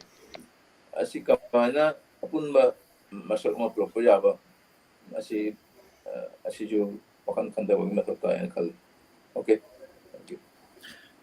thank you asige siga oja ni jana mang de lai ngai siga koi lotion ngai de oja gi koi oja tong bana wang ma oja na budi habi ke mang ngai da koi Bangladesh da ai basingi ai bising manung da sereng na hoina hena pamna pa na ka puturok pa aduga koi wari macha na tegana koi gi upanas ibu wat pas oja tu mana su sum hangai si mata si sum samlapna just 2 sentence oja tumbal wangi kenade wang de ju tenna gre ju gole pagasta oja thank you koi program si yang bibagi da mutta adi ko loina na ai wang ma thambi bagi da mutta ju thaga chari ai gi wahai ahmad ai haija gre panbi khara de khara budi panbi da jaau gre maruina akhoi Manipuri loan si mayak sang khangda ba haitare jam kogi loan amagi Nobel ki bata di adi loan amadi jam kupna khangba tai haitare kogi Bangladesh ke hare kotha sahitya je culture ke jam mai mali lene loan का culture का लेने की मरिया से अशी की tradition से खंग बताए इन्हें लोन मणिपुरी लोन की मैं कर खंगा वहाँ कर खंगा ये तो नोबेला में इवे जाते नोबेला में इवे तादी सही वजह आमदना कोई हंदोक पर ट्रांसलेशन दे कोई वैसे लोन हमारी कल्चर के से मानता बनना कोई लोन हंदोक पर से याना Y aduna Manipuri loan gi culture se khone Bangladesh da khone phangda hai pare khone academic study gi khudong chaw je phangda budna khone aduna Nobel kumba achoba da saityo gi pothok se khone pothok ngam da da saireng oina di sum egi waklun da pa bodo saireng na sum phongdo phongam sini oja thank you oja ni ranjan sigi matang se koi tong nong ma tongan na koi Bangladesh ki natragana Bangladesh Manipur ma panda lei ba koi ai basing ngai basing si matang koi khana ne na jagani si si matam nu gana kra sort hai ta adu na ko changhan bari na si da sum oja ni ranjan gi kano sina sum oi la sina na khalle amatang oja bhagat talak se ge oja bhagat ki kano si su koi ngai gi transition kano oja gi short note natragana comment natragana wahang kai ko le bi gadi hajik sum thambiram transition की वफम city ओजा रणधीर ना जम फजना पनबीग्रे अदो आइना सिगा हाइजनिंग बती transition की problem city सुम लईगिनी अदो मतम घर लईगिनी सिटी transition हाइबा वर्ड सिना सुम ताबने अदो असम ददी असम कंटेक्स्ट आइना लाइन तक नपचनिंगी सिना असम ददी अमुकसु हेना लूरी मरमदी आइना ngasai हाइजबदुनी मणिपुर सी अकोइना मतम पुनमक समनबनिना ngasai की अकोइगी असम दा अकोइगी BA लोयरगा Manipur University da akoigi MA tamba ai Manipuri da haijabani ko chatpa matam da hujiki tamba phangaroy ba karigino aibu akoi siga tamnari sina Bengali script da tamme ꯑꯁꯤꯒꯨꯝꯕ ꯄ꯭ꯔꯣꯕ꯭ꯂꯦꯝꯁꯤ ꯂꯩꯔꯦ ꯑꯩꯁꯦ example ꯑꯃꯈꯛ ꯁꯨꯝ ꯍꯥꯏꯖꯕꯅꯤ even ꯃꯅꯤꯄꯨꯔꯗꯒꯤ ꯑꯩꯈꯣꯏ ꯑꯁꯥꯝ ꯌꯨꯅꯤꯚꯔꯁꯤꯇꯤꯗ ꯂꯥꯛꯄ ꯃꯇꯝꯗꯁꯨ ꯁꯤꯒꯤ ꯁꯦꯝ ꯄ꯭ꯔꯣꯕ꯭ꯂꯦꯝꯁꯨ ꯑꯣꯏꯒꯗꯧꯅꯤ ꯀꯩꯒꯤꯅꯣ ꯍꯥꯏꯕꯨ ꯃꯅꯤꯄꯨꯔꯤ ꯁ꯭ꯀ꯭ꯔꯤꯞꯇ ꯇꯝꯃꯒ ꯂꯥꯛꯄꯁꯤꯅ ꯕꯦꯡꯒꯣꯂꯤ ꯁ꯭ꯀ꯭ꯔꯤꯞꯁꯤꯒ ꯀꯩꯅꯣ ꯇꯧꯔꯦ ꯍꯧꯖꯤꯛꯄꯨꯗꯤ ꯃꯣꯏ ꯄꯥꯔꯃꯤꯁꯟ ꯂꯧꯅ ꯌꯥꯔꯦ ꯍꯥꯏꯔꯦ ꯑꯗꯨ ꯑꯣꯏꯔꯒꯁꯨ ꯃꯗꯨꯒꯤ ꯅꯨꯡꯉꯥꯏꯇꯕꯗꯨꯗꯤ ꯂꯩꯒꯅꯤ ꯑꯩ ꯊꯥꯖꯩꯌꯦꯕ ꯑꯁꯤꯈꯛꯇ ꯑꯩ ꯍꯥꯏꯖꯕꯅꯤ ꯑꯗꯣ ꯉꯁꯥꯏꯒꯤ ꯑꯁꯥꯝꯗꯗꯤ ꯑꯩꯈꯣꯏ ꯃꯤꯇꯩ ꯃꯌꯦꯛꯅꯒ ꯇꯝꯃꯛꯀꯗꯕꯁꯤ ꯃꯇꯝ ꯈꯔ ꯋꯥꯠꯅ ꯎꯖꯔꯤ ꯑꯗꯨꯒ ꯄ꯭ꯔꯣꯕ꯭ꯂꯦꯝ ꯍꯥꯏꯇꯥꯔꯦ ꯈꯔꯒ ꯊꯦꯡꯅꯈꯤꯅꯤ ꯑꯁꯤꯕꯨꯗꯤ ꯁꯣꯜꯕ ꯑꯣꯏꯒꯅꯤ ꯑꯣꯏꯕꯕꯨꯗꯤꯀꯣ ꯇ꯭ꯔꯥꯟꯖꯦꯛꯁꯟꯒꯤꯁꯤꯗꯤ ꯌꯥꯝ ꯑꯆꯧꯕ ꯀꯩꯅꯣꯅꯤ ꯀꯔꯤ ꯍꯥꯏꯅꯤ ꯑꯩꯈꯣꯏꯒꯤ ꯇꯣꯄꯤꯛꯅꯤ ꯍꯥꯏꯇꯥꯔꯦ ꯁꯤꯒ ꯌꯥꯝ ꯁꯥꯡꯅ ꯅꯩꯅꯕ ꯌꯥꯔꯣꯏ ꯑꯗꯣ ꯑꯩ ꯏꯁꯥꯒꯤ ꯑꯣꯏꯅ ꯍꯥꯏꯔꯒꯁꯨ ꯉꯁꯥꯏꯒꯤ ꯂꯥꯏꯔꯤꯛ ꯑꯩꯒꯤꯁꯨ ꯑꯃꯈꯛ ꯑꯩꯈꯣꯏꯒꯤ ꯃꯅꯤꯄꯨꯔꯤꯒ ꯕꯦꯡꯒꯣꯂꯤ ꯁ꯭ꯀ꯭ꯔꯤꯞꯀ ꯄꯨꯟꯕ ꯑꯃ ꯑꯩꯒꯤ ꯂꯥꯏꯔꯤꯛ ꯑꯃꯁꯨ ꯐꯣꯡꯈꯤꯕ ꯂꯩꯔꯦ ꯂꯥꯏꯔꯤꯛ ꯌꯥꯝ ꯆꯥꯎꯔꯛꯑꯗꯤ ꯁꯤꯁꯨ ꯄ꯭ꯔꯣꯕ꯭ꯂꯦꯝꯅꯦꯕ ꯑꯗꯣ ꯉꯁꯥꯏꯒꯤ ꯑꯩꯁꯦ ꯑꯁꯤꯒꯤ ꯋꯥꯐꯝ ꯑꯃꯁꯨ ꯂꯩꯔꯦ ꯉꯁꯥꯏ ꯑꯣꯖꯥ ꯇꯣꯝꯕꯒꯤ ꯋꯥꯐꯝꯁꯦ ꯑꯩ ꯂꯥꯏꯔꯤꯛ ꯑꯃꯇꯪ ꯅꯞꯁꯟꯖꯒꯦ ꯍꯣꯏ ꯍꯣꯏ ꯍꯥꯏꯕꯤꯌꯨ ꯑꯩꯈꯣꯏꯒꯤ ꯑꯩꯁꯨ ꯍꯥꯏꯒꯦ ꯇꯧꯔꯝꯕꯅꯤ ꯅꯣꯕꯦꯜ ꯅꯣꯕꯦꯜ ꯋꯥꯔꯤ ꯃꯆꯥ ꯑꯁꯤ ꯂꯤꯛꯅ ꯊꯦꯡꯅꯩ ꯍꯥꯏꯁꯦ ꯑꯁꯤ ꯑꯣꯖꯥꯒꯤ ꯑꯁꯥꯝꯒꯤ ꯅꯦꯠꯁꯦ ꯕꯪꯒ꯭ꯂꯥꯗꯦꯁꯀꯤ ꯃꯁꯤ ꯃꯅꯤꯄꯨꯔꯤ ꯂꯤꯇꯔꯦꯆꯔ ꯇꯥꯕꯤꯀꯣ ꯇꯥꯏ ꯑꯣꯖꯥ ꯍꯥꯏꯕꯤꯌꯨ ꯈꯔ ꯅꯦꯠ ꯁꯣꯜꯂꯨꯗ꯭ꯔꯁꯨ ꯇꯥꯏ ꯐꯖꯅ ꯇꯥꯏ ꯑꯣꯀꯦ ꯍꯣꯏ ꯃꯅꯤꯄꯨꯔꯤ ꯂꯤꯇꯔꯦꯆꯔꯁꯤꯒꯤ ꯋꯥꯐꯝꯅꯦꯕ ꯑꯁꯤ ꯃꯅꯤꯄꯨꯔꯗꯁꯨꯅꯤ ꯎꯝ ꯃꯅꯤꯄꯨꯔꯗ ꯔꯤꯀꯣꯛꯅꯥꯏꯖ ꯑꯩꯁꯦ ꯃꯅꯤꯄꯨꯔ ꯑꯩ ꯄꯟꯖꯔꯦ ꯋꯥꯔꯧꯕꯤꯔꯣꯏ ꯃꯅꯤꯄꯨꯔꯗ ꯌꯥꯝꯅ ꯀꯔꯤ ꯍꯥꯏꯅꯤ ꯈꯤꯇꯪ ꯔꯤꯀꯣꯛꯅꯥꯏꯖ ꯑꯣꯏꯕ ꯅꯣꯚꯦꯂꯤꯁ ꯀꯌꯥꯈꯛ ꯂꯩꯒꯦꯕ ꯑꯩ ꯍꯥꯏꯖꯔꯤꯁꯦ ꯑꯗꯣ ꯑꯁꯤ ꯑꯩ ꯑꯣꯖꯥꯗ ꯍꯪꯖꯕ ꯅꯠꯇꯦ ꯑꯁꯥꯝꯗꯁꯨ ꯍꯥꯏꯗꯤ ꯌꯥꯝ ꯃꯁꯤꯡ ꯂꯤꯛꯅ ꯂꯩ ꯑꯗꯣ ꯑꯁꯤꯒꯩꯁꯤꯒ ꯑꯩꯅ ꯄꯟꯖꯅꯤꯡꯕꯅ ꯔꯥꯏꯇꯔꯁꯤꯡꯁꯤ ꯄ꯭ꯔꯣꯃꯣꯠ ꯇꯧꯕꯤꯗꯕꯁꯦ ꯑꯁꯤꯅ ꯃꯦꯟ ꯔꯤꯖꯟꯅꯦ ꯍꯥꯏꯅ ꯑꯩꯗꯤ ꯍꯥꯏꯖꯒꯦꯕ ꯃꯔꯝꯗꯤ ꯑꯩ ꯉꯁꯤ ꯁꯩꯔꯦꯡ ꯏꯔꯤ ꯑꯩꯅ ꯉꯁꯥꯏꯒꯤ ꯏꯁꯩ ꯁꯩꯔꯦꯡ ꯍꯥꯏꯗꯤ ꯑꯩꯈꯣꯏꯒꯤ ꯂꯤꯔꯤꯛꯁ ꯏꯔꯛꯏ ꯍꯥꯏꯅ ꯍꯥꯏꯔꯤꯁꯦ ꯑꯁꯨꯃꯥꯏꯅ ꯉꯁꯥꯏꯒꯤ ꯀꯅꯥꯒꯨꯝꯕ ꯁꯩꯔꯦꯡ ꯏꯕ ꯅꯨꯄꯥ ꯑꯃꯅꯁꯨ ꯅꯣꯚꯦꯜ ꯏꯅꯤꯡꯉꯛꯄ ꯌꯥꯏꯑꯕ ꯑꯗꯣ ꯅꯣꯚꯦꯜ ꯏꯔꯤꯕ ꯅꯨꯄꯥꯗꯨꯒꯤ ꯃꯥꯏ ꯀꯟꯗꯤꯁꯟ ꯃꯥꯅ ꯂꯥꯏꯔꯤꯛ ꯐꯣꯡ ꯉꯝꯖꯗꯕ ꯈꯪꯗꯦ ꯅꯠꯇ꯭ꯔꯒ ꯍꯧꯖꯤꯛ ꯍꯥꯏꯔꯤꯁꯤꯅꯤ ꯁꯦꯂꯦꯕ꯭रिꯇꯤ ꯑꯣꯏꯗꯕꯗꯣ ꯀꯩꯗꯧꯗꯣꯏꯅꯣ ꯑꯩ ꯅꯣꯚꯦꯜꯃꯨꯛ ꯏꯔꯒ ꯑꯩ ꯂꯥꯏꯔꯤꯛ ꯑꯃꯒ ꯐꯣꯡꯉꯤꯁꯤꯅ ꯂꯣꯏꯁꯤꯟꯖꯔꯒꯦ ꯍꯥꯏꯗꯣ ꯑꯗꯨꯃꯥꯏꯅ ꯑꯣꯏꯗꯅ ꯔꯥꯏꯇꯔ ꯃꯌꯥꯝ ꯊꯣꯛꯈꯤꯕꯁꯨ ꯂꯩꯔꯝꯒꯗ꯭ꯔꯥ ꯍꯥꯏꯅ ꯈꯜꯂꯤ ꯑꯩꯁꯦ ꯅꯣꯠ ꯑꯣꯟꯂꯤ ꯑꯁꯥꯝꯒꯤ ꯅꯠꯇ꯭ꯔꯒ ꯕꯪꯒ꯭ꯂꯥꯗꯦꯁꯀꯤ ꯅꯠꯇ꯭ꯔꯒ ꯑꯗꯨꯈꯛ ꯍꯥꯏꯖꯕ ꯅꯠꯇꯦ ꯃꯅꯤꯄꯨꯔꯤ ꯔꯥꯏꯇꯔꯁꯤꯡꯒꯤ ꯋꯥꯐꯝꯗ ꯑꯩꯅ ꯄꯟꯖꯔꯤꯁꯦ ꯅꯣꯚꯦꯜ ꯏꯔꯤꯕ ꯅꯨꯄꯥꯗꯨꯅꯁꯨ ꯁꯩꯔꯦꯡ ꯏꯔꯣꯏ ꯍꯥꯏꯕ ꯂꯩꯇꯦ ꯑꯗꯨꯒ ꯋꯥꯔꯤ ꯃꯆꯥ ꯏꯔꯤꯕ ꯅꯨꯄꯥꯗꯨꯅꯁꯨ ꯅꯣꯚꯦꯜ ꯏꯔꯣꯏ ꯍꯥꯏꯕ ꯂꯩꯇꯦꯕ ꯑꯗꯣ ꯍꯧꯖꯤꯛ ꯍꯥꯏꯔꯤꯁꯤꯅꯤ ꯃꯊꯪꯒꯤ ꯑꯃꯨꯛ ꯑꯩꯈꯣꯏꯒꯤ ꯆꯣꯡꯊꯔꯛꯀꯗꯕꯗꯨ ꯇꯟꯗꯅ ꯇꯣꯛꯄ ꯃꯌꯥꯝ ꯑꯃꯁꯨ ꯌꯥꯎꯔꯝꯒꯅꯤ ꯍꯥꯏꯅ ꯑꯩ ꯈꯟꯖꯩ ꯑꯗꯣ ꯍꯧꯖꯤꯛꯀꯤ ꯔꯥꯏꯇꯔ ꯄ꯭ꯔꯣꯃꯣꯠ ꯇꯧꯕꯤꯗꯕ ꯍꯥꯏꯅ ꯍꯥꯏꯔꯤꯁꯦ ꯃꯁꯤꯁꯨ ꯑꯆꯧꯕ ꯔꯤꯖꯟ ꯑꯃꯅꯤ ꯍꯥꯏꯅ ꯍꯥꯏꯖꯒꯦ ꯑꯗꯣ ꯔꯥꯏꯇꯔꯗꯨ ꯉꯁꯥꯏꯒꯤ ꯔꯥꯏꯇꯔ ꯀꯝꯃ꯭ꯌꯨꯅꯤꯇꯤꯁꯤ ꯄ꯭ꯔꯣꯃꯣꯠ ꯇꯧꯕꯤ ꯇꯥꯔꯒꯗꯤ ꯍꯧꯖꯤꯛ ꯍꯥꯏꯔꯤꯁꯤꯅꯦꯕ ꯃꯤꯗꯨ ꯑꯩꯅ ꯉꯁꯤ ꯑꯣꯖꯥ ꯅꯤꯔꯟꯖꯟꯅ ꯍꯧꯖꯤꯛꯇ ꯇꯥꯛꯄꯤꯈ꯭ꯔꯤꯀꯣ ꯑꯩꯈꯣꯏꯒꯤ ꯅꯣꯚꯦꯜ ꯏꯕ ꯍꯥꯏꯁꯤ ꯂꯣꯟ ꯃꯌꯥꯝ ꯈꯪꯕ ꯆꯪꯉꯤ ꯃꯥꯒꯤ ꯀꯜꯆꯔ ꯈꯪꯕ ꯆꯪꯉꯤ ꯍꯥꯏꯔꯤꯁꯦ ꯁꯩꯔꯦꯡ ꯏꯕ ꯅꯨꯄꯥꯗꯨꯅ ꯃꯥꯅ ꯅꯣꯚꯦꯜꯗꯨ ꯌꯥꯝ ꯀꯟꯅ ꯏꯅꯤꯡꯉꯛꯄ ꯃꯇꯝꯗ ꯍꯧꯖꯤꯛꯀꯤ ꯂꯣꯟꯗꯣ ꯇꯝꯕ ꯌꯥꯏ ꯃꯥ ꯄꯥꯔꯁꯣꯅꯦꯜꯂꯤ ꯃꯥꯒꯤ ꯑꯗꯨꯒꯤ ꯀꯩꯅꯣꯝꯃ ꯂꯥꯛꯄꯁꯨ ꯌꯥꯏꯑꯕ ꯃꯤꯗꯣ ꯑꯗꯣ ꯍꯧꯖꯤꯛ ꯍꯥꯏꯔꯤꯕ ꯑꯋꯥꯕ ꯃꯌꯥꯝꯗꯨ ꯊꯦꯡꯅ ꯇꯥꯔꯒꯗꯤ ꯑꯩ ꯁꯩꯔꯦꯡ ꯏꯔꯤꯁꯤ ꯁꯨꯝ ꯏꯖꯔꯒꯦ ꯍꯥꯏꯗꯅ ꯑꯗꯨꯒ ꯌꯥꯝ ꯀꯟꯅ ꯃꯄꯥꯡꯒꯜꯗꯨ ꯊꯣꯛꯄ ꯉꯝꯗꯕ ꯃꯤꯁꯨ ꯂꯩꯔꯝꯒꯗ꯭ꯔꯥ ꯍꯥꯏꯅ ꯑꯩ ꯈꯟꯖꯩ ꯑꯁꯤ ꯍꯥꯏꯖꯒꯦ ꯑꯣꯖꯥ ꯊꯦꯡꯛ ꯌꯨ ꯊꯦꯡꯛ ꯌꯨ ꯑꯣꯖꯥ ꯚꯒꯠ ꯑꯩꯈꯣꯏ ꯀꯩꯅꯣꯁꯤꯁꯨ ꯃꯇꯝꯁꯦ ꯄꯨꯡ 2 ꯌꯧꯔꯛꯇꯧꯔꯦ ꯑꯗꯨꯅ ꯑꯩꯈꯣꯏ ꯉꯁꯤꯒꯤ ꯈꯟꯅ ꯅꯩꯅꯕꯒꯤ ꯀꯩꯅꯣꯁꯤ ꯇꯣꯄꯤꯛꯁꯤ ꯂꯣꯏꯁꯤꯟꯅꯕ ꯑꯩꯈꯣꯏ ꯁꯨꯝ ꯊꯧꯔꯥꯡꯖꯔꯅꯤ ꯇꯧꯕꯇꯕꯨ ꯑꯣꯖꯥ ꯔꯅꯙꯤꯔ ꯂꯥꯁ ꯑꯣꯏꯅ ꯑꯣꯖꯥꯒꯤ ꯋꯥꯍꯩ ꯑꯃꯇꯪ ꯊꯝꯕꯤꯔꯝꯃꯨ ꯉꯁꯤꯒꯤ ꯀꯩꯅꯣꯁꯤꯗ ꯑꯣꯖꯥꯗ ꯃꯇꯝꯁꯤ ꯌꯥꯝ ꯈꯔꯗꯤ ꯈꯨꯌꯧꯅꯈ꯭ꯔꯦ ꯑꯗꯨ ꯑꯣꯏꯔꯒꯁꯨ ꯉꯥꯏꯍꯥꯛꯇꯪ ꯑꯣꯏꯔꯒꯁꯨ ꯑꯣꯖꯥꯅ ꯆꯪꯕꯤꯔꯛꯇꯨꯅ ꯑꯩꯈꯣꯏꯕꯨ ꯀꯩ ꯍꯥꯏꯇꯥꯔꯦ ꯈꯖꯤꯛꯇꯪ ꯍꯧꯖꯤꯛ ꯑꯣꯏꯔꯤꯕ ꯐꯤꯕꯝꯁꯤ ꯇꯝꯕꯤꯕꯁꯦ ꯑꯩꯈꯣꯏ ꯇꯁꯦꯡꯅ ꯊꯥꯒꯠꯆꯩ ꯅꯨꯡꯉꯥꯏꯖꯩ ꯑꯃꯁꯨꯡ ꯍꯔꯥꯎꯖꯩ ꯑꯃꯁꯨꯡ ꯑꯩꯈꯣꯏꯒꯤ ꯑꯣꯖꯥ ꯇꯣꯝꯕ ꯑꯩꯈꯣꯏ ꯀꯣꯃꯦꯟ ꯀꯌꯥ ꯄꯤꯕꯤꯔꯛꯇꯨꯅ ꯑꯩꯈꯣꯏꯒꯤ ꯃꯔꯛꯇ ꯁꯔꯨꯛ ꯌꯥꯕ ꯍꯥꯏꯇꯥꯔꯦꯀꯣ ꯑꯩꯈꯣꯏꯒꯤ ꯃꯅꯨꯡꯗꯁꯨ ꯈꯔ ꯋꯥꯈꯜ ꯈꯜꯍꯟꯕ ꯉꯝꯕ ꯁꯤꯒꯤ ꯀꯩꯅꯣ ꯈꯨꯗꯣꯡ ꯌꯥꯎꯕꯤꯕꯗ ꯑꯣꯖꯥꯕꯨꯁꯨ ꯊꯥꯒꯠꯆꯔꯤ ꯑꯗꯨꯅ ꯑꯩꯈꯣꯏ ꯔꯅꯙꯤꯔꯒꯤ ꯑꯔꯣꯏꯕ ꯋꯥꯍꯩ ꯈꯖꯤꯛꯇꯪ ꯊꯝꯕꯤꯔꯝꯃꯨ ꯑꯗꯨꯒ ꯂꯣꯏꯅꯅ ꯑꯩꯈꯣꯏ ꯃꯊꯪ ꯑꯩꯈꯣꯏ ꯑꯇꯣꯞꯄ ꯑꯩꯈꯣꯏ ꯄꯦꯅꯦꯂꯤꯁꯁꯤꯡꯗꯁꯨ ꯂꯥꯛꯆꯒꯦ ꯑꯩꯈꯣꯏꯒꯤ ꯇ꯭ꯔꯥꯟꯖꯤꯁꯅꯦꯜ ꯄꯦꯔꯠꯇ ꯑꯩꯈꯣꯏꯒꯤ ꯑꯣꯖꯥ ꯑꯩꯈꯣꯏꯒꯤ ꯇꯥꯃꯣ ꯑꯍꯃꯠꯅ ꯍꯥꯏꯕꯤꯈꯤꯕꯗꯣ ꯑꯗꯨꯃꯥꯏꯅ ꯅꯍꯥꯗ ꯈꯛꯇ ꯅꯠꯇꯦ ꯇ꯭ꯔꯥꯟꯖꯤꯁꯅꯦꯜ ꯄꯦꯔꯠꯇ ꯑꯋꯥꯕ ꯅꯪꯉꯤꯕꯁꯦ ꯑꯩꯈꯣꯏ ꯑꯍꯟꯁꯤꯡꯗꯁꯨꯅꯤ ꯑꯗ ꯌꯥꯝ ꯁꯝꯐꯩ ꯑꯃꯇꯪ ꯍꯥꯏꯖꯒꯦ ꯑꯩꯈꯣꯏꯒꯤ ꯃꯌꯦꯛꯀꯤ ꯃꯇꯥꯡꯁꯤ ꯀꯃꯥꯏꯅ ꯇꯧꯒꯦꯗ ꯑꯩꯈꯣꯏꯒꯤ ꯑꯣꯖꯥ ꯚꯒꯠꯅꯁꯨ ꯍꯥꯟꯅ ꯍꯥꯏꯕꯤꯈ꯭ꯔꯕꯗꯨꯅꯤ ꯀꯩꯅꯣꯁꯦ ꯂꯣꯜꯅꯤ ꯈ꯭ꯋꯥꯏ ꯑꯍꯥꯟꯕ ꯗꯔꯀꯥꯔ ꯑꯣꯏꯔꯤꯁꯦ ꯃꯌꯦꯛꯅ ꯃꯊꯪꯗ ꯂꯥꯛꯏꯕ ꯑꯗꯨꯗ ꯃꯌꯦꯛꯁꯦ ꯑꯩꯈꯣꯏꯅ ꯁꯨꯃꯥꯏꯅ ꯑꯍꯟꯁꯤꯡꯗ ꯑꯩꯈꯣꯏꯅ ꯊꯦꯡꯅꯔꯤꯁꯦ ꯀꯃꯥꯏꯅ ꯇꯧꯒꯦꯗ ꯑꯩꯈꯣꯏꯅ ꯃꯌꯦꯛ ꯑꯃ ꯏꯟꯗꯤꯌꯥ ꯍꯥꯏꯅ ꯕ꯭ꯂꯦꯛꯕꯣꯔꯗꯠꯇ ꯏꯕꯗꯣ ꯑꯩꯈꯣꯏꯅ INDIA ꯏꯟꯗꯤꯌꯥ ꯍꯥꯏꯅ ꯑꯩꯈꯣꯏꯅ ꯁꯠ ꯂꯥꯎꯅ ꯄꯥꯔꯤꯕꯁꯦ ꯀꯩꯅꯣ ꯅꯠꯇꯦ ꯕꯅꯥꯟ ꯁꯥꯖꯤꯜꯂꯒ ꯄꯥꯕ ꯅꯠꯇꯦ ꯏꯟꯗꯤꯌꯥ ꯍꯥꯏꯕ ꯃꯌꯦꯛ ꯃꯉꯥꯒꯤ ꯋꯥꯍꯩ ꯑꯁꯦ ꯑꯩꯈꯣꯏꯅ ꯍꯦꯛ ꯌꯦꯡꯕ ꯃꯇꯝꯗ ꯄꯤꯛꯆꯔ ꯑꯃ ꯑꯣꯏꯅ ꯎꯏꯌꯦꯕ ꯏꯃꯦꯖ ꯑꯣꯏꯅ ꯎꯕꯁꯦ ꯏꯃꯦꯖ ꯑꯣꯏꯅ ꯎꯏꯌꯦꯕ ꯀꯩꯅꯣꯒꯤ ꯏꯟꯗꯤꯌꯥ ꯍꯥꯏꯕ ꯋꯥꯔꯗꯁꯦ ꯋꯥꯔꯗꯃꯛꯁꯦ ꯑꯩꯈꯣꯏꯅ picture as a picture or as an image ꯑꯣꯏꯅ ꯑꯩꯈꯣꯏꯅ ꯏꯃꯦꯖ ꯎꯕꯅꯦ ꯑꯩꯈꯣꯏꯅ ꯑꯉꯥꯡ ꯑꯣꯏꯔꯤꯉꯩꯗꯒꯤ ꯀ꯭ꯂꯥꯁ 2ꯗꯒꯤ 3, 4, 5 ꯁꯨꯝ ꯊꯦꯡꯅꯍꯜꯂꯒ INDIA ꯁꯤ ꯏꯟꯗꯤꯌꯥ ꯍꯥꯏꯅ ꯏꯃꯦꯖ ꯑꯣꯏꯅ ꯎꯔꯛꯄꯅꯤ ꯑꯩꯈꯣꯏꯅ ꯇꯥꯃꯣꯕꯨ ꯎꯖꯔꯤꯕꯁꯤꯁꯨ ꯍꯦꯛ ꯌꯦꯡꯕꯗ ꯐꯦꯁꯕꯨꯛꯇ ꯎꯏꯗꯨꯒ ꯁꯤꯗ ꯃꯥꯟꯅꯕꯁꯤꯗ ꯁꯤ ꯇꯥꯃꯣꯅꯦꯅ ꯃꯤꯡ ꯄꯤꯗꯔꯁꯨ ꯈꯪꯕ ꯁꯨꯃꯥꯏꯅ ꯑꯩꯈꯣꯏꯅ ꯇꯧꯖꯕꯅꯤ ꯑꯩꯈꯣꯏꯅ ꯃꯤꯁꯦ ꯋꯥꯍꯩꯁꯤꯁꯨ ꯃꯁꯛ ꯈꯪꯉꯤꯕꯅꯦꯕ ꯑꯍꯜꯁꯤꯡꯗ ꯁꯄꯣꯁ ꯑꯍꯜ ꯍꯥꯏꯕꯗꯤ ꯑꯉꯥꯡ ꯑꯣꯏꯗ꯭ꯔꯕ ꯃꯤ ꯑꯃꯗ ꯁꯝꯅ ꯃꯁꯥꯏ ꯆꯍꯤ 30-40 ꯁꯨꯔꯒꯗꯤ ꯑꯩꯈꯣꯏ ꯏꯟꯗꯤꯌꯥ ꯍꯥꯏꯕꯁꯦ ꯃꯥꯅ 5ꯔꯛ ꯎꯔꯒꯁꯨ ꯑꯗꯨꯝ ꯈꯪꯕ ꯉꯝꯗꯦ ꯈꯤꯇꯪ ꯆꯍꯤ ꯂꯩꯁꯟꯈ꯭ꯔꯕ ꯃꯥꯒꯤ ꯕ꯭ꯔꯦꯟꯁꯤꯅ ꯂꯧꯁꯟꯕ ꯉꯝꯃꯛꯇ꯭ꯔꯒꯗꯤ ꯑꯗꯨꯅ ꯑꯩꯈꯣꯏꯅ ꯄꯥꯕ ꯃꯇꯝꯗ ꯕꯥꯅꯥꯟ ꯁꯥꯖꯤꯜꯂꯒ ꯃꯥꯔꯒꯗꯤ ꯑꯗꯨꯝ ꯄꯥꯏ ꯑꯗꯨꯒ ꯃꯁꯤ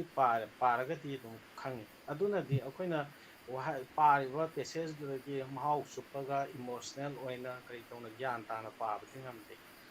ꯑꯁꯤꯅꯦ ꯑꯩꯈꯣꯏꯗ ꯊꯦꯡꯅꯗꯣꯏꯁꯦ ꯑꯗꯨꯅ ꯃꯁꯤ ꯊꯦꯡꯅꯅꯕꯒꯤꯗꯃꯛꯇ ꯑꯩꯈꯣꯏꯒꯤ ꯌꯥꯝ ꯇꯞꯅ ꯑꯩꯈꯣꯏꯒꯤ ꯕꯪꯂꯥ ꯃꯌꯦꯛꯁꯤ ꯂꯧꯊꯣꯛꯄꯤꯕ ꯇꯞꯅ ꯃꯩꯇꯩ ꯃꯌꯦꯛꯅ ꯁꯤꯟꯖꯟꯕ ꯍꯥꯏꯁꯤꯃꯁꯨ ꯗꯔꯀꯥꯔ ꯑꯣꯏ ꯑꯗꯨꯒ ꯇꯦꯛꯅꯣꯂꯣꯖꯤꯗ ꯑꯩꯈꯣꯏꯅ ꯑꯃ ꯎꯖꯩ ꯃꯣꯕꯥꯏꯜꯗ ꯀꯃꯥꯏꯅ ꯇꯧꯒꯦꯗ ꯁꯝꯅ ꯕꯦꯡꯒꯣꯂꯤꯗꯤ ꯕꯪꯒ꯭ꯂꯥ ꯁꯀ꯭ꯔꯤꯞꯇ ꯂꯩꯕ ꯃꯌꯦꯛꯁꯦ ꯇꯛ ꯑꯃꯨꯛꯇꯪ ꯅꯝꯕꯗ ꯃꯌꯦꯛ ꯃꯩꯇꯩ ꯃꯌꯦꯛꯇ ꯐꯛ ꯂꯥꯎꯅ ꯑꯣꯟꯕ ꯃꯩꯇꯩ ꯃꯌꯦꯛꯇ ꯏꯕ ꯑꯃꯨꯛꯇꯪ ꯃꯥꯎꯁꯅ ꯀ꯭ꯂꯤꯛ ꯇꯧꯕ ꯃꯇꯝꯗ ꯕꯪꯂꯥꯗ ꯁꯛ ꯂꯥꯎꯅ ꯑꯣꯟꯕ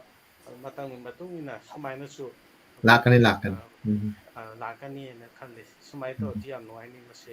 ꯂꯩꯁꯨ ꯂꯩꯔꯕꯅꯤ ꯃꯁꯤ ꯑꯩꯈꯣꯏꯅ ꯑꯄꯤꯛꯄ ꯑꯣꯏꯅ ꯄ꯭ꯂꯦ ꯁ꯭ꯇꯣꯔꯗꯁꯨ ꯐꯪꯉꯦꯅ ꯏꯅꯥꯎ ꯑꯃꯅ ꯇꯥꯛꯄꯤꯔꯛꯑꯦ ꯑꯗꯨꯅ ꯁꯤꯅ ꯇꯧꯔꯒꯗꯤ ꯑꯩꯈꯣꯏꯗ ꯁꯥꯐꯒꯅꯤ ꯅꯥꯀꯜ ꯑꯅꯤꯃꯛ ꯍꯥꯏꯅ ꯈꯜꯂꯤ ꯑꯩ ꯃꯇꯥꯡꯁꯤꯗ ꯑꯩ ꯇꯦꯟꯁꯤꯟꯖꯔꯤ ꯌꯥꯝ ꯅꯨꯡꯉꯥꯏꯖꯔꯦ ꯉꯁꯤ ꯄꯦꯅꯦꯂꯤꯁꯁꯤꯡꯅ ꯑꯩꯈꯣꯏ ꯃꯇꯝ ꯇꯦꯜꯂꯕ ꯃꯇꯝ ꯍꯥꯏꯇꯥꯔꯦ ꯄꯨꯡ 2ꯕꯨꯗꯤ ꯐꯥꯈ꯭ꯔꯦ ꯑꯗꯣ ꯇꯦꯜꯂꯕ ꯃꯇꯝꯁꯤꯗ ꯄꯨꯡ 2ꯁꯤꯒ ꯑꯩꯅ ꯁꯨꯝ ꯃꯩꯇꯩꯂꯣꯟꯒꯤ ꯁꯥꯍꯤꯇ꯭ꯌ ꯍꯥꯏꯇꯥꯔꯦ ꯑꯩꯈꯣꯏ ꯃꯅꯤꯄꯨꯔꯤ ꯁꯥꯍꯤꯇ꯭ꯌ ꯃꯅꯤꯄꯨꯔꯤ ꯂꯣꯟꯒꯤ ꯃꯇꯥꯡꯗ ꯈꯖꯤꯛꯇꯪ ꯆꯕꯨꯟ ꯑꯣꯏꯅ ꯍꯥꯏꯇꯥꯔꯦ ꯉꯁꯤ ꯑꯩꯈꯣꯏꯒꯤ ꯃꯔꯛꯇ ꯌꯥꯎꯔꯤꯕ ꯑꯩꯈꯣꯏ ꯄꯦꯅꯦꯂꯤꯁ ꯃꯔꯤꯁꯤꯅ ꯃꯇꯦꯛ ꯍꯥꯏꯇꯥꯔꯦ ꯑꯩꯈꯣꯏ ꯈꯖꯤꯛꯇꯪ ꯑꯩꯁꯤ ꯁꯨꯝ ꯋꯥꯍꯧꯗꯣꯛ ꯑꯣꯏꯅ ꯅꯠꯇ꯭ꯔꯒ ꯈꯖꯤꯛꯇꯪ ꯀꯥꯡꯈꯠꯆꯕꯅꯤꯀꯣ ꯍꯧꯖꯤꯛ ꯑꯩꯈꯣꯏꯅ ꯊꯦꯡꯅꯔꯤꯕ ꯑꯋꯥꯁꯦ ꯃꯄꯥꯟ ꯂꯝꯒꯤ ꯃꯅꯤꯄꯨꯔ ꯃꯄꯥꯟꯗ ꯂꯩꯕ ꯏꯟꯗꯤꯌꯥꯒꯤ ꯃꯄꯥꯟꯗ ꯂꯩꯕ ꯑꯩꯈꯣꯏ ꯕꯪꯒ꯭ꯂꯥꯗꯦꯁꯅ ꯀꯃꯥꯏꯅ ꯊꯦꯡꯅꯔꯤ ꯑꯗꯩꯗꯤ ꯉꯁꯤ ꯉꯔꯥꯡꯇ ꯇꯧꯈꯤꯕ ꯑꯩꯈꯣꯏꯒꯤ ꯏꯝꯐꯥꯜ ꯂꯤꯇꯔꯦꯆꯔ ꯐꯦꯁꯇꯤꯚꯦꯜ ꯃꯌꯥꯝꯅ ꯆꯥꯎꯅ ꯈꯟꯅꯔꯤꯕ ꯁꯉꯥꯏꯒꯤ ꯐꯦꯁꯇꯤꯚꯦꯜꯒꯤ ꯃꯅꯨꯡ ꯆꯟꯅ ꯂꯩꯈꯤꯕ ꯑꯁꯤꯒꯤ ꯃꯇꯥꯡꯗ ꯈꯖꯤꯛꯇꯪ ꯄꯥꯎꯗꯝꯕ ꯑꯗꯨꯒ ꯂꯣꯏꯅꯅ ꯑꯩꯈꯣꯏꯒꯤ ꯃꯅꯤꯄꯨꯔꯤ ꯂꯤꯇꯔꯦꯆꯔꯒꯤ ꯃꯅꯨꯡꯗ ꯄꯥꯉꯜꯒꯤ ꯇꯣꯉꯥꯟꯕ ꯀꯩꯅꯣꯝꯃ ꯌꯥꯝ ꯀꯟꯅ ꯀꯩꯅꯣ ꯑꯣꯏꯔꯕ ꯍꯧꯖꯤꯛ ꯅꯧꯅꯕꯨꯗꯤ ꯅꯠꯇꯦ ꯑꯗꯨ ꯍꯥꯟꯅꯗꯒꯤ ꯂꯩꯔꯛꯄ ꯍꯧꯖꯤꯛ ꯍꯦꯟꯅ ꯃꯁꯥ ꯃꯔꯦꯡ ꯐꯅ ꯍꯧꯒꯠꯂꯛꯄ ꯇꯣꯉꯥꯟꯕ ꯀꯜꯆꯔ ꯑꯩꯈꯣꯏ ꯃꯩꯇꯩ ꯂꯣꯟꯒꯤ ꯑꯣꯏꯖꯔꯒꯁꯨ ꯑꯩꯈꯣꯏ ꯏꯁꯂꯥꯃꯤꯛ ꯀꯜꯆꯔ ꯅꯠꯇ꯭ꯔꯒ ꯑꯩꯈꯣꯏ ꯀꯩꯅꯣꯒꯤ ꯇꯣꯉꯥꯟꯕ ꯈꯖꯤꯛꯇꯪ ꯑꯃ ꯐꯪꯕ ꯉꯝꯕꯁꯦ ꯑꯁꯤꯁꯨ ꯑꯩꯈꯣꯏ ꯌꯥꯝꯅ ꯅꯨꯡꯉꯥꯏꯕ ꯑꯗꯨꯒ ꯂꯣꯏꯅ ꯑꯩꯈꯣꯏꯒꯤ ꯆꯪꯈꯣꯜꯍꯟꯕꯗ ꯑꯩꯈꯣꯏꯒꯤ ꯀꯩꯅꯣꯝꯃ ꯁꯥꯒꯠꯄꯗ ꯌꯥꯝꯅ ꯀꯥꯟꯅꯕ ꯍꯥꯏꯒꯗ꯭ꯔꯥ ꯑꯩꯈꯣꯏꯒꯤ ꯁꯣꯁꯥꯏꯇꯤꯒꯤ ꯑꯄꯨꯟꯕ ꯁꯥꯒꯠꯄꯗ ꯑꯁꯤꯒꯨꯝꯕꯒꯤ ꯃꯇꯥꯡꯁꯤꯁꯨ ꯈꯔ ꯅꯩꯅꯖꯕ ꯑꯗꯨꯒ ꯂꯣꯏꯅꯅ ꯑꯁꯥꯝꯒꯤ ꯀꯩꯅꯣꯒꯤ ꯃꯇꯥꯡꯁꯨ ꯈꯖꯤꯛꯇꯪ ꯑꯣꯏꯔꯁꯨ ꯑꯩꯈꯣꯏ ꯈꯪꯖꯕ ꯉꯝꯕ ꯑꯗꯩ ꯍꯧꯖꯤꯛꯀꯤ ꯍꯧꯔꯛꯏꯕ ꯍꯧꯖꯤꯛꯀꯤ ꯅꯍꯥꯔꯣꯟꯁꯤꯡꯒꯤ ꯇ꯭ꯔꯦꯗꯤꯁꯅꯦꯜ ꯄꯤꯔꯤꯌꯠꯁꯦ ꯀꯔꯝ ꯇꯧꯔꯤꯕ ꯑꯁꯤꯒꯤꯁꯦ ꯑꯄꯨꯟꯕ ꯑꯣꯏꯅ ꯑꯩꯈꯣꯏ ꯀꯩꯅꯣ ꯇꯧꯖꯕꯅꯤ ꯑꯗꯨ ꯂꯥꯁ ꯋꯥꯔꯗ ꯑꯣꯏꯅ ꯑꯣꯖꯥ ꯋꯥꯍꯩ ꯑꯃꯃꯝꯇꯪ ꯑꯩꯈꯣꯏꯒꯤ ꯌꯦꯡꯕꯤꯔꯤꯕ ꯉꯁꯤꯒꯤ ꯀꯩꯅꯣ ꯑꯣꯗꯤꯌꯦꯟꯁꯁꯤꯡꯁꯤꯒꯤ ꯃꯐꯝꯗ ꯑꯣꯖꯥꯁꯤꯡꯒꯤ ꯀꯔꯤ ꯍꯥꯏꯅꯤꯡꯕ ꯑꯗꯨ ꯈꯖꯤꯛꯇꯪ ꯊꯝꯕꯤꯌꯨ ꯑꯣꯖꯥ ꯑꯍꯃꯠꯇ ꯍꯥꯟꯅ ꯂꯥꯛꯆꯒꯦ ꯁꯣꯔꯠꯂꯤ 1 minute 2 minute ꯇꯪ ꯌꯥꯝ ꯅꯨꯡꯉꯥꯏꯖꯩ ꯁꯨꯃꯥꯏꯅ ꯑꯩꯈꯣꯏꯒꯤ ꯃꯅꯤꯄꯨꯔꯤ ꯃꯦꯗꯔꯅ ꯄꯥꯡꯊꯣꯛꯇꯅ ꯃꯌꯥꯝꯗ ꯗꯤꯁꯀꯁꯟ ꯑꯃ ꯑꯩꯈꯣꯏꯒꯤ ꯃꯁꯥ ꯃꯁꯥꯒꯤ ꯑꯣꯏꯕ ꯑꯄꯥꯝꯕ ꯅꯠꯇ꯭ꯔꯒꯅ ꯂꯩꯍꯟꯅꯤꯡꯕ ꯐꯣꯡꯗꯣꯛꯄꯤꯕꯒꯤ ꯈꯨꯗꯣꯡꯆꯥꯕ ꯄꯤꯕꯤꯕ ꯄꯨꯝꯅꯃꯛꯇ ꯃꯁꯤꯒꯤ ꯈꯨꯗꯣꯡꯆꯥꯕ ꯐꯪꯍꯟꯕꯁꯤꯕꯨꯗꯛꯇ ꯑꯩꯈꯣꯏꯒꯤ ꯁꯤꯟꯕꯤꯔꯤꯕ ꯃꯦꯗꯤꯌꯥ ꯃꯅꯤꯄꯨꯔꯤ ꯃꯦꯗꯤꯌꯥꯕꯨ ꯊꯥꯒꯠꯄ ꯐꯣꯡꯗꯣꯛꯆꯔꯤ ꯑꯗꯨ ꯃꯁꯤ ꯇꯨꯡꯗꯁꯨ ꯁꯨꯃꯥꯏꯅ ꯃꯊꯪ ꯃꯇꯝꯒꯤ ꯃꯇꯨꯡ ꯏꯟꯅ ꯑꯩꯈꯣꯏꯒꯤ ꯁꯦꯂꯦꯛꯁꯟ ꯇꯧꯕ ꯍꯥꯏꯒꯗ꯭ꯔꯥ ꯅꯠꯇ꯭ꯔꯒꯅ ꯑꯣꯖꯥꯁꯤꯡ ꯄ꯭ꯔꯣꯒ꯭ꯔꯥꯝ ꯁꯦꯝꯕꯤꯔꯒ ꯄꯥꯡꯊꯣꯛꯃꯤꯟꯅꯔꯒ ꯈꯟꯅ ꯅꯩꯅꯕꯁꯤ ꯇꯧꯍꯟꯅꯤꯡꯕꯒꯤ ꯑꯄꯥꯝꯕꯗꯣ ꯑꯩ ꯊꯝꯖꯔꯤ ꯊꯥꯒꯠꯆꯔꯤ ꯑꯣꯖꯥ ꯊꯦꯡꯛ ꯌꯨ ꯑꯣꯖꯥ ꯅꯤꯔꯟꯖꯟ ꯌꯥꯝ ꯅꯨꯡꯉꯥꯏ ꯃꯁꯤꯒꯤ ꯃꯅꯤꯄꯨꯔꯤ ꯃꯤꯔꯣꯜꯅ ꯂꯥꯡꯕ ꯊꯧꯔꯝ ꯑꯁꯤ ꯑꯩ ꯃꯔꯨꯑꯣꯏꯅ ꯑꯣꯖꯥ ꯑꯦꯝ ꯑꯍꯃꯗ ꯑꯣꯖꯥ ꯃꯩꯁꯅꯥꯝ ꯚꯒꯠ ꯑꯣꯖꯥ ꯔꯅꯙꯤꯔ ꯑꯩꯈꯣꯏꯁꯦ ꯃꯤꯡ ꯑꯣꯏꯅꯗꯤ ꯁꯨꯝ ꯇꯥꯖꯔꯦ ꯍꯥꯟꯅꯗꯤ ꯐꯦꯁꯕꯨꯛꯇꯁꯨ ꯁꯨꯝ ꯄꯣꯁ ꯃꯌꯥꯝ ꯐꯪꯅꯩ ꯍꯥꯏꯕ ꯇꯥꯔꯦ ꯑꯗꯨꯒ ꯑꯩꯈꯣꯏ ꯃꯥꯌꯣꯛꯅꯅ ꯋꯥꯔꯤ ꯁꯥꯕꯒꯤꯁꯦ ꯈꯨꯗꯣꯡꯆꯥꯕꯁꯤꯡ ꯑꯁꯤ ꯐꯪꯅꯔꯦ ꯑꯣꯟꯂꯥꯏꯟꯗ ꯑꯣꯏꯔꯒꯁꯨ ꯃꯥꯌꯣꯛꯅ ꯋꯥꯔꯤ ꯁꯥꯕꯒꯤ ꯅꯨꯡꯉꯥꯏꯕ ꯑꯃ ꯑꯗꯨꯝ ꯐꯥꯎꯔꯦ ꯍꯥꯏꯕ ꯇꯥꯔꯦ ꯑꯁꯤ ꯌꯥꯝꯅ ꯄꯦꯟꯖꯩ ꯑꯁꯤ ꯑꯩꯅ ꯄꯥꯝꯖꯕꯁꯦ ꯑꯁꯤ ꯃꯅꯤꯄꯨꯔꯤ ꯃꯤꯔꯣꯜꯅ ꯉꯁꯤ ꯄꯤꯔꯤꯕ ꯈꯨꯗꯣꯡꯆꯥꯕ ꯑꯁꯤ ꯑꯁꯤꯒꯤ ꯀꯣꯟꯇꯤꯅ꯭ꯌꯨꯋꯦꯁꯟꯁꯤ ꯃꯊꯪꯗꯁꯨ ꯊꯝꯕ ꯑꯩꯈꯣꯏ ꯏ ꯄꯥꯎꯁꯨ ꯁꯨꯝ ꯐꯥꯎꯅꯔꯤꯕ ꯑꯃꯒ ꯑꯗꯩ ꯉꯁꯥꯏ ꯑꯩꯅ ꯍꯥꯏꯈꯤꯕꯗꯨꯅꯤ ꯑꯩꯈꯣꯏ ꯃꯔꯨꯑꯣꯏꯅ ꯑꯁꯥꯝꯒ ꯔꯤꯂꯦꯁꯟꯁꯦ ꯑꯇꯩꯒ ꯅꯛꯅꯅꯤꯡꯉꯤ ꯑꯩ ꯑꯁꯤ ꯑꯩꯈꯣꯏꯒꯤ ꯕꯪꯒ꯭ꯂꯥꯗꯦꯁ ꯃꯅꯤꯄꯨꯔꯤ ꯁꯥꯍꯤꯇ꯭ꯌ ꯁꯪꯁꯠꯀꯤ ꯑꯩꯈꯣꯏꯒꯤ ꯃꯤꯇꯤꯡꯗꯁꯨ ꯌꯥꯝ ꯇꯣꯏꯅ ꯍꯥꯏ ꯑꯁꯤ ꯑꯁꯥꯝ ꯑꯩꯈꯣꯏ ꯁꯤꯜꯆꯔ ꯍꯣꯖꯥꯏ ꯃꯥꯏꯀꯩ ꯑꯅꯤꯃꯛꯀ ꯑꯩꯈꯣꯏ ꯔꯤꯂꯦꯁꯟꯁꯤ ꯌꯥꯝꯅ ꯂꯥꯞꯅꯔꯦ ꯍꯥꯏꯕ ꯇꯥꯔꯦ ꯑꯩꯈꯣꯏꯅ ꯅꯛꯁꯟꯅꯤꯡꯕꯒꯤ ꯃꯇꯧꯗꯣ ꯑꯩꯈꯣꯏ ꯐꯪꯗ꯭ꯔꯤ ꯃꯅꯤꯄꯨꯔꯒ ꯑꯩꯈꯣꯏꯅ ꯅꯛꯁꯜꯂꯤꯕ ꯑꯁꯨꯝꯅ ꯑꯁꯥꯝꯒ ꯅꯛꯁꯟꯅꯕꯒꯤ ꯈꯨꯗꯣꯡꯆꯥꯕꯁꯤ ꯐꯪꯗ꯭ꯔꯤ ꯑꯗꯨ ꯑꯣꯖꯥ ꯃꯩꯁꯅꯥꯝ ꯚꯒꯠ ꯑꯁꯤ ꯎꯅꯕ ꯌꯥꯝ ꯅꯨꯡꯉꯥꯏꯔꯦ ꯃꯊꯪꯗ ꯑꯇꯩꯒ ꯑꯩꯈꯣꯏ ꯑꯁꯥꯝꯗ ꯃꯔꯨꯑꯣꯏꯅ ꯑꯩꯅ ꯌꯥꯝꯅ ꯅꯛꯅꯅ ꯑꯩꯈꯣꯏ ꯔꯤꯂꯦꯁꯟ ꯂꯩꯔꯤꯕꯁꯦ ꯑꯩꯈꯣꯏ ꯑꯩꯒꯤ ꯃꯔꯨꯞ ꯑꯕꯗꯨꯜ ꯍꯃꯤꯗ ꯑꯩꯒꯤ ꯃꯔꯨꯞꯅꯤ ꯑꯗꯩꯗꯤ ꯃꯔꯨꯞ ꯑꯃ ꯑꯩꯈꯣই ꯅꯥꯎꯔꯦꯝ ꯕꯤꯗ꯭ꯌꯥꯁꯥꯒꯔ ꯑꯗꯨꯗꯒꯤ ꯑꯁꯣꯝꯗꯅ ꯑꯩꯈꯣꯏꯒꯤ ꯈꯗꯥꯝꯕ ꯃꯔꯨꯞ ꯈꯗꯥꯝꯕ ꯍꯥꯏꯕ ꯇꯥꯔꯦ ꯑꯣꯖꯥ ꯑꯍꯨꯝꯁꯦ ꯑꯩꯒꯤ ꯃꯔꯨꯞꯅꯤ ꯑꯗꯨ ꯃꯈꯣꯏꯒ ꯑꯩ ꯄꯥꯎ ꯐꯥꯎꯅꯩ ꯃꯔꯛ ꯃꯔꯛꯇ ꯑꯗꯨ ꯑꯣꯏꯔꯒꯁꯨ ꯑꯇꯩꯒ ꯑꯁꯥꯝꯒꯤ ꯔꯥꯏꯇꯔꯁꯤꯡꯒ ꯅꯛꯅꯕꯁꯦ ꯑꯩ ꯌꯥꯝ ꯄꯥꯝꯃꯤ ꯑꯗ ꯈꯨꯗꯣꯡꯆꯥꯕꯁꯦ ꯑꯩ ꯃꯊꯪꯗ ꯄꯥꯝꯃꯤ ꯃꯅꯤꯄꯨꯔꯤ ꯃꯤꯔꯔꯕꯨ ꯊꯥꯒꯠꯆꯔꯤ ꯃꯌꯥꯝ ꯉꯁꯤꯒꯤ ꯁꯔꯨꯛ ꯌꯥꯕꯤꯕ ꯃꯌꯥꯝ ꯄꯨꯝꯅꯃꯛꯁꯨ ꯊꯥꯒꯠꯆꯔꯤ ꯊꯦꯡꯛ ꯌꯨ ꯑꯩꯁꯨ ꯍꯥꯏꯅꯤꯡꯕ ꯃꯌꯥꯝ ꯂꯩꯕꯅꯦ ꯑꯗꯨꯕꯨ ꯃꯊꯪꯗ ꯑꯣꯏꯅ ꯁꯨꯝ ꯑꯣꯖꯥ ꯚꯒꯠꯇ ꯂꯥꯛꯆꯒꯦ ꯑꯣꯖꯥ ꯚꯒꯠꯀꯤꯁꯨ ꯑꯔꯣꯏꯕ ꯋꯥꯍꯩ ꯈꯖꯤꯛꯇꯪ ꯊꯝꯕꯤꯔꯝꯃꯨ ꯌꯥꯝ ꯌꯥꯝ ꯅꯨꯡꯉꯥꯏꯖꯩ ꯃꯅꯤꯄꯨꯔꯤ ꯃꯤꯔꯔꯅ ꯉꯁꯤ ꯁꯤꯟꯕꯤꯔꯤꯕ ꯄ꯭ꯂꯦꯠꯐꯣꯝꯁꯤ ꯃꯊꯪꯗꯁꯨ ꯑꯩꯈꯣꯏꯒꯤ ꯑꯁꯥꯝꯗ ꯂꯩꯔꯤꯕ ꯑꯣꯖꯥꯁꯤꯡ ꯌꯥꯝ ꯂꯩꯔꯤ ꯑꯩꯈꯣꯏꯒꯤ ꯑꯁꯥꯝꯒꯤ ꯄ꯭ꯔꯣꯕ꯭ꯂꯦꯝꯁꯤꯡꯒꯤ ꯃꯇꯥꯡꯗ ꯅꯨꯡꯉꯥꯏꯕ ꯋꯥꯐꯝꯁꯤꯡꯕꯨ ꯑꯣꯏꯔꯁꯨ ꯃꯊꯪ ꯁꯤꯟꯕꯤꯔꯛꯇꯅ ꯇ꯭ꯔꯤꯄꯨꯔꯥꯗꯒꯤ ꯈꯪꯗꯦ ꯑꯁꯤꯒꯨꯝꯕ ꯄ꯭ꯂꯦꯠꯐꯣꯝꯁꯤ ꯃꯊꯪ ꯍꯟꯕꯤꯌꯨ ꯍꯥꯏꯕꯁꯤ ꯑꯩ ꯍꯥꯏꯖꯒꯦ ꯑꯗꯨꯒ ꯉꯁꯥꯏ ꯑꯣꯖꯥ ꯅꯤꯔꯟꯖꯟꯅ ꯑꯁꯥꯝꯒꯤ ꯃꯔꯤꯒꯤ ꯃꯇꯥꯡꯗ ꯍꯥꯏꯕꯁꯤ ꯃꯁꯤ ꯑꯩꯒꯤ ꯋꯥꯈꯜꯗ ꯑꯩ ꯊꯝꯖꯤꯟꯖꯔꯦ ꯑꯗꯨꯒ ꯑꯩꯈꯣꯏꯒꯤ ꯂꯩꯔꯤꯕ ꯔꯥꯏꯇꯔꯁ ꯀꯝꯃ꯭ꯌꯨꯅꯤꯇꯤꯒꯤ ꯃꯔꯛꯇ ꯑꯩꯈꯣꯏꯒꯤ ꯂꯩꯔꯤꯕ ꯑꯁꯥꯝꯒꯤ ꯃꯅꯤꯄꯨꯔꯤ ꯀꯝꯃ꯭ꯌꯨꯅꯤꯇꯤꯒꯤ ꯃꯅꯤꯄꯨꯔꯤ ꯏꯆꯤꯟ ꯏꯅꯥꯎꯁꯤꯡꯒꯤ ꯃꯔꯛꯇ ꯄꯨꯟꯅ ꯇꯤꯟꯃꯤꯟꯅꯅꯕ ꯑꯩꯈꯣꯏ ꯑꯗꯨꯒꯤ ꯈꯨꯗꯣꯡꯆꯥꯕꯗꯨ ꯂꯥꯛꯄ ꯑꯣꯏꯁꯅꯨ ꯍꯥꯏꯅ ꯑꯩ ꯊꯝꯖꯒꯦ ꯑꯗꯨꯒ ꯑꯩ ꯃꯗꯨ ꯂꯥꯛꯅꯕ ꯍꯥꯏꯅꯁꯨ ꯑꯩ ꯀꯩꯅꯣ ꯇꯧꯒꯦ ꯑꯩꯈꯣꯏꯒꯤ ꯁꯤꯟꯖꯒꯦ ꯍꯥꯏꯇꯥꯔꯦ ꯑꯗꯨꯒ ꯕꯪꯒ꯭ꯂꯥꯗꯦꯁꯀꯤ ꯍꯧꯖꯤꯛ ꯍꯥꯏꯔꯤꯁꯤꯅꯤ ꯑꯩꯈꯣꯏꯒꯤ ꯃꯅꯤꯄꯨꯔꯤ ꯈꯣꯔꯤꯔꯣꯜꯒꯤ ꯇꯥꯏꯕꯪꯗ ꯑꯁꯥꯝꯁꯤ ꯌꯥꯝ ꯑꯆꯧꯕ ꯁ꯭ꯇꯦꯠ ꯍꯣꯜꯗꯔ ꯍꯥꯏꯇꯥꯔꯦ ꯅꯦꯛꯁ ꯇꯨ ꯃꯅꯤꯄꯨꯔꯒꯨꯝꯕ ꯀꯩꯅꯣꯅꯤ ꯑꯩꯈꯣꯏꯒꯤ ꯁ꯭ꯇꯦꯠꯅꯤ ꯑꯗꯣ ꯑꯁꯥꯝꯅ ꯍꯧꯖꯤꯛ ꯍꯥꯏꯔꯤꯕ ꯀꯟꯇ꯭ꯔꯤꯕ꯭ꯌꯨꯁꯟꯁꯤ ꯏꯇꯧ ꯇꯧꯕ ꯉꯝꯗꯕ꯭ꯔꯥ ꯍꯥꯏꯅ ꯑꯩ ꯐꯤꯜ ꯇꯧꯖꯩ ꯉꯁꯥꯏꯒꯤ ꯋꯥꯐꯝꯁꯤꯗꯒꯤꯀꯣ ꯑꯗꯣ ꯃꯊꯪꯗ ꯃꯁꯤꯒꯤ ꯑꯋꯥꯠꯄꯁꯤ ꯃꯦꯟꯁꯤꯟꯅꯕ ꯑꯩꯈꯣꯏꯁꯨ ꯍꯣꯠꯅꯖꯒꯦ ꯍꯥꯏꯕ ꯋꯥꯐꯝꯁꯦ ꯑꯩ ꯊꯝꯖꯒꯦ ꯑꯗꯣ ꯑꯃꯨꯛꯀꯁꯨ ꯍꯟꯅ ꯑꯩ ꯃꯅꯤꯄꯨꯔꯤ ꯃꯤꯔꯔꯕꯨ ꯑꯩ ꯊꯥꯒꯠꯆꯔꯤ ꯊꯦꯡꯛ ꯌꯨ ꯊꯦꯡꯛ ꯌꯨ ꯃꯊꯪꯗ ꯑꯩꯈꯣꯏ ꯁꯣꯏꯗꯅ ꯑꯁꯥꯝꯒꯤ ꯇ꯭ꯔꯤꯄꯨꯔꯥꯒꯤ ꯑꯣꯖꯥ ꯀꯝꯃꯤꯅꯤꯁꯨ ꯑꯩꯅ ꯍꯪꯖꯕꯅꯤ ꯑꯗꯨꯕꯨ ꯖꯁ ꯅꯣꯡꯃ ꯅꯤꯅꯤꯒꯤ ꯃꯃꯥꯡꯗ ꯑꯣꯖꯥ ꯀꯝꯃꯤꯅꯤꯒꯤ ꯃꯁꯥꯒꯤ ꯑꯆꯤꯟꯕ ꯃꯁꯥꯒꯤ ꯍꯥꯏꯗꯤ ꯃꯥꯏ ꯗꯤꯄꯥꯔꯠꯃꯦꯟꯒꯤ ꯍꯥꯏꯇꯥꯔꯦ ꯌꯨꯅꯤꯚꯔꯁꯤꯇꯤ ꯑꯆꯤꯟꯕ ꯑꯃ ꯂꯩꯕꯗꯒꯤ ꯁꯔꯨꯛ ꯌꯥꯕ ꯉꯝꯃꯔꯣꯏ ꯉꯝꯗꯕ ꯇꯥꯔꯦ ꯃꯊꯪꯗ ꯑꯣꯏꯅ ꯌꯥꯎꯖꯔꯒꯦ ꯍꯥꯏꯅ ꯁꯨꯝ ꯅꯤꯡꯁꯤꯡꯉꯛꯄ ꯑꯗꯨꯗꯒꯤ ꯑꯣꯖꯥ ꯀꯝꯃꯤꯅꯤꯁꯤ ꯌꯥꯎꯔꯒ ꯑꯗ ꯈꯨꯗꯛꯇ ꯃꯇꯝꯁꯤ ꯌꯥꯝ ꯁꯣꯏꯅꯕꯅꯤꯅ ꯑꯇꯣꯞꯄ ꯑꯃꯃꯨꯛ ꯍꯥꯏꯕꯗꯨ ꯑꯩꯈꯣꯏꯅ ꯈꯔ ꯋꯥꯅ ꯊꯣꯛꯈ꯭ꯔꯦ ꯑꯗꯨꯅ ꯃꯊꯪꯗꯗꯤ ꯁꯣꯏꯗꯅ ꯁꯨꯍꯟꯅꯕ ꯇꯧꯖꯒꯅꯤ ꯃꯃꯥꯡꯉꯩꯗ ꯑꯩꯈꯣꯏ ꯑꯁꯥꯝꯒꯤ ꯑꯣꯖꯥ ꯕꯤꯗ꯭ꯌꯥꯁꯥꯒꯔ ꯋꯥꯔꯤ ꯁꯥꯟꯅꯖꯈ꯭ꯔꯦ ꯑꯗꯨꯗꯒꯤꯗꯤ ꯀꯩꯅꯣꯒꯤ ꯑꯣꯖꯥ ꯍꯃꯤꯗꯤ ꯌꯥꯎꯗ꯭ꯔꯤ ꯃꯥꯜꯂꯦ ꯑꯣꯖꯥ ꯀꯩꯅꯣꯗꯤ ꯇꯥꯍꯤ ꯁꯥꯖꯕꯒ ꯁꯥꯟꯅꯖ ꯁꯨꯃꯥꯏꯅ ꯑꯁꯥꯝꯒꯤꯁꯨ ꯁꯨꯝ ꯌꯥꯎꯍꯟꯅꯕ ꯍꯣꯠꯅꯖꯩ ꯃꯊꯪꯗꯁꯨ ꯀꯩꯅꯣ ꯇꯧꯒꯅꯤ ꯀꯩꯅꯣꯒꯤ ꯒꯧꯍꯥꯇꯤꯒꯤ ꯑꯣꯖꯥ ꯁ꯭ꯌꯥꯝꯅꯆꯤꯡꯕ ꯃꯊꯪ ꯑꯩꯈꯣꯏ ꯁꯨꯃꯥꯏꯅ ꯃꯌꯥꯝ ꯃꯥꯏꯀꯩ ꯄꯨꯝꯅꯃꯛꯇꯒꯤ ꯍꯥꯏꯇꯥꯔꯦ ꯖꯦꯅꯦꯔꯦꯁꯟ ꯃꯥꯏꯀꯩ ꯄꯨꯝꯅꯃꯛ ꯑꯩꯈꯣꯏ ꯈꯜꯂꯒ ꯈꯔ ꯄꯨꯁꯤꯟꯅꯕ ꯍꯣꯠꯅꯖꯒꯅꯤ ꯊꯦꯡꯛ ꯌꯨ ꯔꯟꯙꯤꯔꯒꯤꯁꯨ ꯑꯔꯣꯏꯕ ꯋꯥꯍꯩ ꯂꯥꯏꯟ ꯑꯃꯇꯪ ꯈꯔ ꯍꯥꯏꯕꯤꯔꯝꯃꯨ ꯍꯥꯏꯖꯒꯦ ꯌꯥꯝ ꯅꯨꯡꯉꯥꯏꯖꯩ ꯇꯥꯃꯣ ꯑꯩꯈꯣꯏ ꯃꯅꯤꯄꯨꯔ ꯃꯤꯔꯔꯅ ꯅꯨꯡꯁꯤꯕꯤꯗꯨꯅ ꯑꯩꯒꯤ ꯋꯥꯈꯜꯗ ꯂꯩꯕ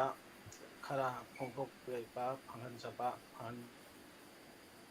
ꯅꯛꯅꯕ ꯏꯁꯇꯦꯠ ꯑꯁꯥꯝ ꯑꯗꯒꯤꯗꯤ ꯑꯩꯈꯣꯏꯒꯤ ꯅꯛꯅꯔꯤꯕ ꯂꯩꯕꯥꯛ ꯕꯪꯒ꯭ꯂꯥꯗꯦꯁꯀꯤ ꯑꯃꯗꯤ ꯑꯩꯈꯣꯏꯒꯤ ꯁꯣꯝꯗꯅ ꯑꯩꯈꯣꯏꯒꯤ ꯂꯩꯀꯥꯏ ꯍꯥꯏꯇꯥꯔꯦ ꯇꯥꯃꯣ MM ꯑꯍꯃꯗꯀꯤ ꯃꯣꯠ ꯃꯌꯥꯝ ꯑꯃ ꯇꯥꯕ ꯅꯨꯡꯉꯥꯏꯖꯩ ꯃꯅꯤꯄꯨꯔ ꯃꯤꯔꯔꯕꯨ ꯑꯩꯈꯣꯏꯅ ꯃꯇꯝ ꯄꯨꯝꯅꯃꯛꯇ ꯊꯥꯒꯠꯆꯔꯤ ꯑꯗꯨꯒ ꯑꯩꯉꯣꯟꯗ ꯈꯨꯗꯣꯡꯆꯥꯕ ꯈꯔ ꯄꯤꯕꯤꯔꯛꯄ ꯋꯥꯍꯩ ꯈꯔ ꯍꯥꯏꯖꯅꯕ ꯃꯁꯤꯒꯤꯗꯃꯛꯇ ꯑꯩꯁꯨ ꯆꯥꯎꯊꯣꯛꯆꯕ ꯐꯣꯡꯖꯩ ꯃꯌꯥꯝ ꯄꯨꯝꯅꯃꯛ ꯈꯨꯔꯨꯝꯖꯔꯤ ꯊꯦꯡꯛ ꯌꯨ ꯑꯩꯈꯣꯏꯒꯤ ꯁꯦꯁꯟꯁꯤ ꯑꯁꯤꯗ ꯁꯨꯝ ꯂꯣꯏꯁꯤꯜꯂꯅꯤ ꯑꯍꯥꯟꯕ ꯁꯦꯁꯟ ꯍꯥꯏꯇꯥꯔꯦ ꯑꯩꯈꯣꯏ ꯃꯊꯪꯗ ꯀꯩꯅꯣꯒꯤ ꯏꯁꯩꯒꯤ ꯑꯃꯗꯤ ꯑꯩꯈꯣꯏ ꯑꯕ꯭ꯔꯤꯇꯤ ꯔꯦꯁꯤꯇꯦꯁꯟ ꯑꯩꯈꯣꯏ ꯁꯩꯔꯦꯡ ꯄꯥꯕꯒꯤ ꯁꯦꯁꯟ ꯃꯆꯥ ꯑꯃꯇꯪ ꯊꯝꯖꯔꯤ ꯑꯁꯤꯗꯩꯁꯤꯗ ꯑꯩꯈꯣꯏꯒꯤ ꯁꯦꯔꯥꯝ ꯔꯤꯄꯟ ꯃꯅꯤꯄꯨꯔꯤ ꯃꯤꯔꯔꯒꯤ ꯏꯗꯤꯇꯔ ꯑꯣꯖꯥ ꯁꯦꯔꯥꯝ ꯔꯤꯄꯟꯕꯨ ꯑꯣꯏꯅ ꯀꯧꯁꯤꯟꯖꯔꯤ ꯌꯥꯔꯒꯗꯤ ꯃꯍꯥꯛ ꯆꯪꯕꯤꯔꯛꯇꯨꯅ ꯉꯁꯤꯒꯤ ꯄ꯭ꯔꯣꯒ꯭ꯔꯥꯝꯒꯤ ꯑꯩꯈꯣꯏ ꯑꯀꯣꯟꯕ ꯁꯦꯁꯟ ꯍꯥꯏꯇꯥꯔꯦ ꯑꯅꯤꯁꯨꯕ ꯁꯦꯁꯟꯁꯤ ꯄꯥꯡꯊꯣꯛꯅꯕ ꯅꯤꯡꯁꯤꯡꯖꯔꯤ ꯑꯗꯨꯒ ꯂꯣꯏꯅꯅ ꯑꯃꯨꯛꯀꯁꯨ ꯃꯌꯥꯝꯗ ꯑꯩꯅ ꯃꯅꯤꯄꯨꯔꯤ ꯃꯤꯔꯔꯒꯤ ꯃꯥꯏꯀꯩꯗꯒꯤ ꯑꯩꯅ ꯅꯤꯡꯁꯤꯡꯖꯅꯤꯡꯕ ꯑꯃꯗꯤ ꯑꯩꯈꯣꯏ ꯇꯁꯦꯡꯅ ꯍꯥꯏꯕꯗ ꯑꯩꯈꯣꯏꯒꯤ ꯑꯁꯣꯏꯕ ꯅꯠꯇ꯭ꯔꯒꯅ ꯑꯩꯈꯣꯏꯒꯤ ꯂꯤꯃꯤꯇꯦꯁꯟ ꯍꯥꯏꯒꯗ꯭ꯔꯥ ꯑꯩꯈꯣꯏꯒꯤ ꯑꯋꯥꯠꯄ ꯑꯩꯈꯣꯏꯅ ꯇꯧꯖꯅꯤꯡꯕꯗꯤ ꯂꯩꯕ ꯑꯗꯨꯒ ꯉꯝꯖꯗꯕ ꯀꯌꯥ ꯑꯃꯁꯨ ꯂꯩꯖꯩ ꯑꯗꯨꯅ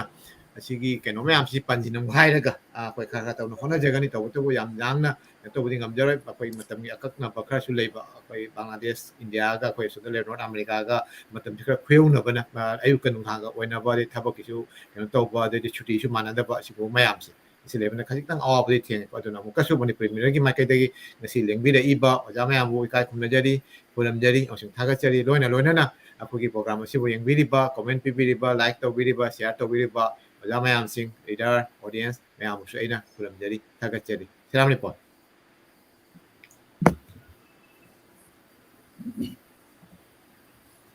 ꯁꯤꯔꯥꯝꯅꯤꯄꯣꯟ ꯆꯪꯁꯤꯟꯕꯤꯔꯣ ꯌꯥꯔꯅꯤ ꯌꯦꯡꯕꯤꯔꯤꯕ ꯃꯌꯥꯝꯕꯨ ꯑꯃꯨꯛꯀ ꯍꯟꯅ ꯊꯥꯒꯠꯆꯔꯤ ꯑꯩꯈꯣꯏꯒꯤ ꯃꯅꯤꯄꯨꯔꯤ ꯃꯤꯔꯣꯜꯅ ꯁꯤꯟ ꯂꯥꯡꯕ ꯑꯅꯤꯁꯨꯕ ꯑꯦꯅꯤꯚꯔꯁꯔꯤꯒꯤ ꯊꯧꯔꯝ ꯄꯔꯦꯡꯒꯤ ꯉꯁꯤ ꯑꯔꯣꯏꯕ ꯅꯨꯃꯤꯠꯁꯤꯗ ꯂꯦꯡꯕꯤꯔꯛꯄ ꯑꯣꯖꯥ ꯃꯌꯥꯝ ꯀꯔꯤ ꯍꯥꯏꯅꯤ ꯍꯟꯅ ꯍꯟꯅ ꯊꯥꯒꯠꯄ ꯅꯠꯇꯅ ꯑꯇꯩ ꯑꯃꯨꯛ ꯀꯔꯤ ꯍꯥꯏꯅꯤ ꯑꯩꯈꯣꯏꯒꯤ ꯊꯧꯔꯝ ꯄꯔꯦꯡꯁꯤ ꯃꯍꯩ ꯌꯥꯜꯂꯦ ꯍꯥꯏꯅ ꯂꯧꯕꯁꯤ ꯑꯣꯖꯥ ꯍꯣꯏꯅ ꯂꯦꯡꯕꯤꯅ ꯅꯨꯡꯁꯤꯕꯤꯅ ꯂꯥꯛꯄꯤꯕꯁꯤ ꯃꯁꯤꯅ ꯑꯩꯈꯣꯏꯒꯤ ꯃꯍꯩ ꯌꯥꯟꯕꯅꯤ ꯑꯩꯈꯣꯏꯅ ꯇꯧꯅꯤꯡꯕ ꯑꯩꯈꯣꯏꯅ ꯄꯨꯊꯣꯛꯆꯅꯤꯡꯕ ꯏꯁꯨ ꯈꯔ ꯑꯩꯈꯣꯏꯒꯤ ꯌꯦꯡꯕꯤꯔꯤꯕ ꯑꯩꯈꯣꯏꯒꯤ ꯄꯥꯊꯣꯛꯇ ꯑꯩꯈꯣꯏꯒꯤ ꯔꯤꯗꯔꯁꯤꯡꯗ ꯑꯩꯈꯣꯏꯅ ꯌꯧꯍꯟꯒꯗꯕ ꯃꯦꯁꯦꯖ ꯈꯔ ꯌꯧꯍꯟꯅꯤꯡꯒꯗꯕ ꯑꯁꯤꯒꯤ ꯑꯣꯖꯥ ꯑꯩꯈꯣꯏꯒꯤ ꯑꯦꯛꯁꯄꯥꯔꯠ ꯀꯣꯃꯦꯟ ꯑꯗꯨꯗꯒꯤꯗꯤ ꯃꯤꯠꯌꯦꯡ ꯋꯥꯈꯜꯂꯣꯟ ꯅꯩꯅꯕ ꯃꯁꯤ ꯃꯈꯣꯏꯅ ꯌꯧꯍꯟꯅꯤꯡꯕꯒꯤ ꯇꯠꯇꯅ ꯂꯦꯞꯅꯔꯛꯄ ꯇꯠꯇꯅ ꯍꯣꯠꯅꯔꯛꯄ ꯀꯩꯅꯣꯁꯤꯒꯤ ꯑꯩꯈꯣꯏꯒꯤ ꯑꯦꯐꯣꯔꯠꯁꯤꯒꯤ ꯃꯅꯨꯡ ꯆꯟꯅ ꯑꯩꯈꯣꯏꯅ ꯉꯁꯤꯒꯤ ꯊꯧꯔꯝ ꯑꯁꯤ ꯁꯤꯟꯖꯕꯅꯤ ꯑꯗꯨꯅ ꯍꯧꯖꯤꯛ ꯑꯩꯈꯣꯏꯒꯤ ꯑꯔꯣꯏꯕ ꯁꯦꯁꯟꯁꯤꯗ ꯑꯩꯈꯣꯏꯒꯤ ꯉꯁꯤꯒꯤ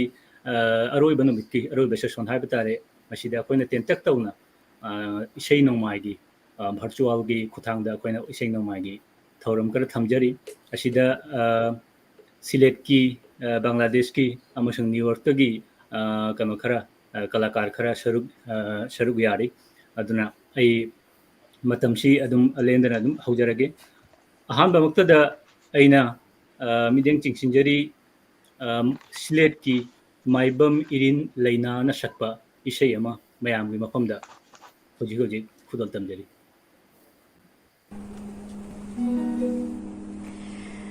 Pulina po sabaka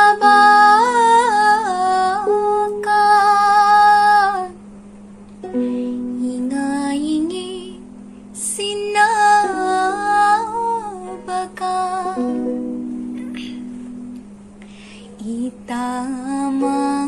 itamanjakada chatlani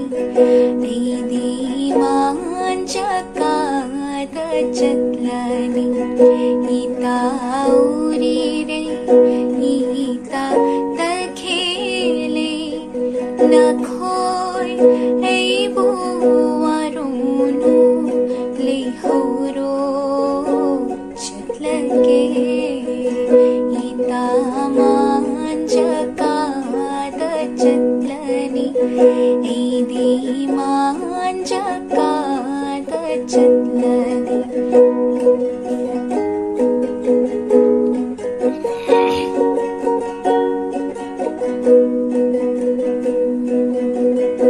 Pulina po sabakan inga-ingit sinabakan nujau ibig aigi punshi pamunagda sajarage hainaba thanaba wangi yomratle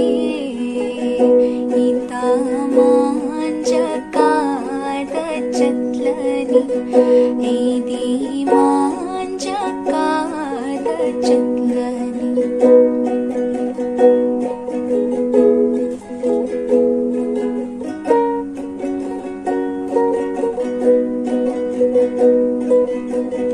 ita sa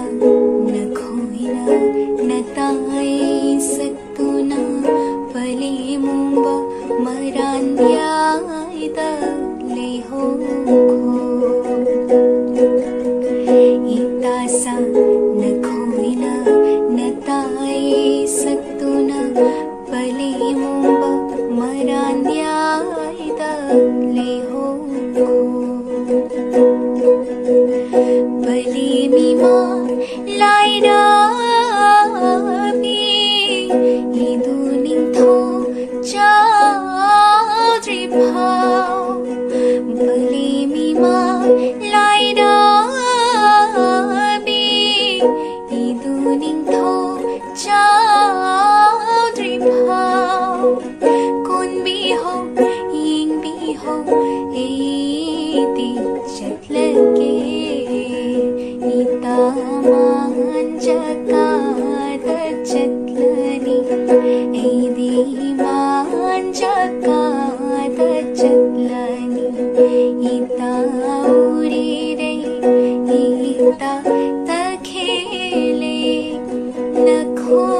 ꯑꯩꯕꯨ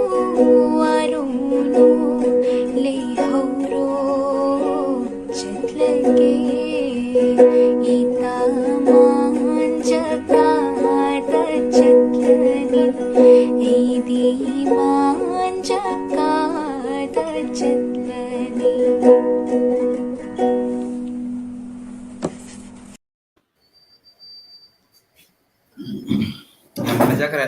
Jam fajagre. माइबम इरिन लेना थमोय सेंना थागतचरी साथीना फजबा सैरे कनोमा इसे अमा असिगी इसे असि अइना पिगिंग देगी ताजखिबनी लेजेंडरी सिंगर लाइस्रम मेमा नशखिबा ngasisu kanoda napada fauna lei haiba tare aduga ngasi leinaagi fajaraba khonthokina amuka hanna ise sibu ai tanatana mayam punamaga tahanba phambasi aduki mati nungaije amasung leinabu hanna hanna thagachari mathangdasu akhoi leinaagi khonthoktage fajaraba ise kayama taab phangjagani haibagi asa se thamjaraga mathangda chachage mathangda aina thamjarisina akhoi Sereng recitation haibasi akhoi Bangladesh da jamna chawrba art ama oina lonai aduna sereng recitation sina kano oina professional lobo mi phau professional oina tauba kano tauba sigi kano art makhala sida kano changchaladana full time professional na loba mi oishu akhoi gi kano da Bangladesh da lei kano oina na Paschim Bongo da shu sigi kano se iho se jamna maring chungna lebasu ui Manipur da su panei adubu khaitang di sigi RC khangde khaitang di kano tawdana kano da Kolkata da natraga Dhaka da natraga Bangladesh ki tawba lowba art makhal oina adumaina jam wang na lowdaba adu haina khalli masi agi kano ni personal observation ni adu mathangda akhoi kano gi Bishkau gi Silet Bangladesh ki Bishkau gi kano Anita Sarajam marik chumna kano tona jamna paring chumna hogolagliba recitation tawba amadi aiba Anita Sarajam gi khonthoktage kavita ama taminachi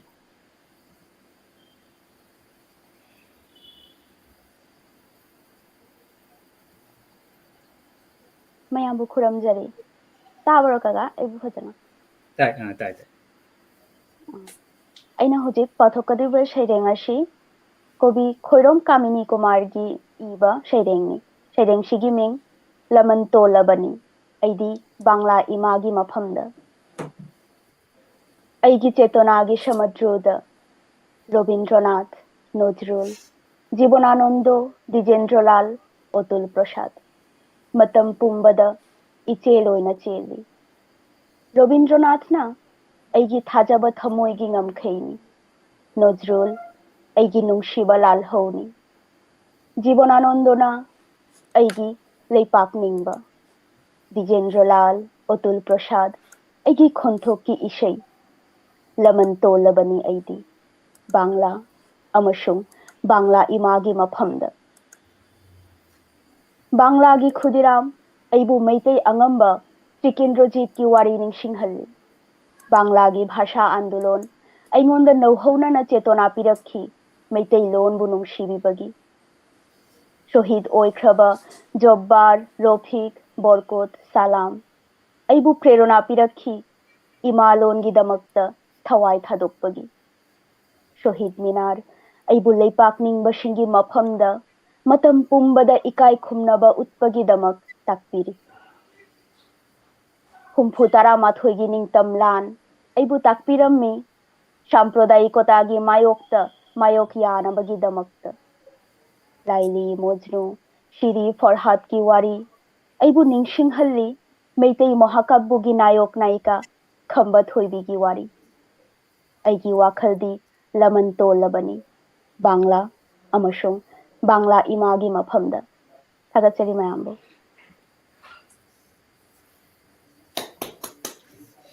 Punita ngkhali ta thagachi thongna phajaba seirengni aduna nangna paaba sisu anthokna taaba nungai akhoi yengbiriba akhoi kano sinachu soidana nungai ba phawgani haibagi thajaba lei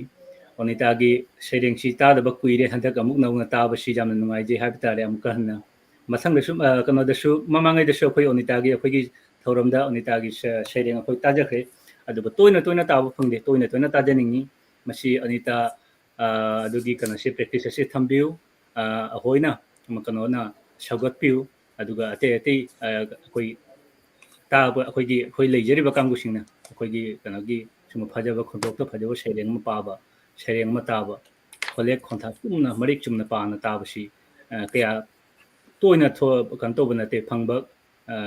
ꯀꯩꯅꯣ ꯅꯠꯇꯦ ꯑꯗꯨꯅ ꯑꯅꯤꯇꯥꯅ ꯉꯁꯤ ꯀꯩꯅꯣ ꯇꯧꯕꯤꯕꯁꯤ ꯇꯁꯦꯡꯅ ꯅꯨꯡꯉꯥꯏꯖꯩ ꯊꯥꯒꯠꯆꯔꯤ ꯑꯅꯤꯇꯥ ꯃꯊꯪꯗ ꯑꯃꯨꯛ ꯑꯩ ꯏꯁꯩ ꯑꯃ ꯇꯥꯃꯤꯟꯅꯁꯤ ꯃꯊꯪꯗ ꯂꯩꯔꯤꯁꯤꯅ ꯁꯥꯏꯔꯦꯝ ꯑꯕꯤꯅꯥꯁ ꯁꯤꯂꯦꯠꯀꯤ ꯁꯤꯕꯒꯣꯟꯁ ꯈꯨꯟꯖꯥꯗ ꯂꯩꯕ ꯑꯉꯥꯡ ꯑꯣꯏꯔꯤꯕ ꯌꯥꯝꯅ ꯅꯍꯥ ꯑꯣꯏꯔꯤꯕ ꯀꯩꯅꯣꯅꯤ ꯀꯂꯥꯀꯥꯔꯅꯤ ꯁꯥꯏꯔꯦꯝ ꯑꯕꯤꯅꯥꯁ ꯃꯍꯥꯛꯀꯤ ꯈꯣꯟꯊꯣꯛꯇ ꯍꯧꯖꯤꯛ ꯕꯪꯂꯥ ꯏꯁꯩ ꯑꯃ ꯇꯥꯃꯤꯟꯅꯁꯤ ꯏꯁꯩ ꯑꯁꯤ ꯗꯤ ꯑꯦꯜ ꯔꯥꯏꯒꯤ ꯏꯁꯩꯅꯤ ꯗꯤꯖꯦꯟꯗ꯭ꯔꯣꯂꯥꯜ ꯔꯥꯏ ꯗꯤ ꯑꯦꯜ ꯔꯥꯏ ꯍꯥꯏꯔꯒ ꯈꯪꯅꯕ ꯕꯪꯂꯥ ꯀꯜꯆꯔꯗꯗꯤ ꯕꯪꯂꯥ ꯀꯩꯅꯣꯗꯗꯤ ꯄꯣꯟꯆꯣ ꯄꯥꯟꯗꯣꯞꯀꯤ ꯃꯅꯨꯡ ꯆꯟꯕ ꯄꯣꯟꯆꯣ ꯄꯥꯟꯗꯣꯞ ꯍꯥꯏꯅ ꯈꯪꯅꯕ ꯄꯣꯟꯆꯣ ꯄꯥꯟꯗꯣꯞꯀꯤ ꯃꯅꯨꯡ ꯆꯟꯕ ꯗꯤ ꯑꯦꯜ ꯔꯥꯏ ꯃꯍꯥꯛꯀꯤ ꯏꯁꯩꯅꯤ ꯁꯥꯏꯔꯦꯝ ꯑꯕꯤꯅꯥꯁꯀꯤ ꯈꯣꯟꯊꯣꯛꯇ ꯍꯧꯖꯤꯛ ꯇꯥꯃꯤꯟꯅꯔꯁꯤ ꯏꯁꯩ ꯑꯁꯤ আমরা মলয় বাতাসে ভেসে যাব শুধু কুসুমের মধু করিব পান ঘুমাবো কেতকী সুবাস শয়নে চাঁদের কিরণে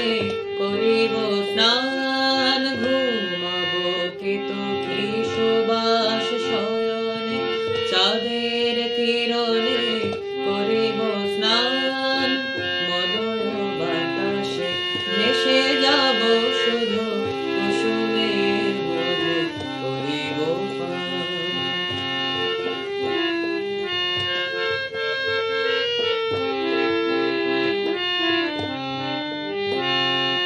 কবিতা করিবে আমাকে বিজন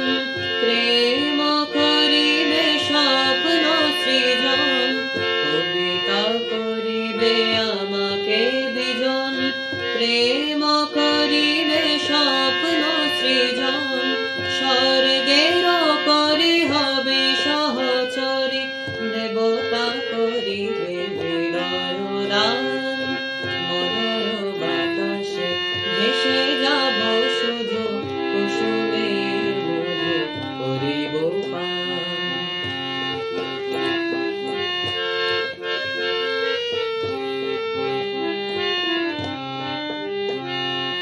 সন্ধ্যার মেঘে ভরিব দুকুল ইন্দ্রধনুরে চন্দ্রহার তারায় করিব কর্ণের দোল জড়াব গাইতে অন্ধকার সন্ধ্যার মেঘে ভরিব দুকুল ইন্দ্রধনুরে চন্দ্রহার তারায় করিব কর্ণের দোল জড়াব গাইতে অন্ধকার বাষ্পের রসনে আকাশে উঠিব বৃষ্টির রসনে ধরায় লুটিব বাষ্পের রসনে আকাশে উঠিব বৃষ্টির রসনে ধরায় লুটিব সিন্ধুর রসনে সাগরে ছুটিব ঝঞ্ঝা রসনে গাহিব গান মলয় বাতাসে ভেসে যাব শুধু কুসুমের মধু করিব পান ঘুমাবো কেতকী সুবাস শয়নে চাঁদের কিরণে করিব স্নান ঘুমাবো কেতকী সুবাস শয়নে চাঁদের কিরণে করিব স্নান মলয় বাতাসে ভেসে যাব শুধু কুসুমের মধু করিব পান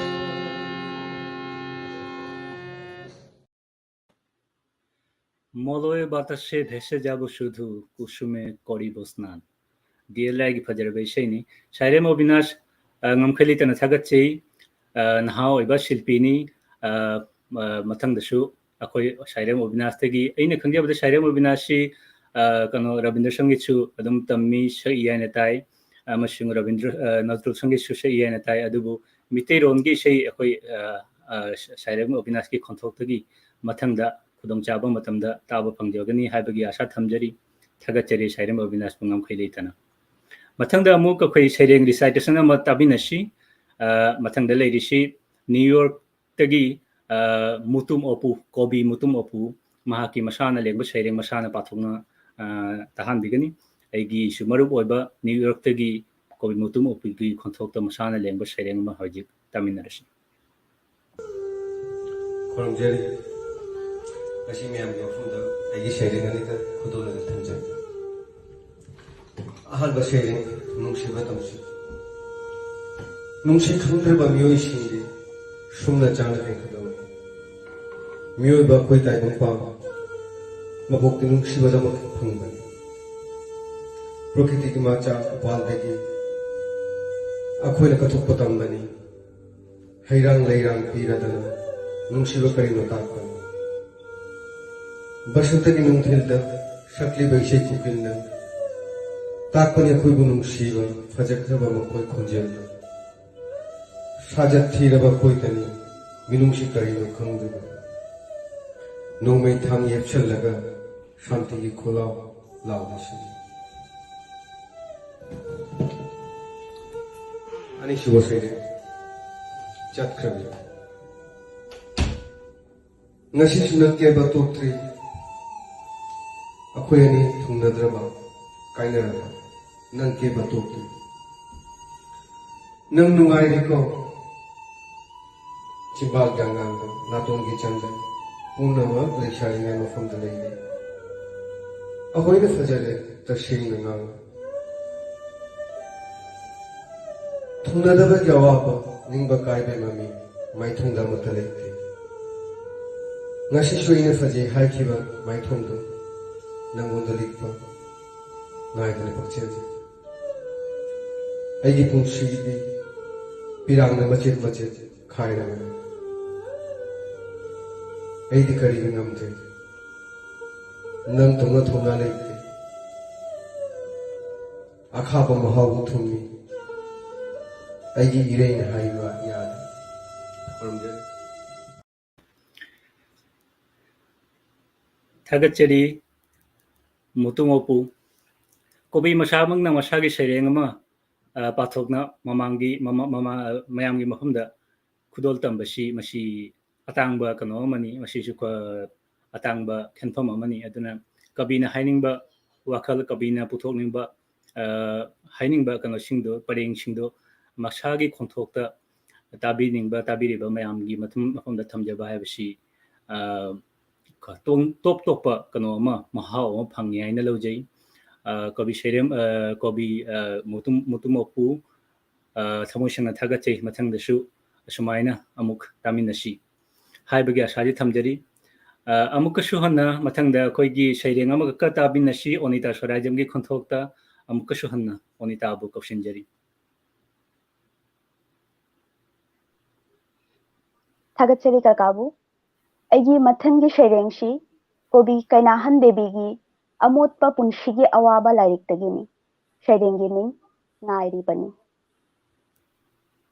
nangtabu ngaibada haukhare matamdi hankhare ngasidi pangal thauna aningba ngaikhibani nangbu lakhidi tanja chana adubu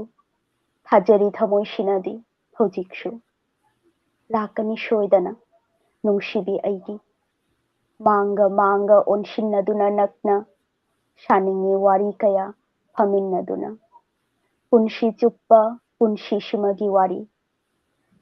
warigi amuk aroiba leiroi nangnabu lakadi aigi imangda maisha yaudraba aigi hakchang shagatlakani amuk nauhaunana halakkani mangluraba pangal thauna nangbutani aina ngairakliba nangbutani aina yengingliba nangna lakhi numit khudingi mawol shaktam lauraduna aina yekjakhi nangi shaktam tabu amuba mukna angauba chebang mathakta ममिंग Kayani थोंजखिबा नंगना अैगी नुंगशिबनी नंगना अैगी शैरेंगनी अैगी थमोय नुंगदगी चोंगथोखिबा वाखलगी वाहै परेंगनी थादोकनिंगदे इनाक्तगी मिकुपमा लाक्चनिंगी थमोय लतानुंगदा Punshi चुप्पा मांगा मांगा ओनशिन्नदुना नकना साजनिंगी वारी कया फमिन्नदुना नुमित खुदिंगी नंगबु तनि ngaयखिबा ngamloi aduna nangbu thadokpa thagachari mayambu adumagni onita bu kari haini asigi hanna thagatpa natana onita gi khonthokta ngasi sareng ani taba phangjare masi akhoi ngasi gi thoram asigi jamna mapung hena mapung phalabni haina ai lojai amkhali tana thagache onita mathangda amung hanna toina tamin si nangi khonthokta gi sareng amusung nangi nasa nei be sareng su akhoi ताब फंगजगनी मसी आशा थमजई अखोगी ngasi samlappa kano asi isai nongmai thauram asi batang asida khoi losinjerani aroibo oina hajik ai sandokchage New York tagi kalakar Alpona Devi akhoi mamang ngai deso akhoi thauram da khoi phangjakhre Alpona Devi ki kano jago se khoi ujakhre isai su tajakhre aduna ngasi su isai ama fajar bai isai mata bagi तंजा अदु लाकले अल्पना देवी मसामा का New York ता लेरबसु बांग्लादेश की New York ता लेरबसु मिति Manipuri culture Manipuri कनोबु साहित्यबु नुक्सिजब मियो एमनी अमसुंग नुक्सिजब तना मसाना practice तौना चचरिबा मियो एमनी लबलम ताम लेरगसु अदुना ngasiगी कनो सिदा खेनफम सिदा अल्पना देवी की इसै अमा ताब फंगजगनी मसी अखोगी ngasi थौरम सिगी सुजामना नुआइबा वापम अमनी हौजिक मयाम तामिनरसी Alpona Devi na shakpa shayama. भजे भजे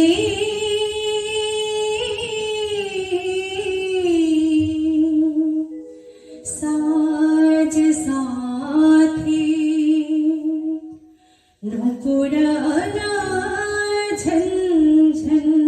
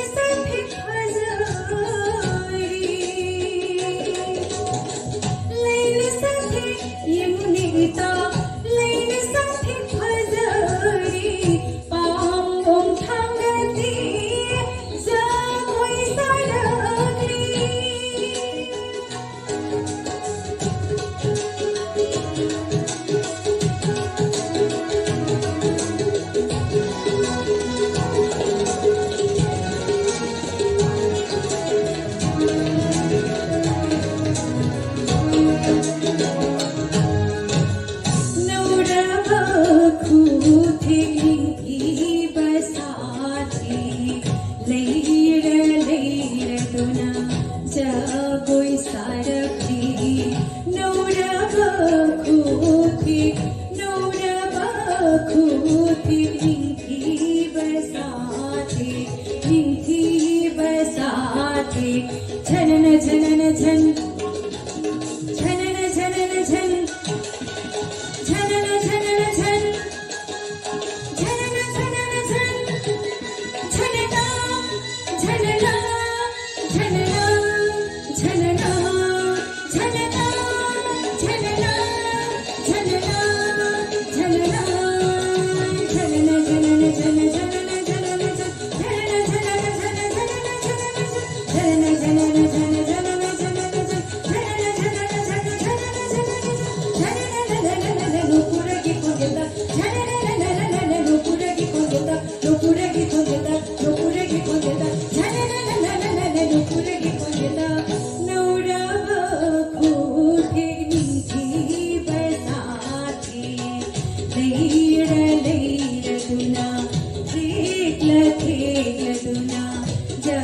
कोई सारथी पाम ओम थांगती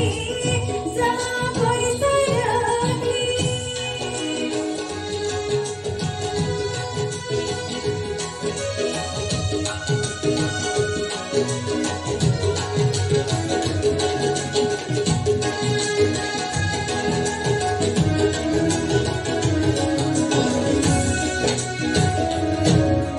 धाते धाते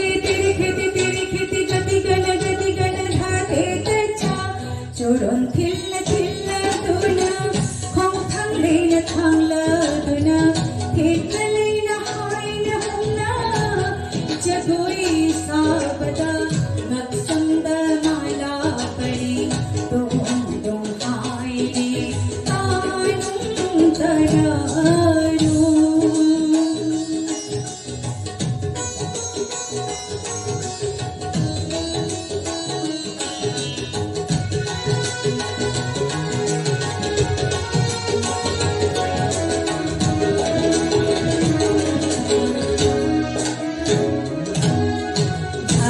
धाते तेरे खेती गति गण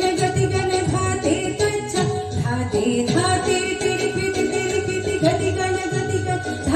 तच्छा धाते धाते तेरे खेती गति गण धाते धाते धाते तेरे खेती गति गण धाते धाते धाते तेरे खेती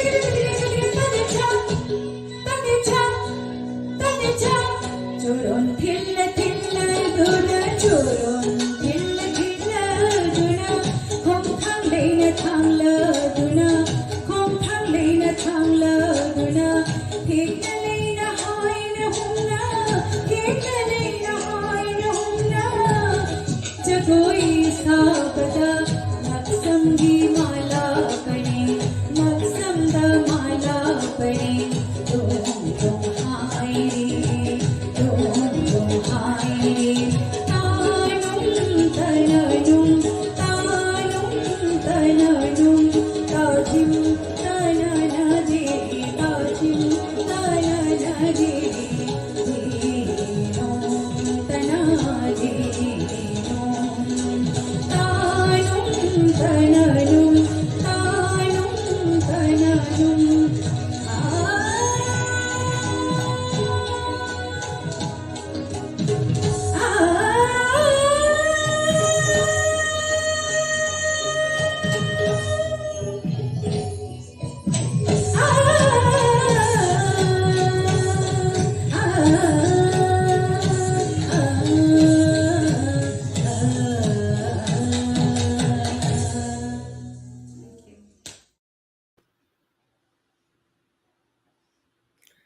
Alpana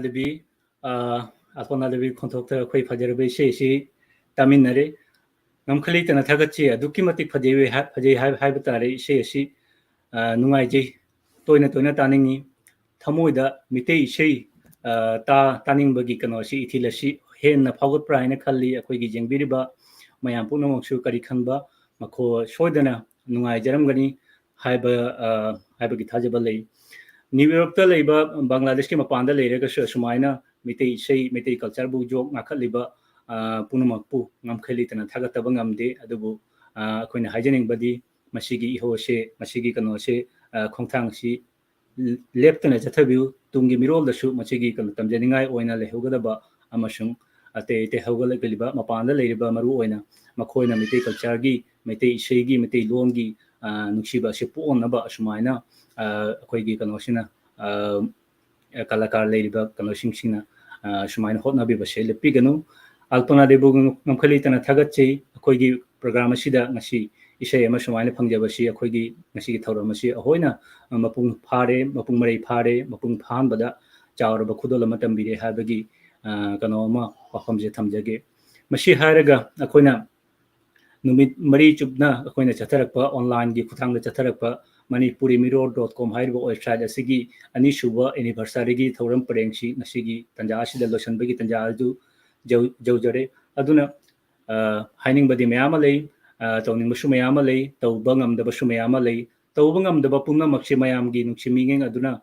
mangda thammaga mayam gi comment amadi mayam na pibirakpa suggestion adu mangda thammaga akoina pangthokpa